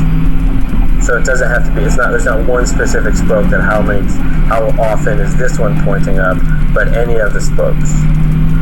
Okay?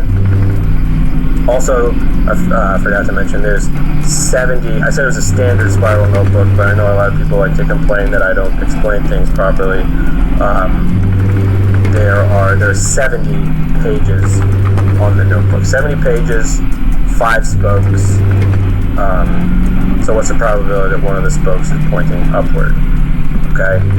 That's the short puzzle for this week.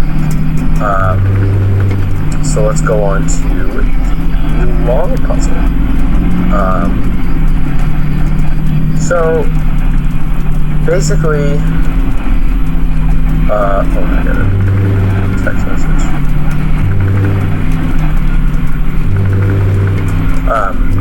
So for the long puzzle this week is, you guys know I love stories. So this one's kind of a story. There's two dads at the park, and they start talking. They're just meeting up. I think one of the dads drops his bottle of water, and it falls into some dirt. So he throws it away, or he recycles it. And he's kind of bummed that he doesn't have water. It's a hot day outside. So another dad, he has an extra bottle of water. So they start talking over their waters. And inevitably they start talking about their kids, because they're at a park and their kids are playing, and they never really address which kids. There are a lot of kids at the park. Which kids are whose? So they don't even know how many kids the other one has, and that's the basis for the puzzle. So the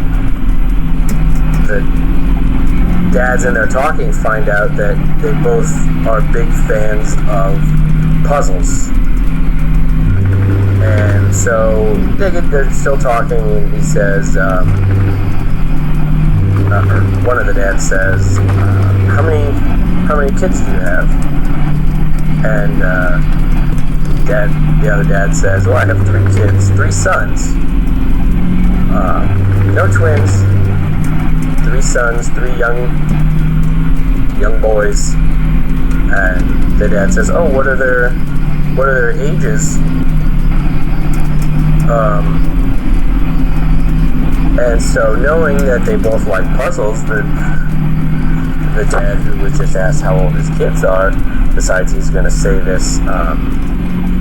He's going to tell him how old his kids are in a puzzle. So he says, I want you to imagine a clock, an old time clock, like a round wall clock. How many hands are on it? Dad says, there's 3 hands. He's like, exactly. Just like there's 3 hands, I have 3 kids. So he said, I want you to remember on a clock what the hour hand does, what the minute hand does, and what the second hand does. He says, okay. He said, but on this clock, it wasn't put together exactly right. And the minute hand is actually on the gear that's supposed to be for the hour hand. So the minute hand takes about 12 hours to make its way around the clock.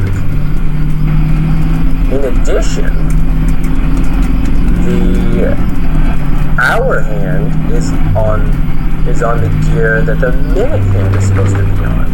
So it takes the hour hand about an hour to get all the way around the clock instead of an hour for each number on the way around the clock. Additionally, this clock's motor was put together with a gear reversed. So it goes counterclockwise. That is to say, it goes, normal clocks go around, start at the top and move down the right side, and then when they get to the bottom, they move up the left side in a circle. This one goes the other way, so they start at the top, move down the left side, and up the right side back to the top. Said, okay, but he still needs more information. So, additionally, the second hand of the clock is not a normal second hand. It's somehow attached to the hour hands gear, which again, the hour hand is on the actual minute hands gear. So the second hand also takes about an hour to make its way around. However, it's one number behind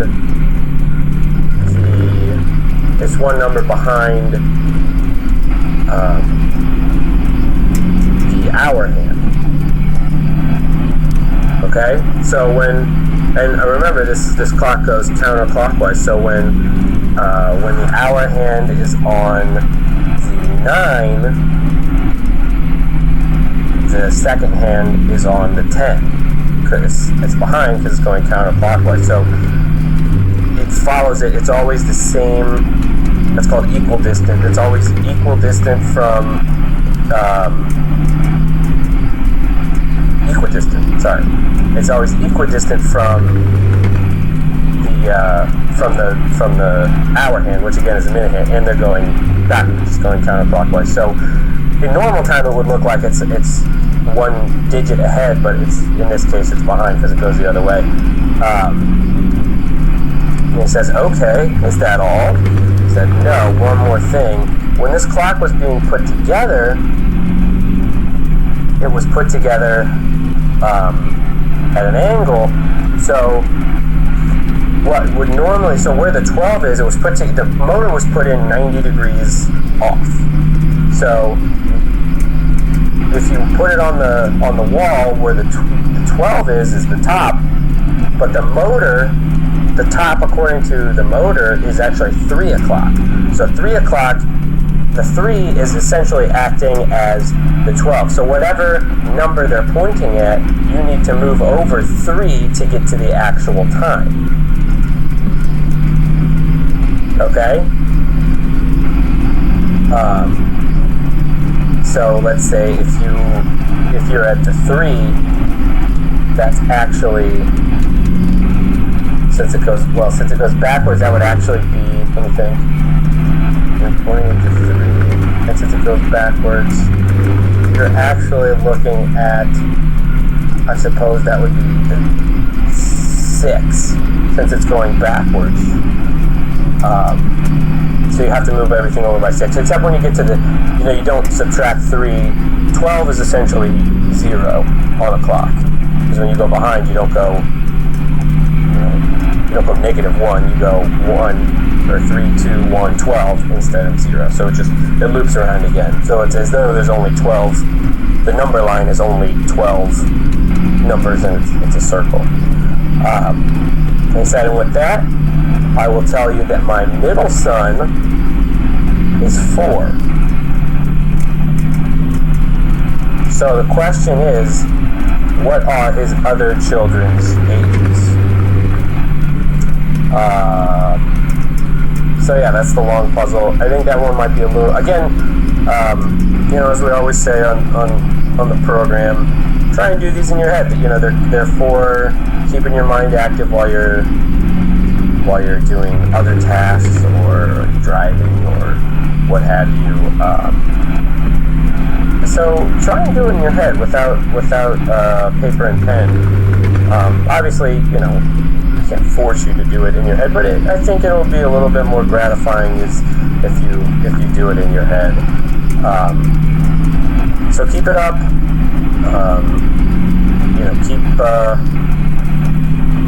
Keep working. This one is, I would say, on our rating system, difficulty S is probably about probably a 17. Okay, so it might take you a minute. But again, submit all answers to us on Twitter. Oh, I almost forgot. We also have we found at a garage sale. We found an old time voicemail machine, or what do they call answering machine? You know, with the little cassette tape. So we're all gonna. It's not up and running yet, but we're gonna have a number you can call,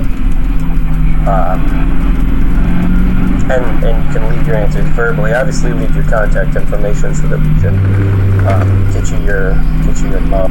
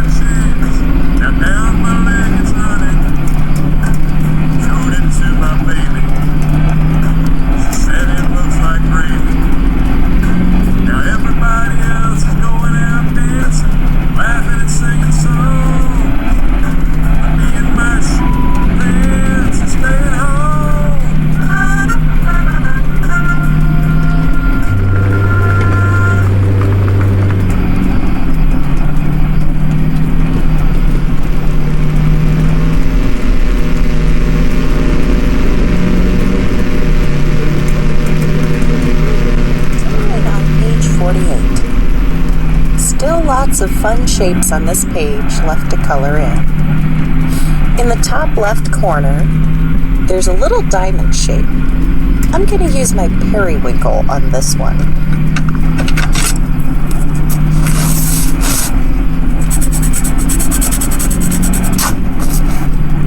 Looking over the page, I see many identical diamond shapes. I'm going to fill those in as well.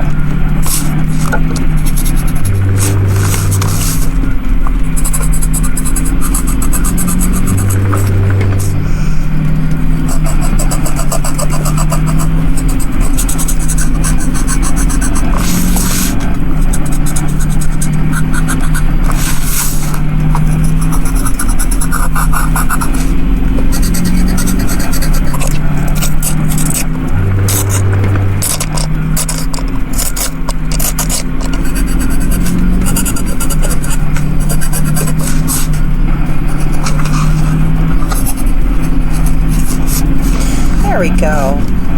Always careful to stay in the lines. And next to that first diamond in that upper left corner, there's some ovals on what appears to be a large wing, maybe? Well, whatever it is, I'm going to fill it in with the inner ovals with my medium fire orange color. What is that? There's this one. Or did I actually want this one?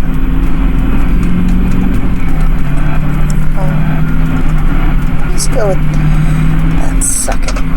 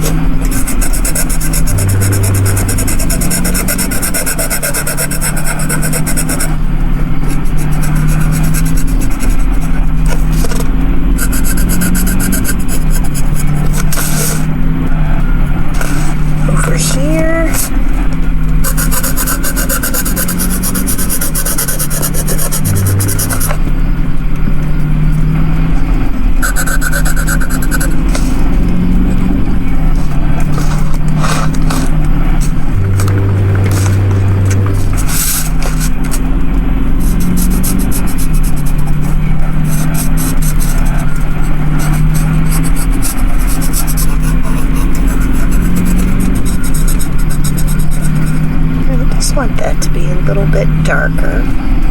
So I'm going to go over it one more time.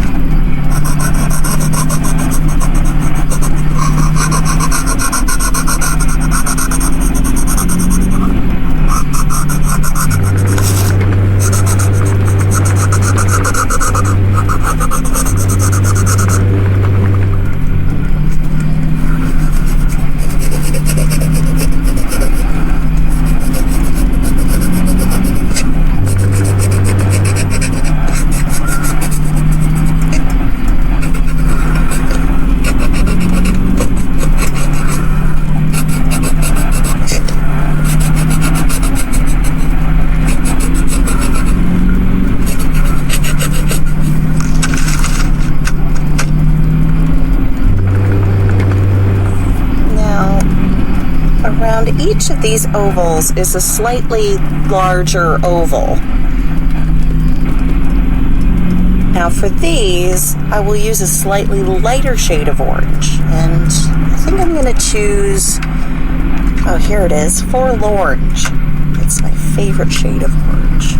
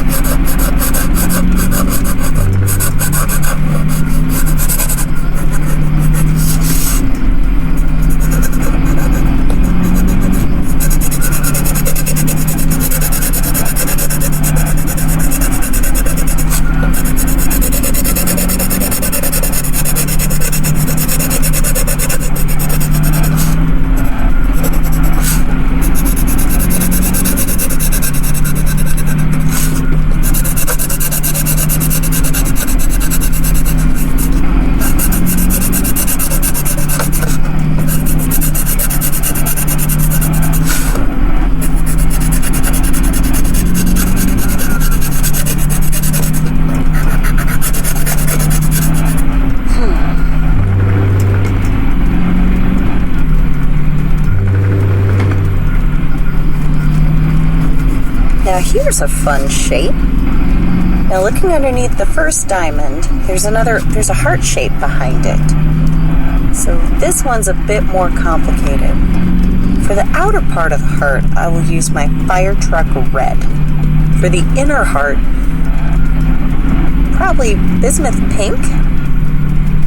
And finally using the baby pink for the little rays of love coming out of the inner heart shape. Now while I'm at it, I'm just going to go ahead and fill in all the rest of the hearts as well.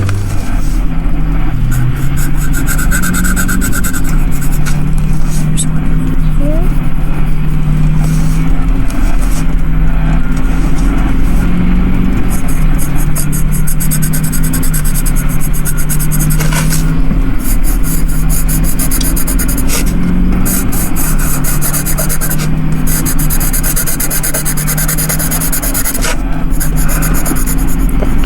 With this just right.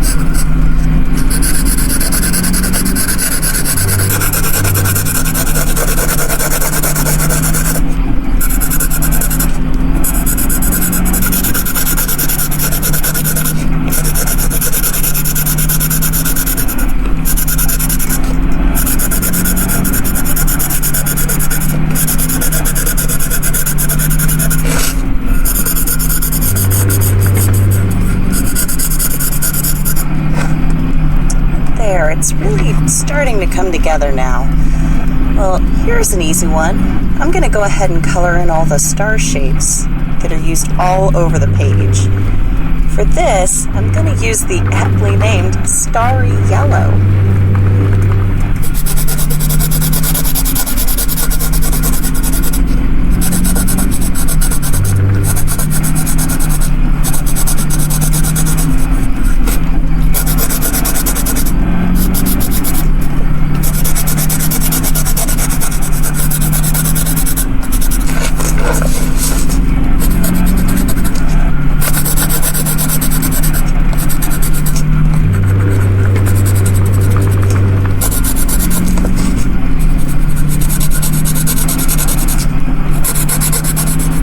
I'm going to go back in with my metallic gold colored pencil, add some shading.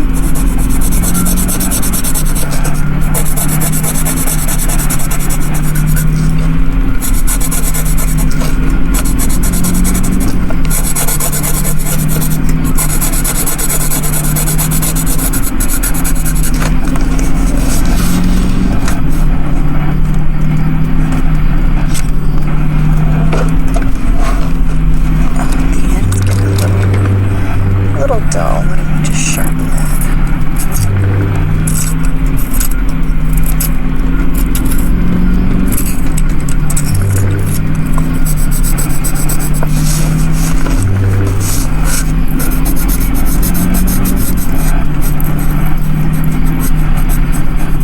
That easier.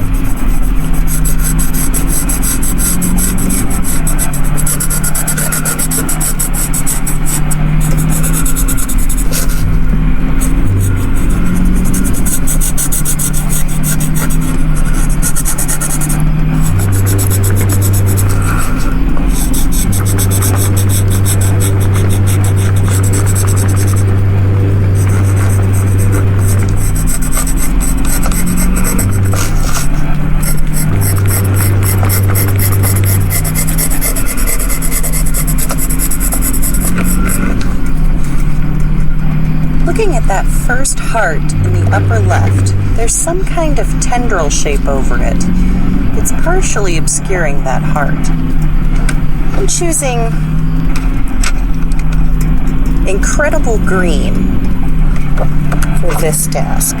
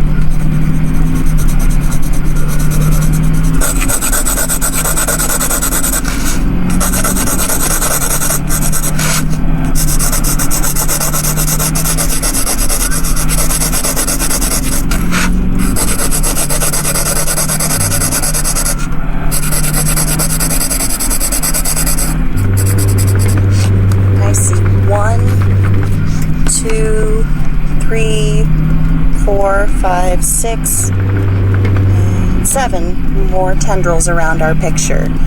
Using that same Incredible Green, I'm going to color the rest of the vine-ish shapes now.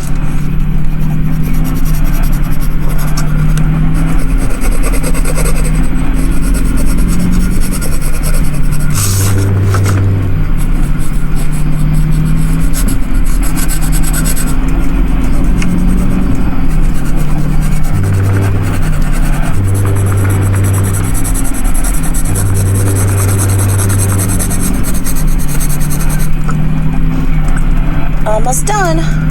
We just need to... Oops, it looks like I missed one of those little diamond shapes. Let's see, I think that was baby blue. Let's fill this guy in.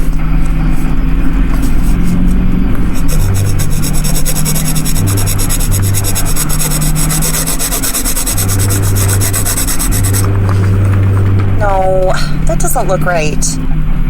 Oh, you know what? It was my periwinkle.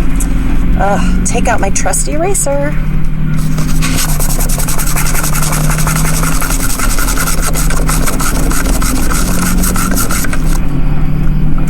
Okay, now we're going to use the right color. Periwinkle. I can't believe I made that mistake.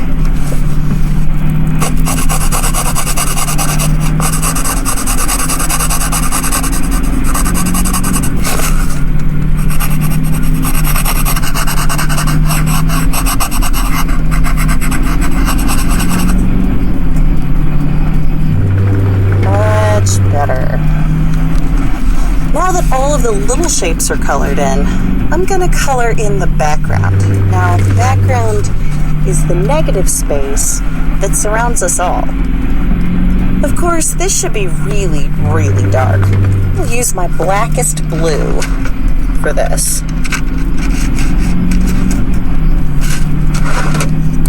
Where did I put that?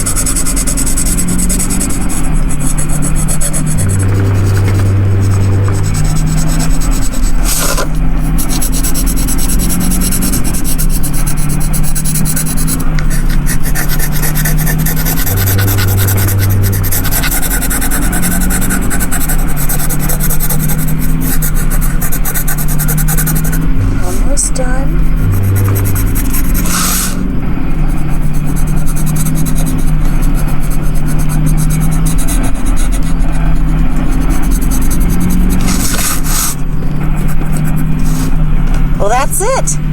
Oh, now I see it. Turns out that's a picture of a cat and a unicorn flying through the night sky. Okay.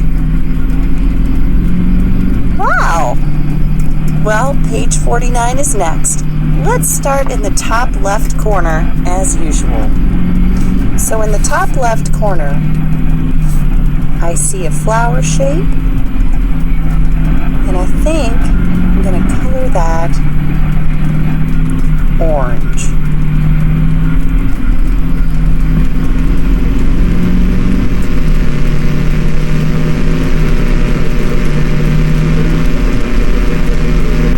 Welcome, and thank you for listening to the great tales of misinterpretations of other people's lives. On today's show, we have a detailed account of one woman's precious time with her grandson. That's one of our producers on the show to read along with me. This particular tale includes dialogue from a strange, secondary, unknown source. As usual, we'll attempt to recount the story as accurately as possible. But, as seasoned listeners will tell you, we may not get it 100% correct. As always, listener feedback is appreciated. If address all correspondence to mail at the Great Tales .org. Oh, and did I mention that this is a second-hand tale? The source material was obtained after speaking with the listener of the original regaling. Now, let us begin the reading. My grandma is a pretty big fan of yours. Did you go say hi to her? Oh, man. It's the Vault Hunter. You are awesome. Didn't you fight Terramorphous? I fought a big creature like that once.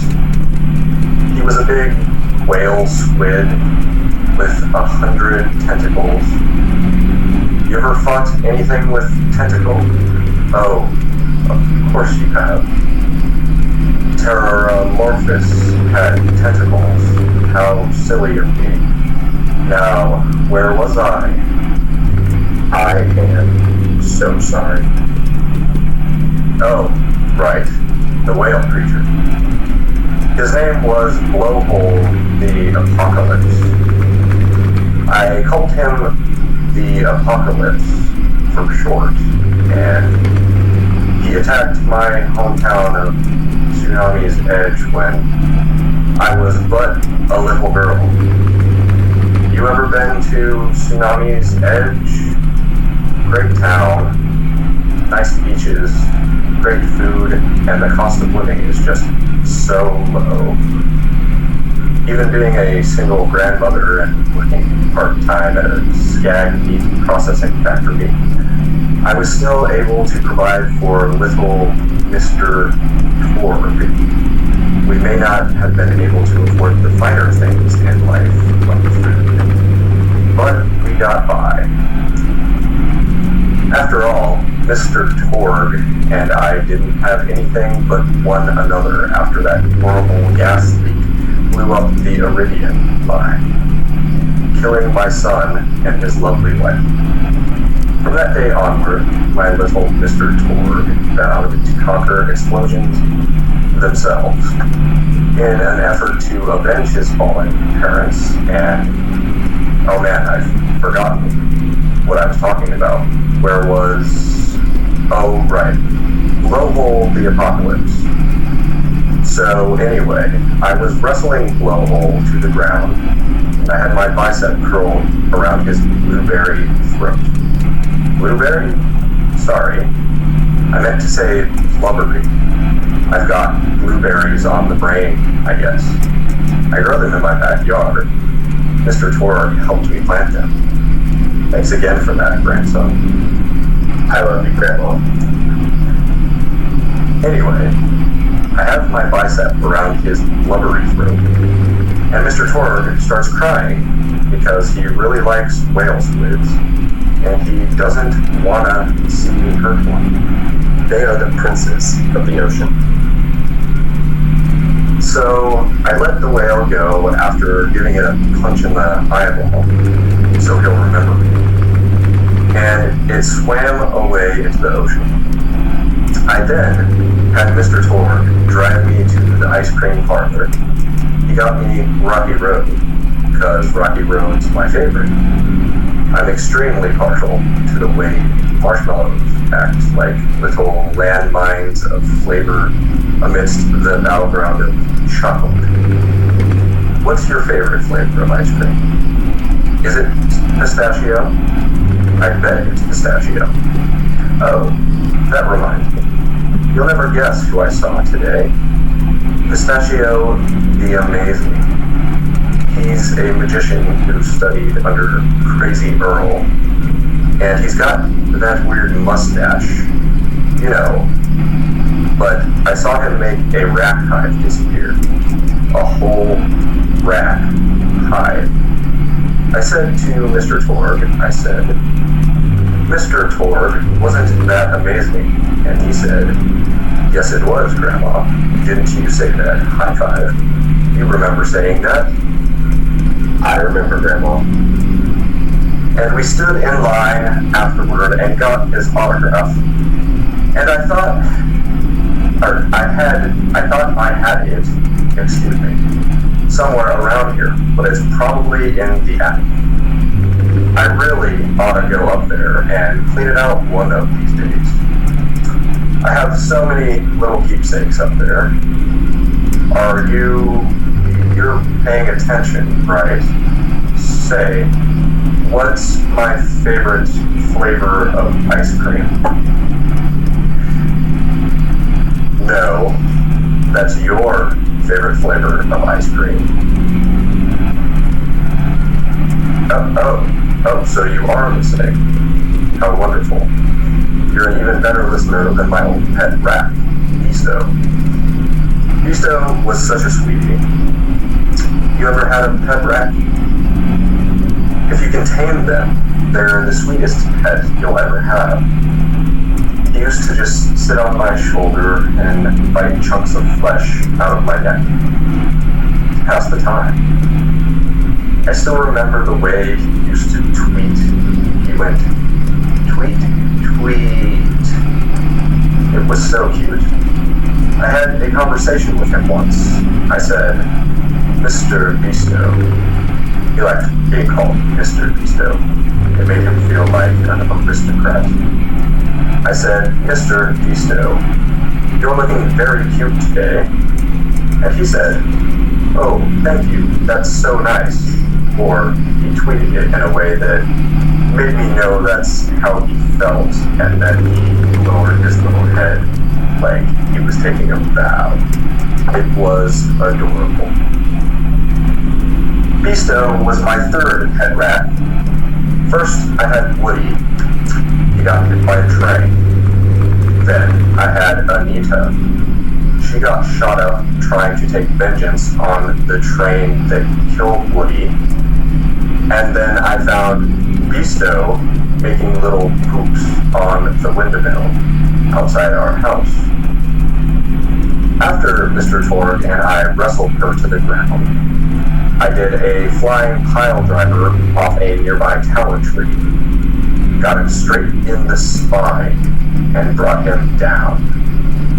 We brought him in and fed him some skag steaks until he decided he loved us. I still miss Beasto sometimes. He just died of old age. Rats don't live much longer than a few years, but I treasured the time we had together. Poor Mr. Torg.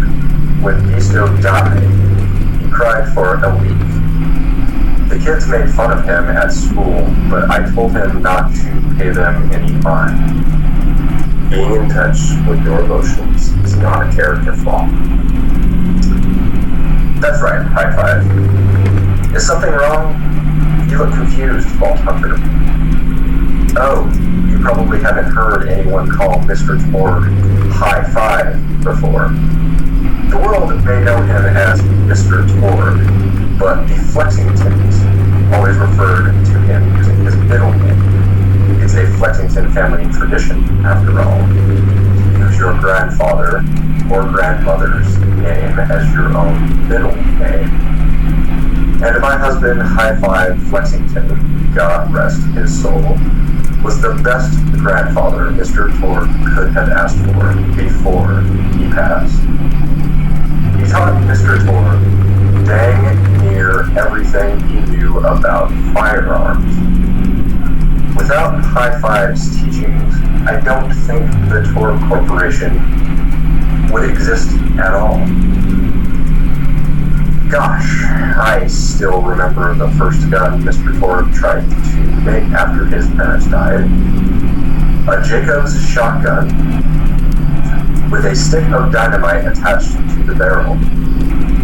Torg nearly blew his face off, but he got up, dusted his mustache off, and swore that by the time he reached the age of 11, he would make a gun that fired explosions without killing the operator. And by golly, he did it. It took a couple dozen prototypes before he got the right combination of gun parts and explosives right. But once he did, woo, I'll never forget the plume of smoke that used to be my neighbor's homestead.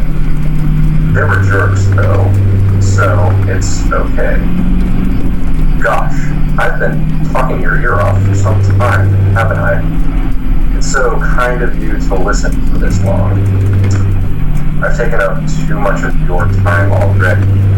Please don't feel like you have to stick around any longer.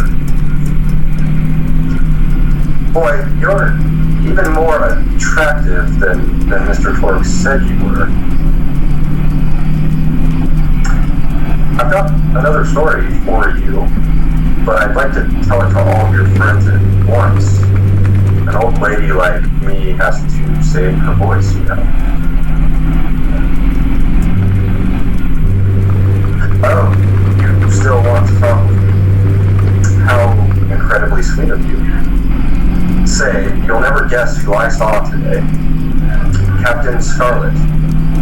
She was robbing my retirement home with a few other brigands, and I recognized her from her wanted poster. And I said, "Oh, hey, you fought the Vault Hunter, didn't you?" And she bowed all elegantly and said something like, "Indeed, I did, madame," and said that you were really good at fighting and that you beat her fair and square. She didn't seem to harbor much of a grudge about it. Nice girl. You should think about meeting up with her again. If you're not shacked up with anybody, you know. I mean, of course you probably are. Gorgeous hunk of Vault Hunter like you. I bet you're beating away suitors left and right. Oh look, you're blushing. Oh, I could just eat you up. Mr. Torg was so scared of trying to get a date for such a long time. He used to go to parties in high school and just stand in the back without talking to anybody. I am an introvert. And I tried to tell him. I said, don't worry about chasing love. If you chase your dreams, then love will follow.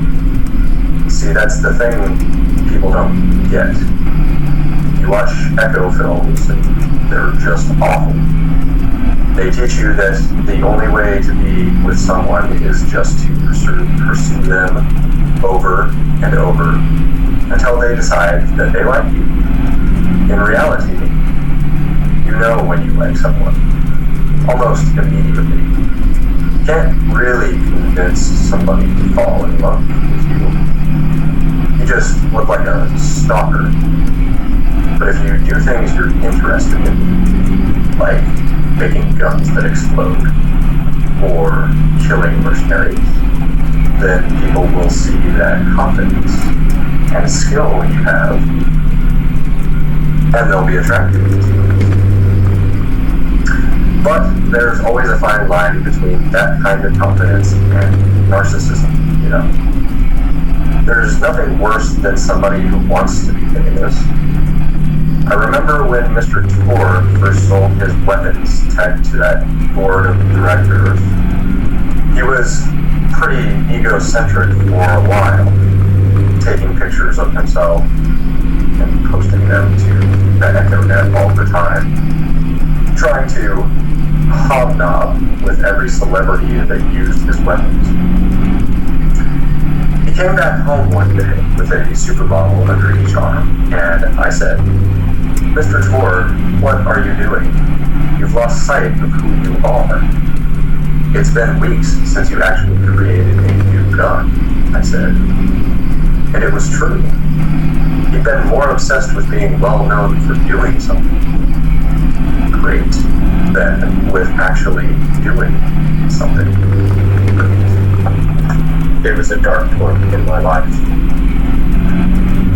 Thankfully, High Five listened to me and got to work on what would eventually become the Curblaster.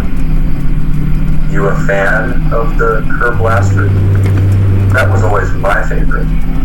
That and the flagger, which I know a lot of people hate. But there's more to combat than just brute efficiency in this old lady's eyes. Style counts for something, and there's nothing quite like filling the air with tiny little explosions. It's like a fireworks show, except the deaths aren't as sad and unexpected. Actually, that reminds me, now that you're here, I wanted to throw some ideas at you for feedback. I'm a playwright in my spare time, and I'm trying to write a story about an up-and-coming tournament fighter who tries to find love in a gladiatorial arena. And I figured you've got a lot of experience, so your feedback could be really valuable. So the play is called Broken Hearts and Broken Necks. Scene 1. Fade in on an arena, just after a battle. Body parts litter the stage. A lone warrior stands in the middle of the stage. A spotlight illuminating her blood-stained armor. She stands, holding her sword triumphantly aloft. Valkyrie, is there no warrior who can challenge me? Must I be destined to spend my life as the strongest, the bravest, the most invincible warrior this galaxy has seen? For I am Valkyrie, scourge of the gladiatorial games. Exude Valkyrie as she shakes her head in despair. From stage left, enter Nod, a janitor with a heavy heart and an even heavier conscience.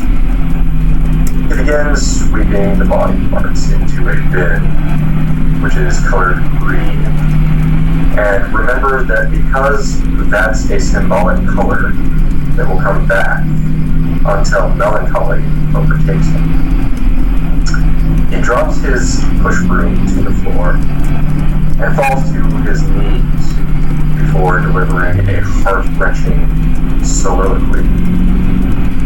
Gnawed on, the blood cannot be washed away, not before and not now, even as I attempt to escape the past which haunts me still. Must I live forever as a fraud, sweeping up the trash of others to hide my shame and avoid my pursuers? Must I remain on the periphery of joyful combat, ever watchful but never participating? Then, with a clatter of armor, Valkyrie re-enters from stage right. Valkyrie, good morrow, lowly janitor.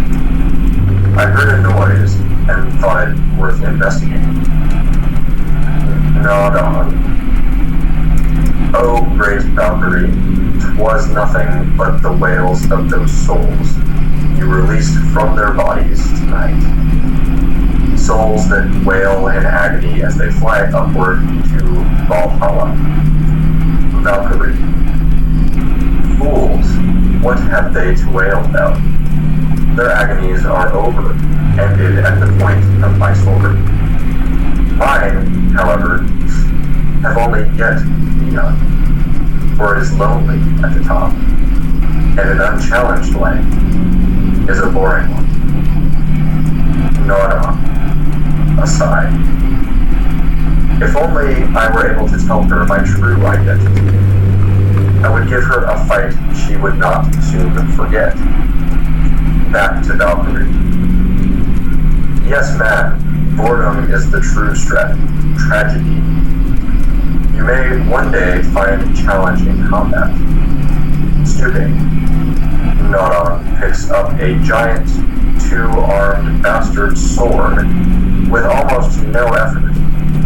Valkyrie, aside. What is this? Exhumed Nodon stage left. Valkyrie. What strength this janitor possesses. Who is he to pick up a bastard sword with but 2 fingers? What hidden power does he hold? What secrets does he keep? I will endeavor to uncover his past, in the hopes that our swords may cross in battle. Exeunt Valkyrie. End of scene 1. Scene 2. The interior of the governor's house. The table is set with myriad teas and biscuits, and, oh, I'm sorry, I didn't even ask you for feedback on the first scene. Did you like it? Oh, wonderful. I'll continue then. Scene 2. The governess enters from stage left. Governess, I refuse to respond to these absurd accusations. Her husband looks at her quizzically. Governor.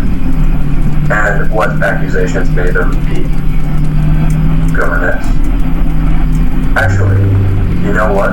I don't think I'm ready to get feedback on the play yet. But what about you? What are you up to? Tell Grandma Flexington all about it. I bet you've had some amazing adventures. Mr. Torg told me about the time you all played bunkers and badasses together. He said it was one of the most fun and welcoming experiences of his life. Grandma, you're embarrassing me. Sorry, sweetie. But really, you and the Vault Hunters are his first real pals. It wasn't easy for Mr. Torg to make friends at school when he had facial hair at age 8, pecs at age 8.5, and dead parents by age 9. People found him intimidating, but I told him that he should be thankful for the fact that he looks different. Anyone who wouldn't be friends with you based on appearance wouldn't be a very good friend anyway. But he really does like to hang out with all of you. Most people these days want Torg to pose for pictures, or blow something up by flexing at it. It's not often he gets to sit down and play games with people. Speaking of games, did you play Going Back to the House yet? It's a new echo simulation about exploring a log cabin you lived in when you were a kid. There's no violence or anything. You just walk around looking at cereal boxes and remembering people you made out with. I really like where echo sims have gone the past few years, don't you? There seem to be a lot more of them, with interesting things to do beyond shooting people. And the writing has gotten so tight and concise. For instance, did you ever play The Samurai's Marker? The whole game's story was delivered through haiku. Did Zero write it, or something? Haha, no, I'm just joshing. I know you're too busy for that. But, oh yeah, I was playing At the End of a Pointed Gun last night on my Echo Sim player. And wow, is that funny. It's about a guy who punches people and smacks himself in the face with doors. Easily one of the best punch-related comedy sims ever. But oh, I'm really looking forward to this game called Robot Hunter Assault Squadron, which is this big randomized survival game about throwing bottles at trees and accidentally scaring birds. In the demo version, a scared bird, I scared a bird so hard it died. 10 out of 10 in my book. But what kinds of things do you do for fun? You play any sports? You look like you might be into some of the more extreme stuff, like spine hurdling or psycho head volleyball. I knew an athlete a lot like you when I was younger. Her name was Mako, and she was especially gifted at the giblet toss. That's an odd pastime we had back when I was younger. Idea was you'd punch a convict and then see how far you could make their viscera fly across a big field. You got points based on distance and the size of the viscera. She won the final round of the giblet toss championship by getting a left eyeball to cross the 300-meter mark. They said she was juicing with iridium, but I think they were just angry that she dethroned the reigning champ, misogynistic Jeff. People really liked him for some reason. Hey, what is your favorite food? Mine's burgers, personally. People look at you like you're a pleb or something when you say you like burgers. But just think of all the things you can do with them. You can change out the patty, play around with toppings, change what sides you have. You ever have a burger with veggie chips? Gosh, I all but forgot about fries for about a year after I discovered the veggie chip combo.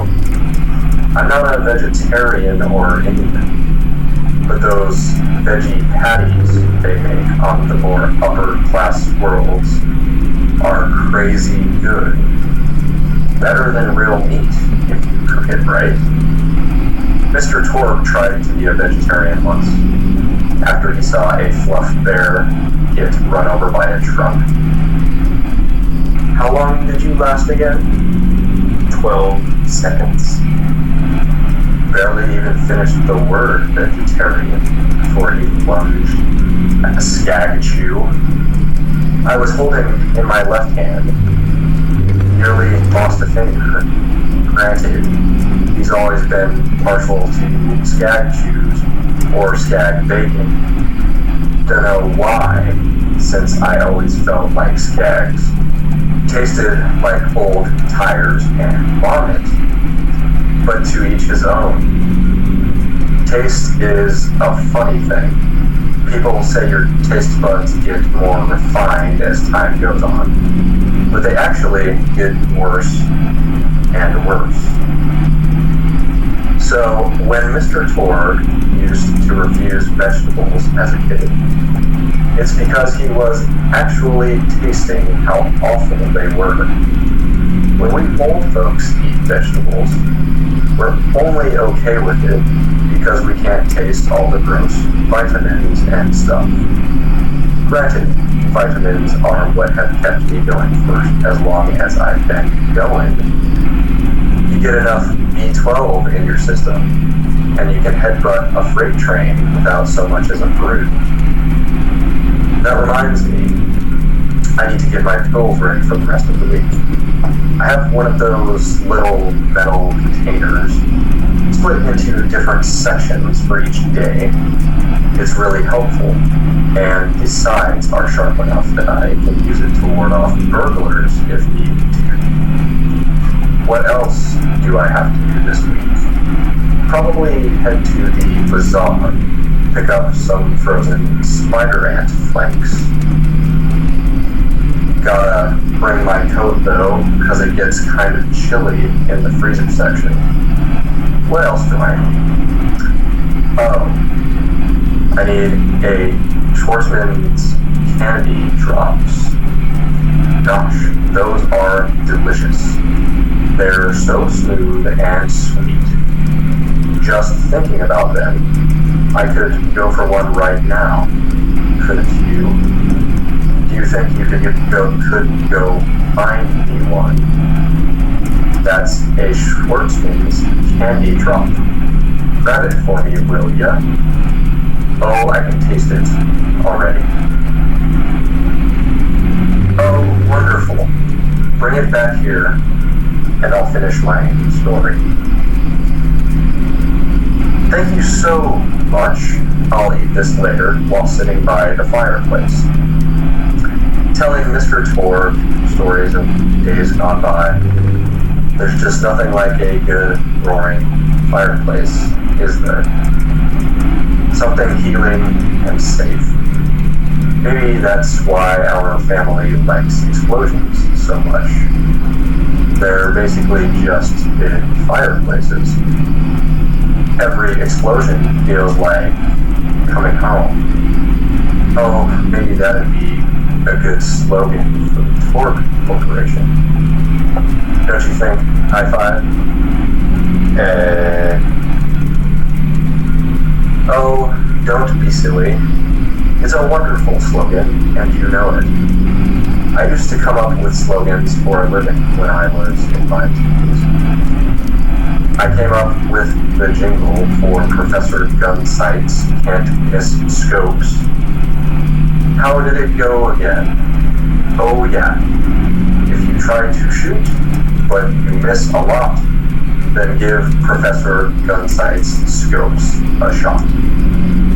And then they played a gunshot sound effect and someone going, ah. It was cute, but gosh, I've been talking for a while now, haven't I? Thanks for bringing your friends to listen to an old woman ramble for a while.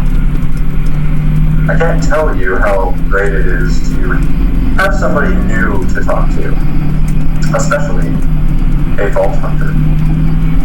Oh, and one more thing. No, actually, that can probably wait. Just something about vaults and the end of the universe. Anyway, here. I always spoil my friends, just like I spoiled my grandson. Enjoy it. Conversation. Needly,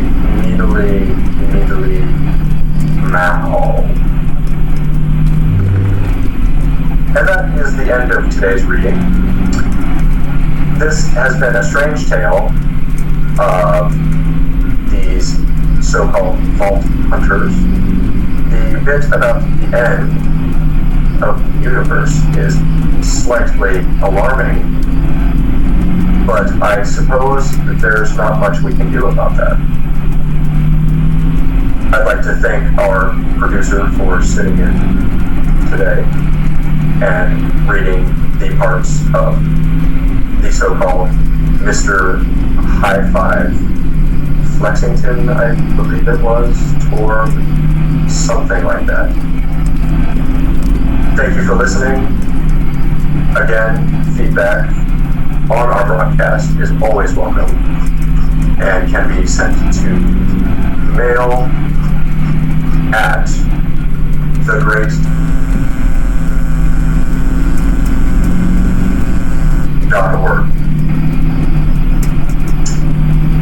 Join us tomorrow for another tale. We'll see you then.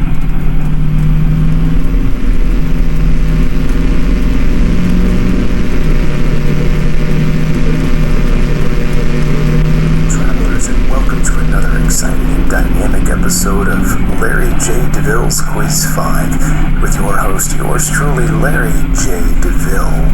And for those travelers new to the Larry J. DeVille's Quiz 5, here's how it works. I will give a quiz question. and then I will list all of the options for the possible answers, and you must wait until I list the final option before you say your answer aloud. I will give 10 seconds to give your answer, and the first person to give the correct answer gets a point. At the end of the game, which is only 5 questions long, the person who has the most points wins the game. Alright, travelers, let's get our hands right into it. Here is the first question on Larry J. DeVille's Quiz 5 with your host, Larry J. DeVille. Yours truly. Question number 1. The cottonwood tree, not to be confused with the plains cottonwood tree, but the cottonwood tree is the state tree of what state? Is it A, Alabama, B, Alaska, C, Arizona, D, Arkansas, E, California, F, Colorado, G, Connecticut, H, Delaware, I, Florida, J, Georgia, K, Hawaii, L, Idaho, M, Illinois, N, Indiana, O, Iowa, P, Kansas, Q, Kentucky, R, Louisiana, S, Maine, T, Maryland, U, Massachusetts, V, Michigan, W, Minnesota, X, Mississippi, Y, Missouri, Z, Montana, AA, Nebraska, BB, Nevada, CC, New Hampshire, DD, New Jersey, EE, New Mexico, FF, New York, GG, North Carolina, HH, North Dakota, II, Ohio, JJ, Oklahoma, KK, Oregon, LL, Pennsylvania, MM, Rhode Island, NN, South Carolina, OO, South Dakota, PP, Tennessee, QQ, Texas, RR, Utah, SS, Vermont, TT, Virginia, UU, Washington, VV, West Virginia, WW, Wisconsin, or XX, Wyoming. You have 10 seconds to answer.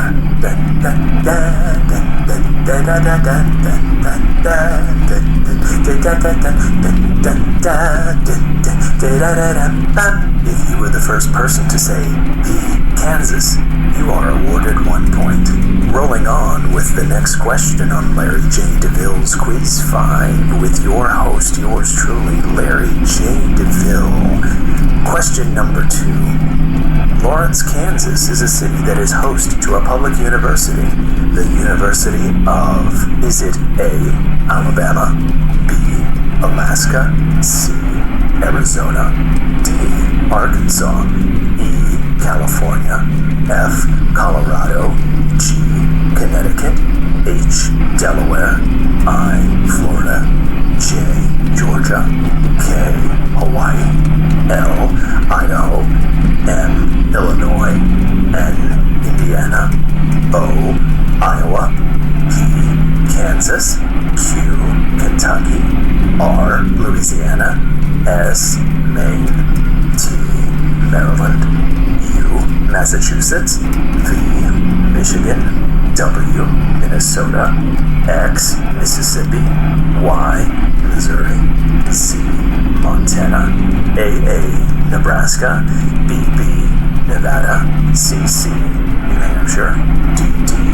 New Jersey, EE, New Mexico, FF, New York, GG, North Carolina, HH, North Dakota, II, Ohio, JJ, Oklahoma, KK, Oregon, LL, Pennsylvania, MM, Rhode Island, NN, South Carolina, OO, South Dakota, PP, Tennessee, QQ, Texas, RR, Utah, SS, Vermont, TT, Virginia, UU, Washington, VV, West Virginia, WW, Wisconsin, or XX, Wyoming. You have 10 seconds to answer.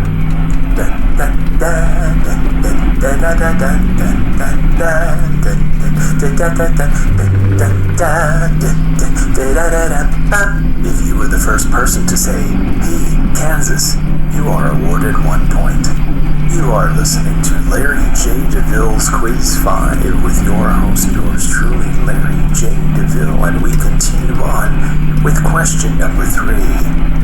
Kansas City is a city in the state of Missouri, but it is also a city in the state of, is it A, Alabama, B, Alaska, C, Arizona, D, Arkansas, E, California, F, Colorado, G, Connecticut, H, Delaware, I, Florida, J, Georgia, K, Hawaii, L, Idaho, M, Illinois, N, Indiana, O, Iowa, P, Kansas, Q, Kentucky, R, Louisiana, S, Maine, T, Maryland, U, Massachusetts, V, Michigan, W, Minnesota, X, Mississippi, Y, Missouri, Z, Montana, AA, Nebraska,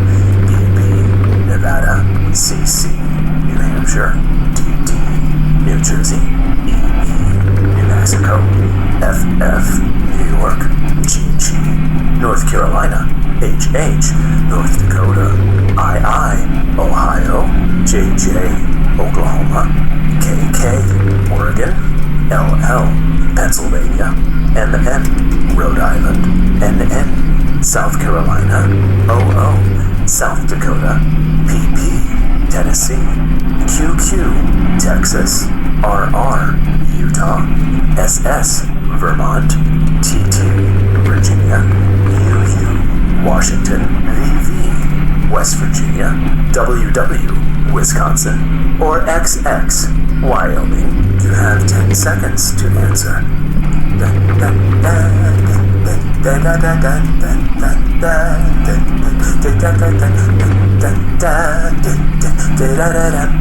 If you were the first person to say, "Hey, Kansas," you are awarded 1 point. You are listening to Larry J. DeVille's Quiz 5 with your host, yours truly, Larry J. DeVille. And we're going to continue on, travelers, with question number 4.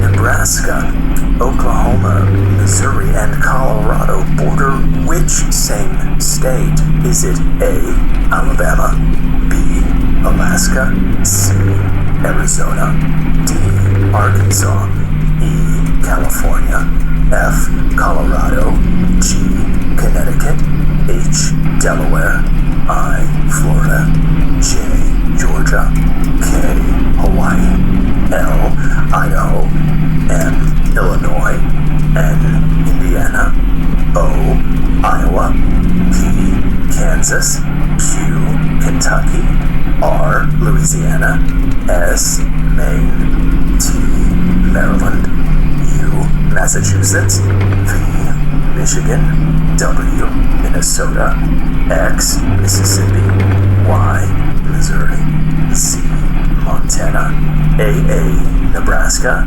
BB, Nevada, CC, New Hampshire, DD, New Jersey, EE, New Mexico, FF, New York, GG, North Carolina, HH, North Dakota, II, Ohio, JJ, Oklahoma, KK, Oregon, LL, Pennsylvania, MM, Rhode Island, NN, South Carolina, OO, South Dakota, PP, Tennessee, QQ, Texas, RR, Utah, SS, Vermont, TT, Virginia, UU, Washington, VV, West Virginia, WW, Wisconsin, or XX, Wyoming. You have 10 seconds to answer.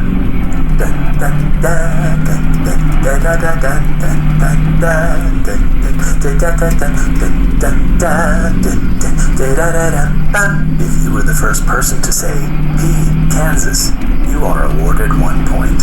Well, travelers, you and I are rounding third. Coming home. Question 5 is coming up next, but I feel like you and I made a connection today. Did you feel challenged? Well, if so, I am glad I was able to play a part in your journey of not just success, but significance. Okay, question number 5 today on Larry J. DeVille's Quiz 5 with your host, yours truly, Larry J. DeVille. The band Kansas was named after which state? Is it A, Alabama, B, Alaska, C, Arizona, D, Arkansas, E, California, F, Colorado, G, Connecticut, H, Delaware, I, Florida, J, Georgia, K, Hawaii, L, Idaho, M, Illinois, N, Indiana, O, Iowa, P, Kansas, Q, Kentucky, R, Louisiana, S, Maine, T, Maryland, U, Massachusetts, V, Michigan, W, Minnesota, X, Mississippi, Y, Missouri, Z, Montana, AA, Nebraska, BB, Nevada, CC, New Hampshire, DD, New Jersey, EE, New Mexico, FF, New York, GG, North Carolina, HH, North Dakota, II, Ohio, JJ, Oklahoma, KK, Oregon, LL, Pennsylvania, MM, Rhode Island, NN, South Carolina, OO, South Dakota, PP, Tennessee, QQ, Texas, RR, Utah, SS, Vermont, TT, Virginia, UU, Washington, VV, West Virginia, WW, Wisconsin, or XX, Wyoming. You have 10 seconds to answer.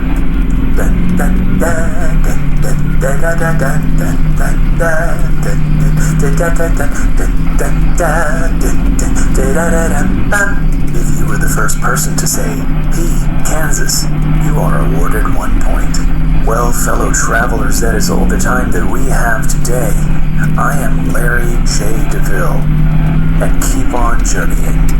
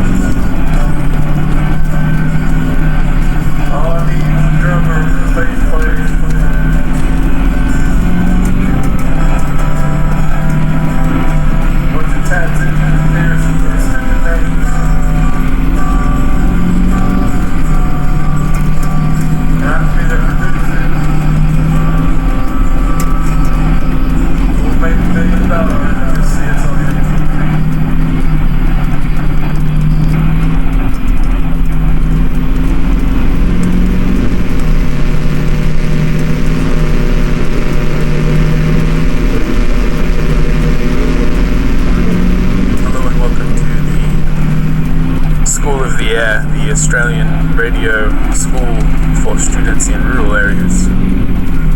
This episode of the School of the Air will be on the period known as the Great Emu War, or as some know it, the Emu War. One of the few military actions in which Australian soldiers have fought and lost, the other notably being the Vietnam War. This war was fought between a large herd of emus, a species of large flightless bird native to Australia, and former soldiers with military training and military equipment in 1932. To give a little bit of context, the soldiers who fought for Australia in World War I returned to find that many of them did not have jobs, but many of them did have large military wages accrued from the times overseas where they could not spend it. And for a long time, this managed to keep them afloat. However, as the Great Depression neared, many soon discovered that they would not have enough money to live off for their families. And during this time, there were many farmers who were encouraged to purchase wheat crops, as the government promised that they would provide some form of subsidy. Many ex-soldiers realized that this was an opportunity for them, and they went and bought cheap land in Western Australia,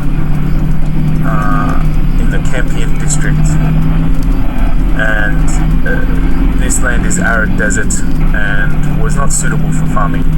They also invested much of their money in wheat crops, which they planted, assuming there would be the subsidy, which the politicians failed to provide.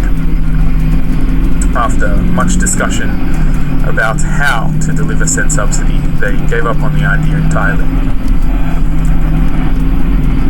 As you know, deserts are not good for farming due to the low nutrient content of the soil.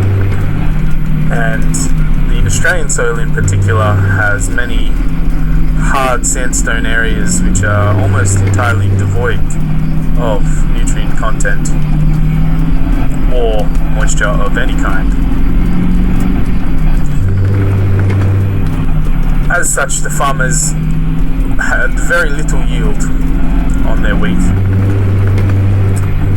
and those that did had invested a lot more money than they were anticipating to get these wheat crops to grow.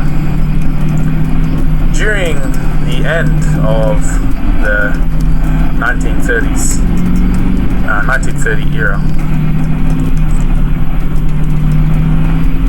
there was a large herd of 20,000 emus, approximately.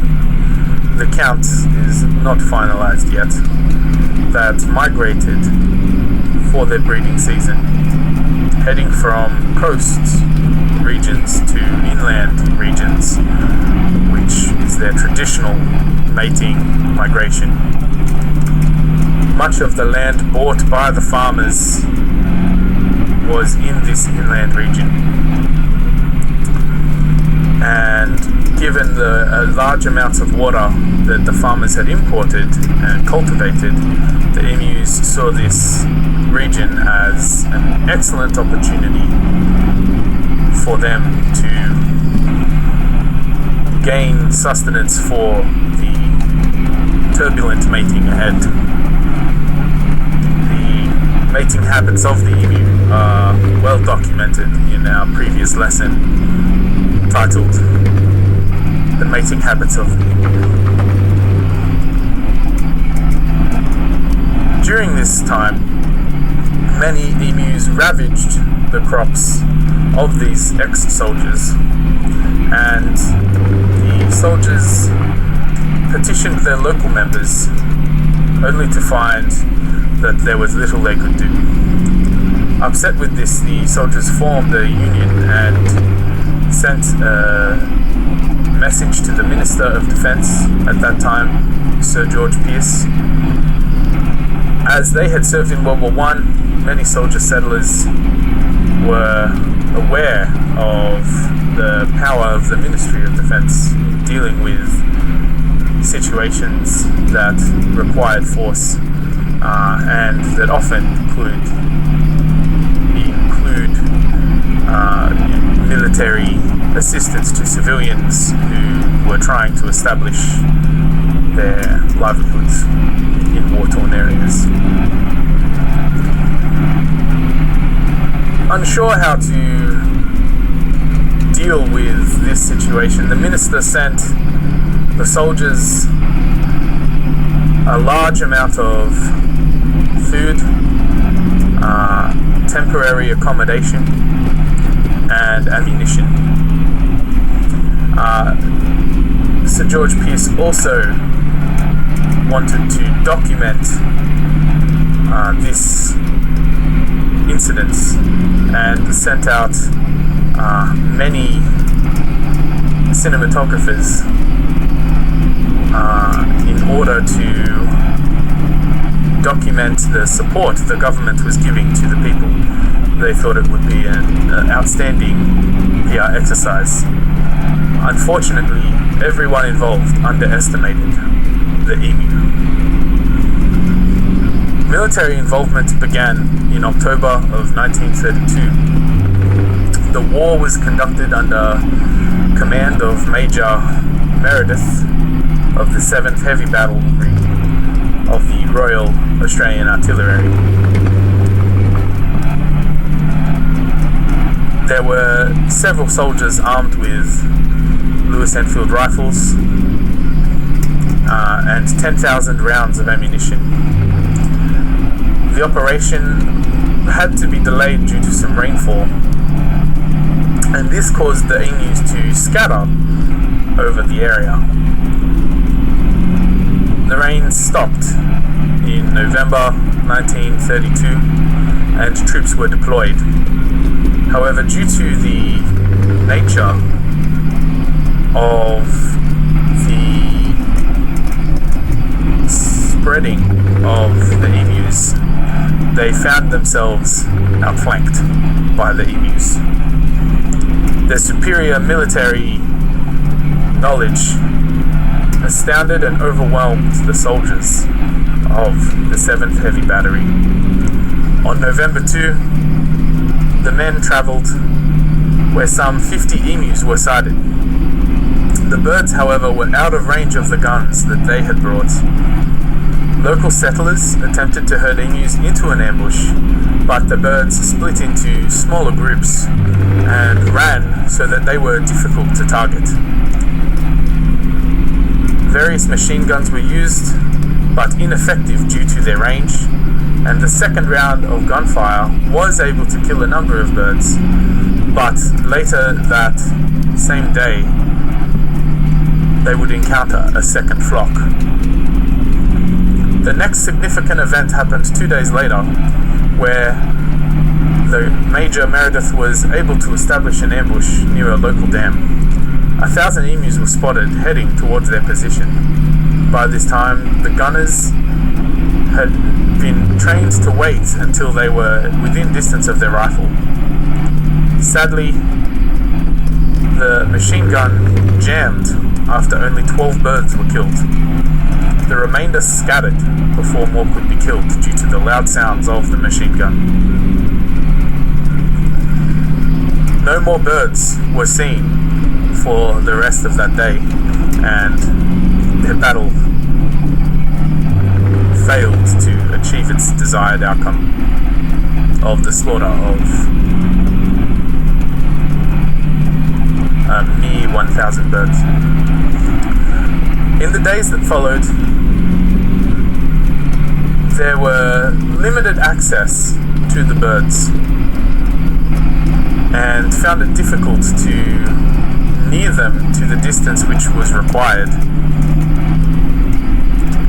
6 days after the first engagement, there had been 2,500 rounds of the 10,000 rounds of ammunition spent, but the number of birds killed was likely to be less than 50 birds. The settlers were also attacking birds at this time.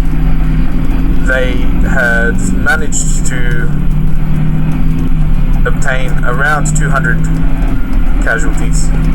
However, both the army and the settlers suffered severe casualties due to the obscene violence of these native Australian birds. Dominic Cerventry, an ornithologist, summarizes the attempts at culling these birds as follows. The machine gunner's dreams of point-blank fire into serried masses of emus were soon dissipated. The emu command had evidently ordered guerrilla tactics, and its unwielding army split up into innumerable small amounts that made use of military equipment uneconomic. A crestfallen field force therefore withdrew from combat area after about a month. After the withdrawal, Meredith compared the emus to Zulus, with significant striking mobility, even when badly wounded. Australia fled its first encounter with the emu detachment. It quickly became clear that more military force was needed as the emu attacks on crops increased. The attacks of the military had forced the emus away from the natural sources of food and resulted in them needing to raid the town for supplies. Farmers begged for further support, citing hot weather and a drought brought by the emus invading their farms in the thousands. The Premier of Western Australia lent his strong support to try and renew the military assistance. At this time, the base commander had reported false numbers, indicating that in just a small few periods of time, the emus had been killed in much larger numbers than the actual reality of the matter. As a result of the base commander's report, which had falsified emu casualties, in 12th of November, the Ministry of Defense approved a resumption of military efforts. This decision was defended in the Senate, explaining that the soldiers were necessary to combat serious agricultural threat of a large emu population. Taking to the field on the 13th of November 1932, the military found some degree of success over the first 2 days, with approximately 40 emus killed. On the third day, the 15th of November, the emus struck back. The guns were damaged by this emu attack, as were many soldiers. A sad time in Australia's history. The guns were roughly counting for approximately 100 emu deaths per week by the 2nd of December. However, Meredith claims in his reports that closer to 1,000 kills were more likely. He suggested a rate of 10 rounds per confirmed kill. Meredith claimed that 2,500 wounded birds had died as a result of injuries that they had sustained and not died from instantaneously. Despite all these problems with the cull, the farmers were required to request further assistance in 1934, 1943, and 1948, each time to be turned down by the government, explaining that there was no longer a need given Meredith's falsified numbers. The government instituted instead a bounty system that had formerly been in place since 1923, and this proved effective for the soldiers who needed money and took matters into their own hands. To this day, 57,034 bounties were claimed in response to the Great Emu Bounty. By December of 1932, the Emu War had spread far and wide thanks to the news reporters that were sent by the army. This was sent overseas to the United Kingdom and America, though quickly covered up by the Australian government in those overseas countries.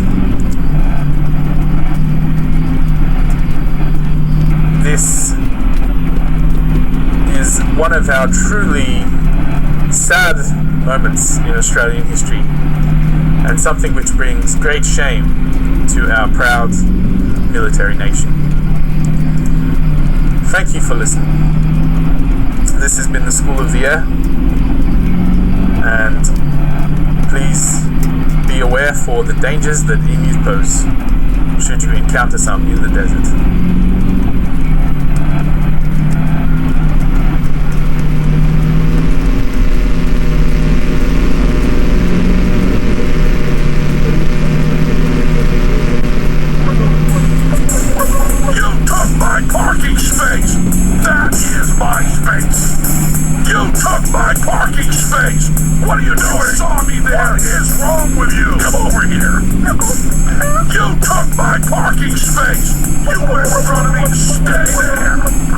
You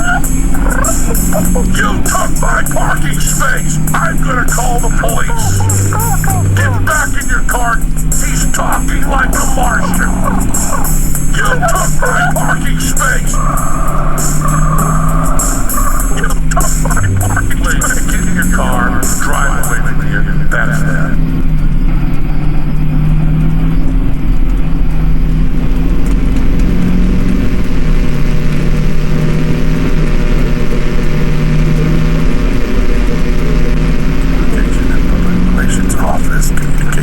Plan 2016-2017. Executive Summary.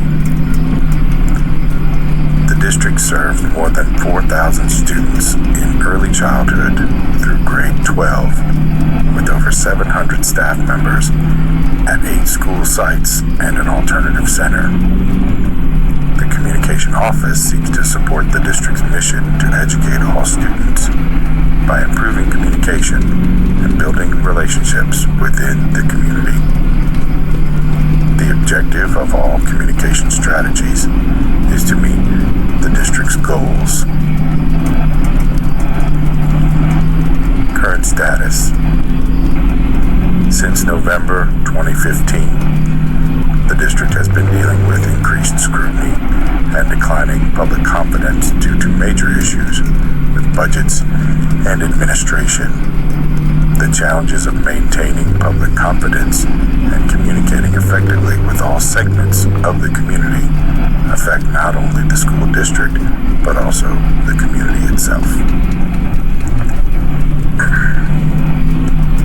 Focus. The Communication and Public Relations Office will focus its resources on leveraging cost-effective social media strategies, fostering partnerships with community stakeholders and businesses, using local media where appropriate and feasible, expanding in-house video and content production, and helping to develop communication capacity at district schools in order to ultimately have a positive impact on public confidence and perception of the district.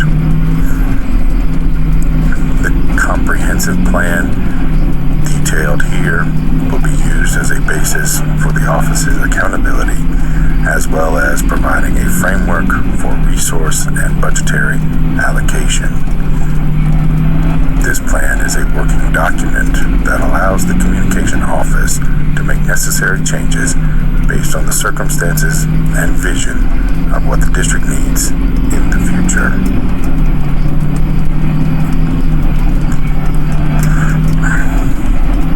Communication and Public Relations mission to build public understanding and support for the district. District mission. The mission of the district is to educate all students to become productive citizens of a dynamic global community. District vision. The district is a model teaching and learning community that graduates productive and caring citizens who are prepared to succeed.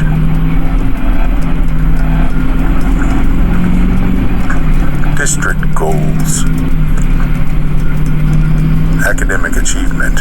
Every child is supported and nurtured with a systemic process to reach their full potential. Parent community engagement. Schools, parents, and the community function as a team to support a learning community. Safe and orderly schools. Maintain a learning environment that is conducive to high-performing schools. Accountability. Employ effective and efficient accountability systems that evaluate the academic, operation, and fiscal performance of the school district.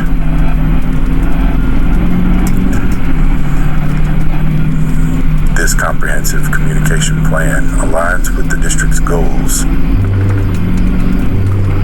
Goal 1, academic achievement.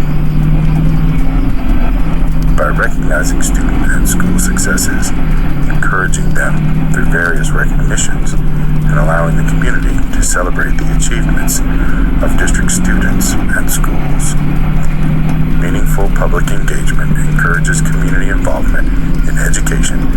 benefits children and increases student achievement.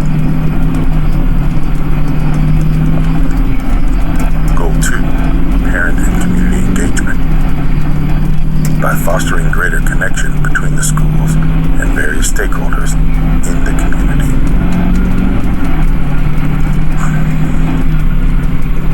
Goal 3, safe and orderly schools.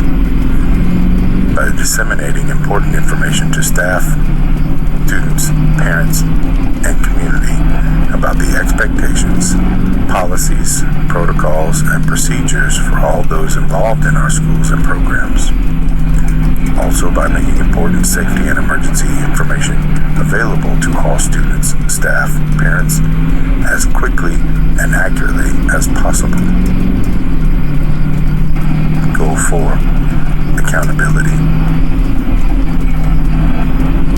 By making accountability information available through a variety of outlets and helping the district to respond to all legal informational requests in a timely manner in accordance with relevant state and federal law.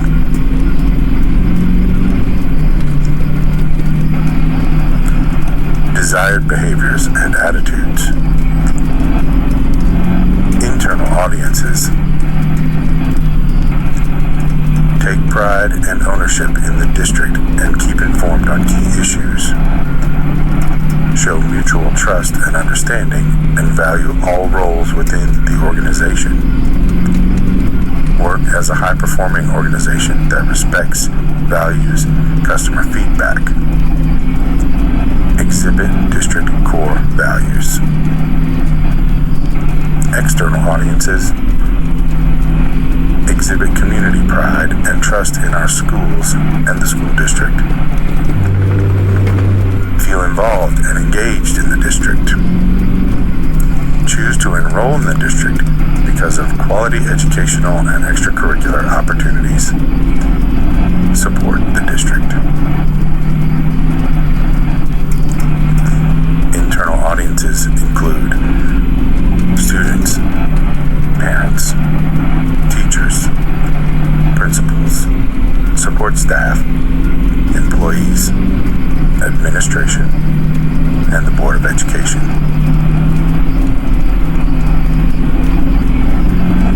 External audiences include taxpayers, senior citizens, retirees, business leaders, media, civic leaders, legislators, religious leaders, neighborhood groups, new residents, prospective families.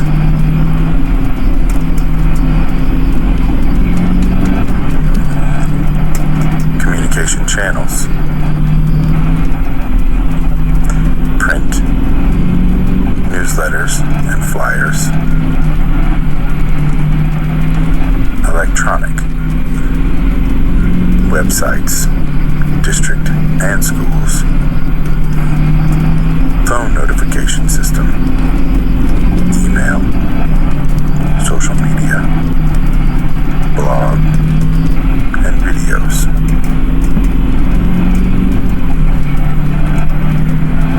Local media outlets. Print, 2 newspapers. Television. Radio. 2 multi-station networks, plus many independent and syndicated stations.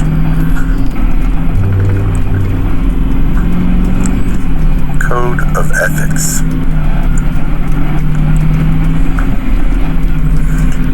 The district is a member of the National School Public Relations Association and its state affiliate, and is guided by the hallmark of professionalism established by the organization's Code of Ethics.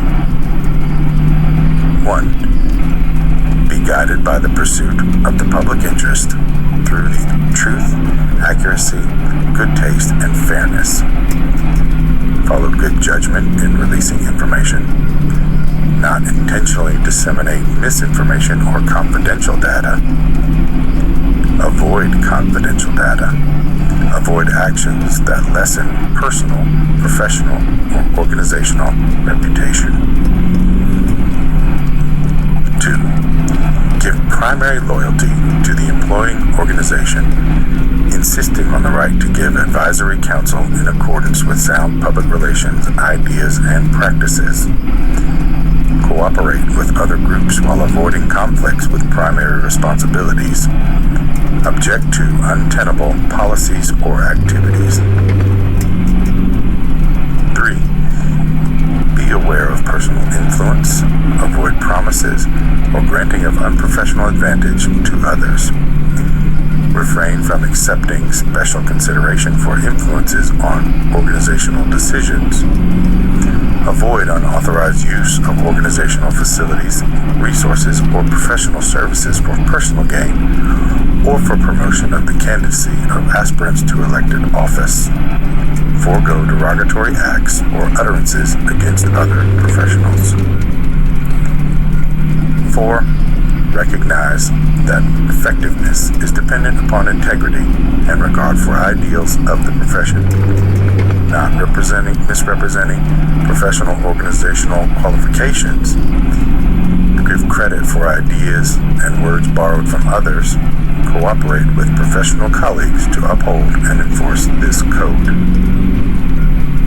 This plan is a working document that allows the Communication Office to make necessary changes based on the circumstances and vision of what the district needs in the future.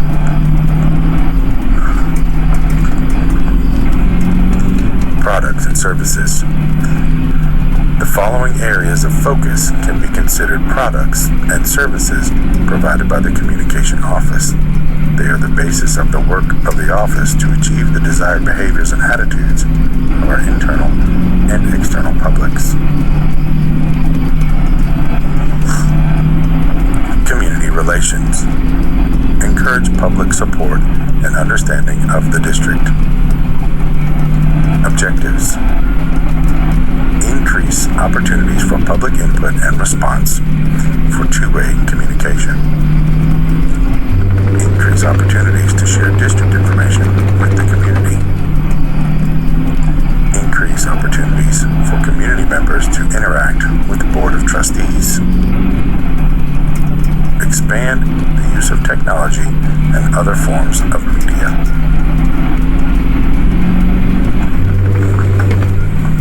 Strategies.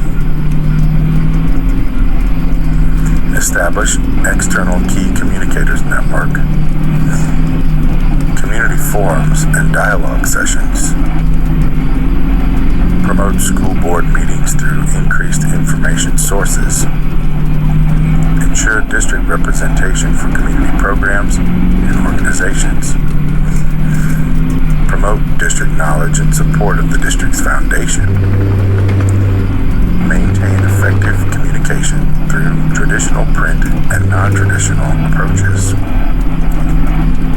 Work with alumni programs and retired educators to further the initiatives of the district, including advocacy of the district's mission, goals, and programs, and for alumni to support student achievement.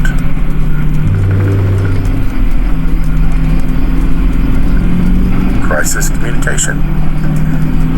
Mitigate negative impacts in the community and encourage fair, objective media coverage. Objectives. Counsel school principals and staff in managing crisis communication. Provide timely, accurate information to internal and external audiences. Work closely with the media to provide accurate, timely information. Evaluate and revise crisis management plan. Crisis management and communications training. On-site support in emergencies when possible.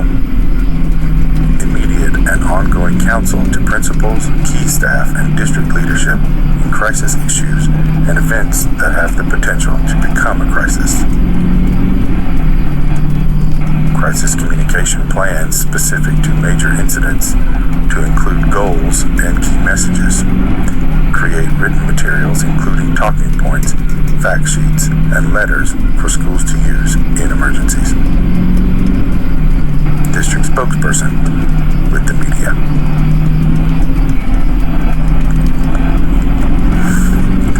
Media relations. Help the district better communicate with target audiences. Objectives. Increase the number of positive stories provided to the media. Expand professional relationships with members of the local media.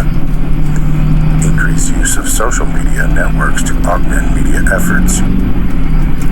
Serve as district's primary liaison with the news media, including spokesperson at the direction of the superintendent. Strategies. Press releases, briefings, photo ops, and conferences. New sources of information to augment or replace traditional media news releases. Relationship building and one-on-one story development. District fact sheets on district initiatives. Letters to the editor and guest editorials, opinion pieces. Coordinate key messages through existing district channels.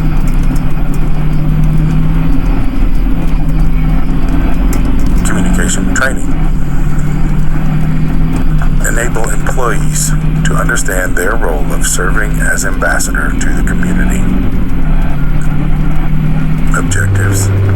Increase opportunities for employees to receive communications training.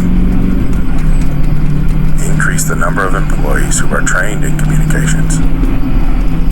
Provide opportunities for board members to receive communications training. Strategies. Public engagement. Effective communication strategies. Communication planning. School skills workshops. PR for principals. Media relations. Crisis communications. School board trainings. This plan is a working document that allows the communication office to make necessary changes based on circumstances and vision for the future of what the district needs.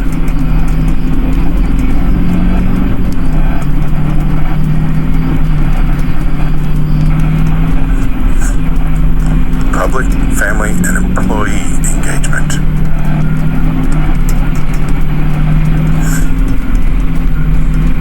Empower employees and families to take ownership in their school and the district, and foster collaborative relationship. Objectives. Increase opportunities for staff and community members to become involved in meaningful public engagement with schools, the district, and school board. Increase students, parents, and employees' awareness of their role as customers and ambassadors of the district. Expand distribution of information to students and employees. Recognition of students, employees, internally and externally, for their accomplishments. Refine the Employee of the Month program to add value for staff. Assess employee morale and trust in the district. Increase employees' awareness of their role as ambassadors for the district.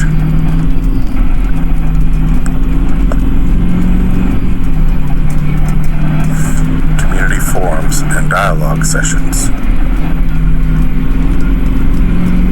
Strategies. Legislative forums. Presentations. Special event appearances. Recognition programs. Civic service organizations, memberships and attendance, strategic partnerships, publications, distribution of electronic newsletters based on Monday Memo for all employees to receive timely information, assist schools and departments with internal communication plans and actions, web communications, provide the opportunity to reach a broad public with an immediate message that can be targeted directly to their interest. Two components link the district's web communication from external audiences to internal publics: district website and social media. Social media to include Twitter, Facebook, Instagram, and Pinterest. Objectives: reach more stakeholders and audiences through electronic communication. Increase awareness of information that will build community involvement. Place growing emphasis on electronic two-way communication. Apply standards for district and school sites for posting and updating. Adhere to standards of quality for content, design, and management. Increase exposure of various social media channels.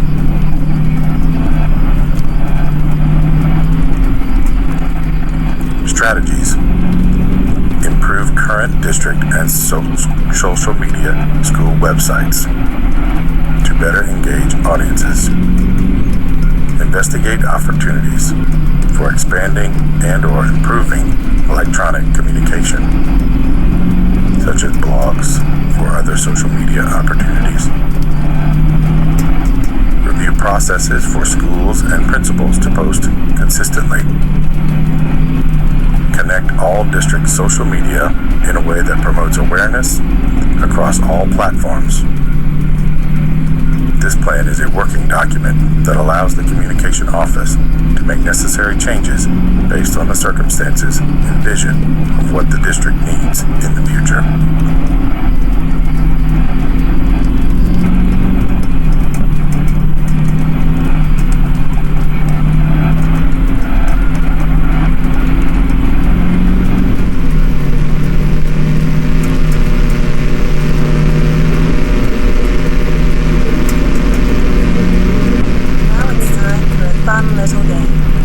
Like you to tell me which of the following English street names have been deliberately mispronounced.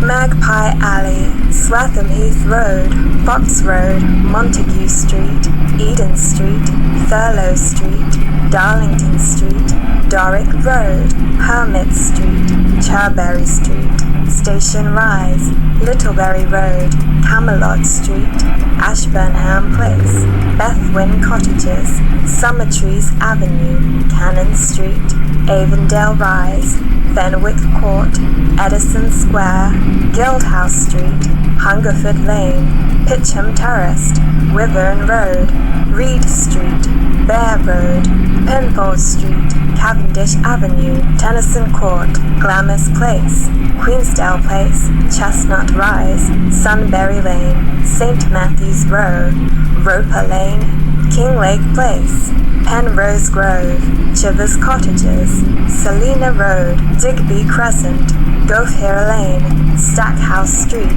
Eastmore Place, Hood Court, Ponder Street, Denbury Close, Axminster Road, Dobbins Court, Dorville Crescent, Duke Street Hill, North East Place, Troy Street, Willicombe Road, Greek Street, Ellesmere Place, Barndale Street, Shortlands, Egerton Drive, Saxon Road, Castile Road, Elf Row, Bucking Street, Eden Street, Exmouth Street, Starcross Street, Loughman Road, Love Lane, Little Dorrit Court, Peacham Street, Tilson Gardens, Fountain Drive, Conray Street, Ampton Place, Garden Close, Thurberton Street, Glasshouse Walk, Nightingale Grove, Glengall Grove, Reddington Drive, Richmond Mews, Gloucester Way, Pemberton Road, Stukely Street, Ensley Place, Gow Grove, Castlehaven Road, Adderley Street, Picton Place, Wheatley Street, Monmouth Street, Dragon Yard, Mossop Street, Borden Street, Grosvenor Avenue, Vale End, West Grove, Wilton Road, Half Moon Court, Tonsley Street, Wigmore Place, Harleton Street, Harrington Way, Gathorne Street, Stainsbury Place, Minette Road, Hopton Street, Monthorpe Street, Lascombe Street, Horsengreen Court, Hyde's Place, Ivy Walk, Devonport Passage, Wyvern Way, Violent Place, Chesterfield Hill, Cranley Street, Plunder Street, Canither Road, Bardsley Lane, Lancaster Drive, Landor Walk, Wolf Lane, Redguard Road, Allcroft Passage, Ormond Mews, Duffy Street, Padfield Road, Dunlow Place, Shillingford Street, Lollard Place, Tiptree Street, Broadbent Street, Tarleton Street, Penry Place, 20 Pence Road, Rosemore Street, Darwood Place, Cressy Court, Winchester Square, Heath Lane, Smallbrook Mews, Saltwell Street, Lucan Street, Malvern Place, Manor Avenue, Hayden Walk, Tyson Passage, Marshall Gardens, Merton Rise, Crescent Row, Buckmaster Road, Mill Gardens, Moorish Road, Swanfield Street, Glegg Place, Kingley Court, Newton Grove, Cecilia Road, Spreemont Place, Haringham Road, Lord North Street, Oakley Gardens, Ordnance Hill, Eden Row, Parkfield Row, Waverley Crescent, Pear Street,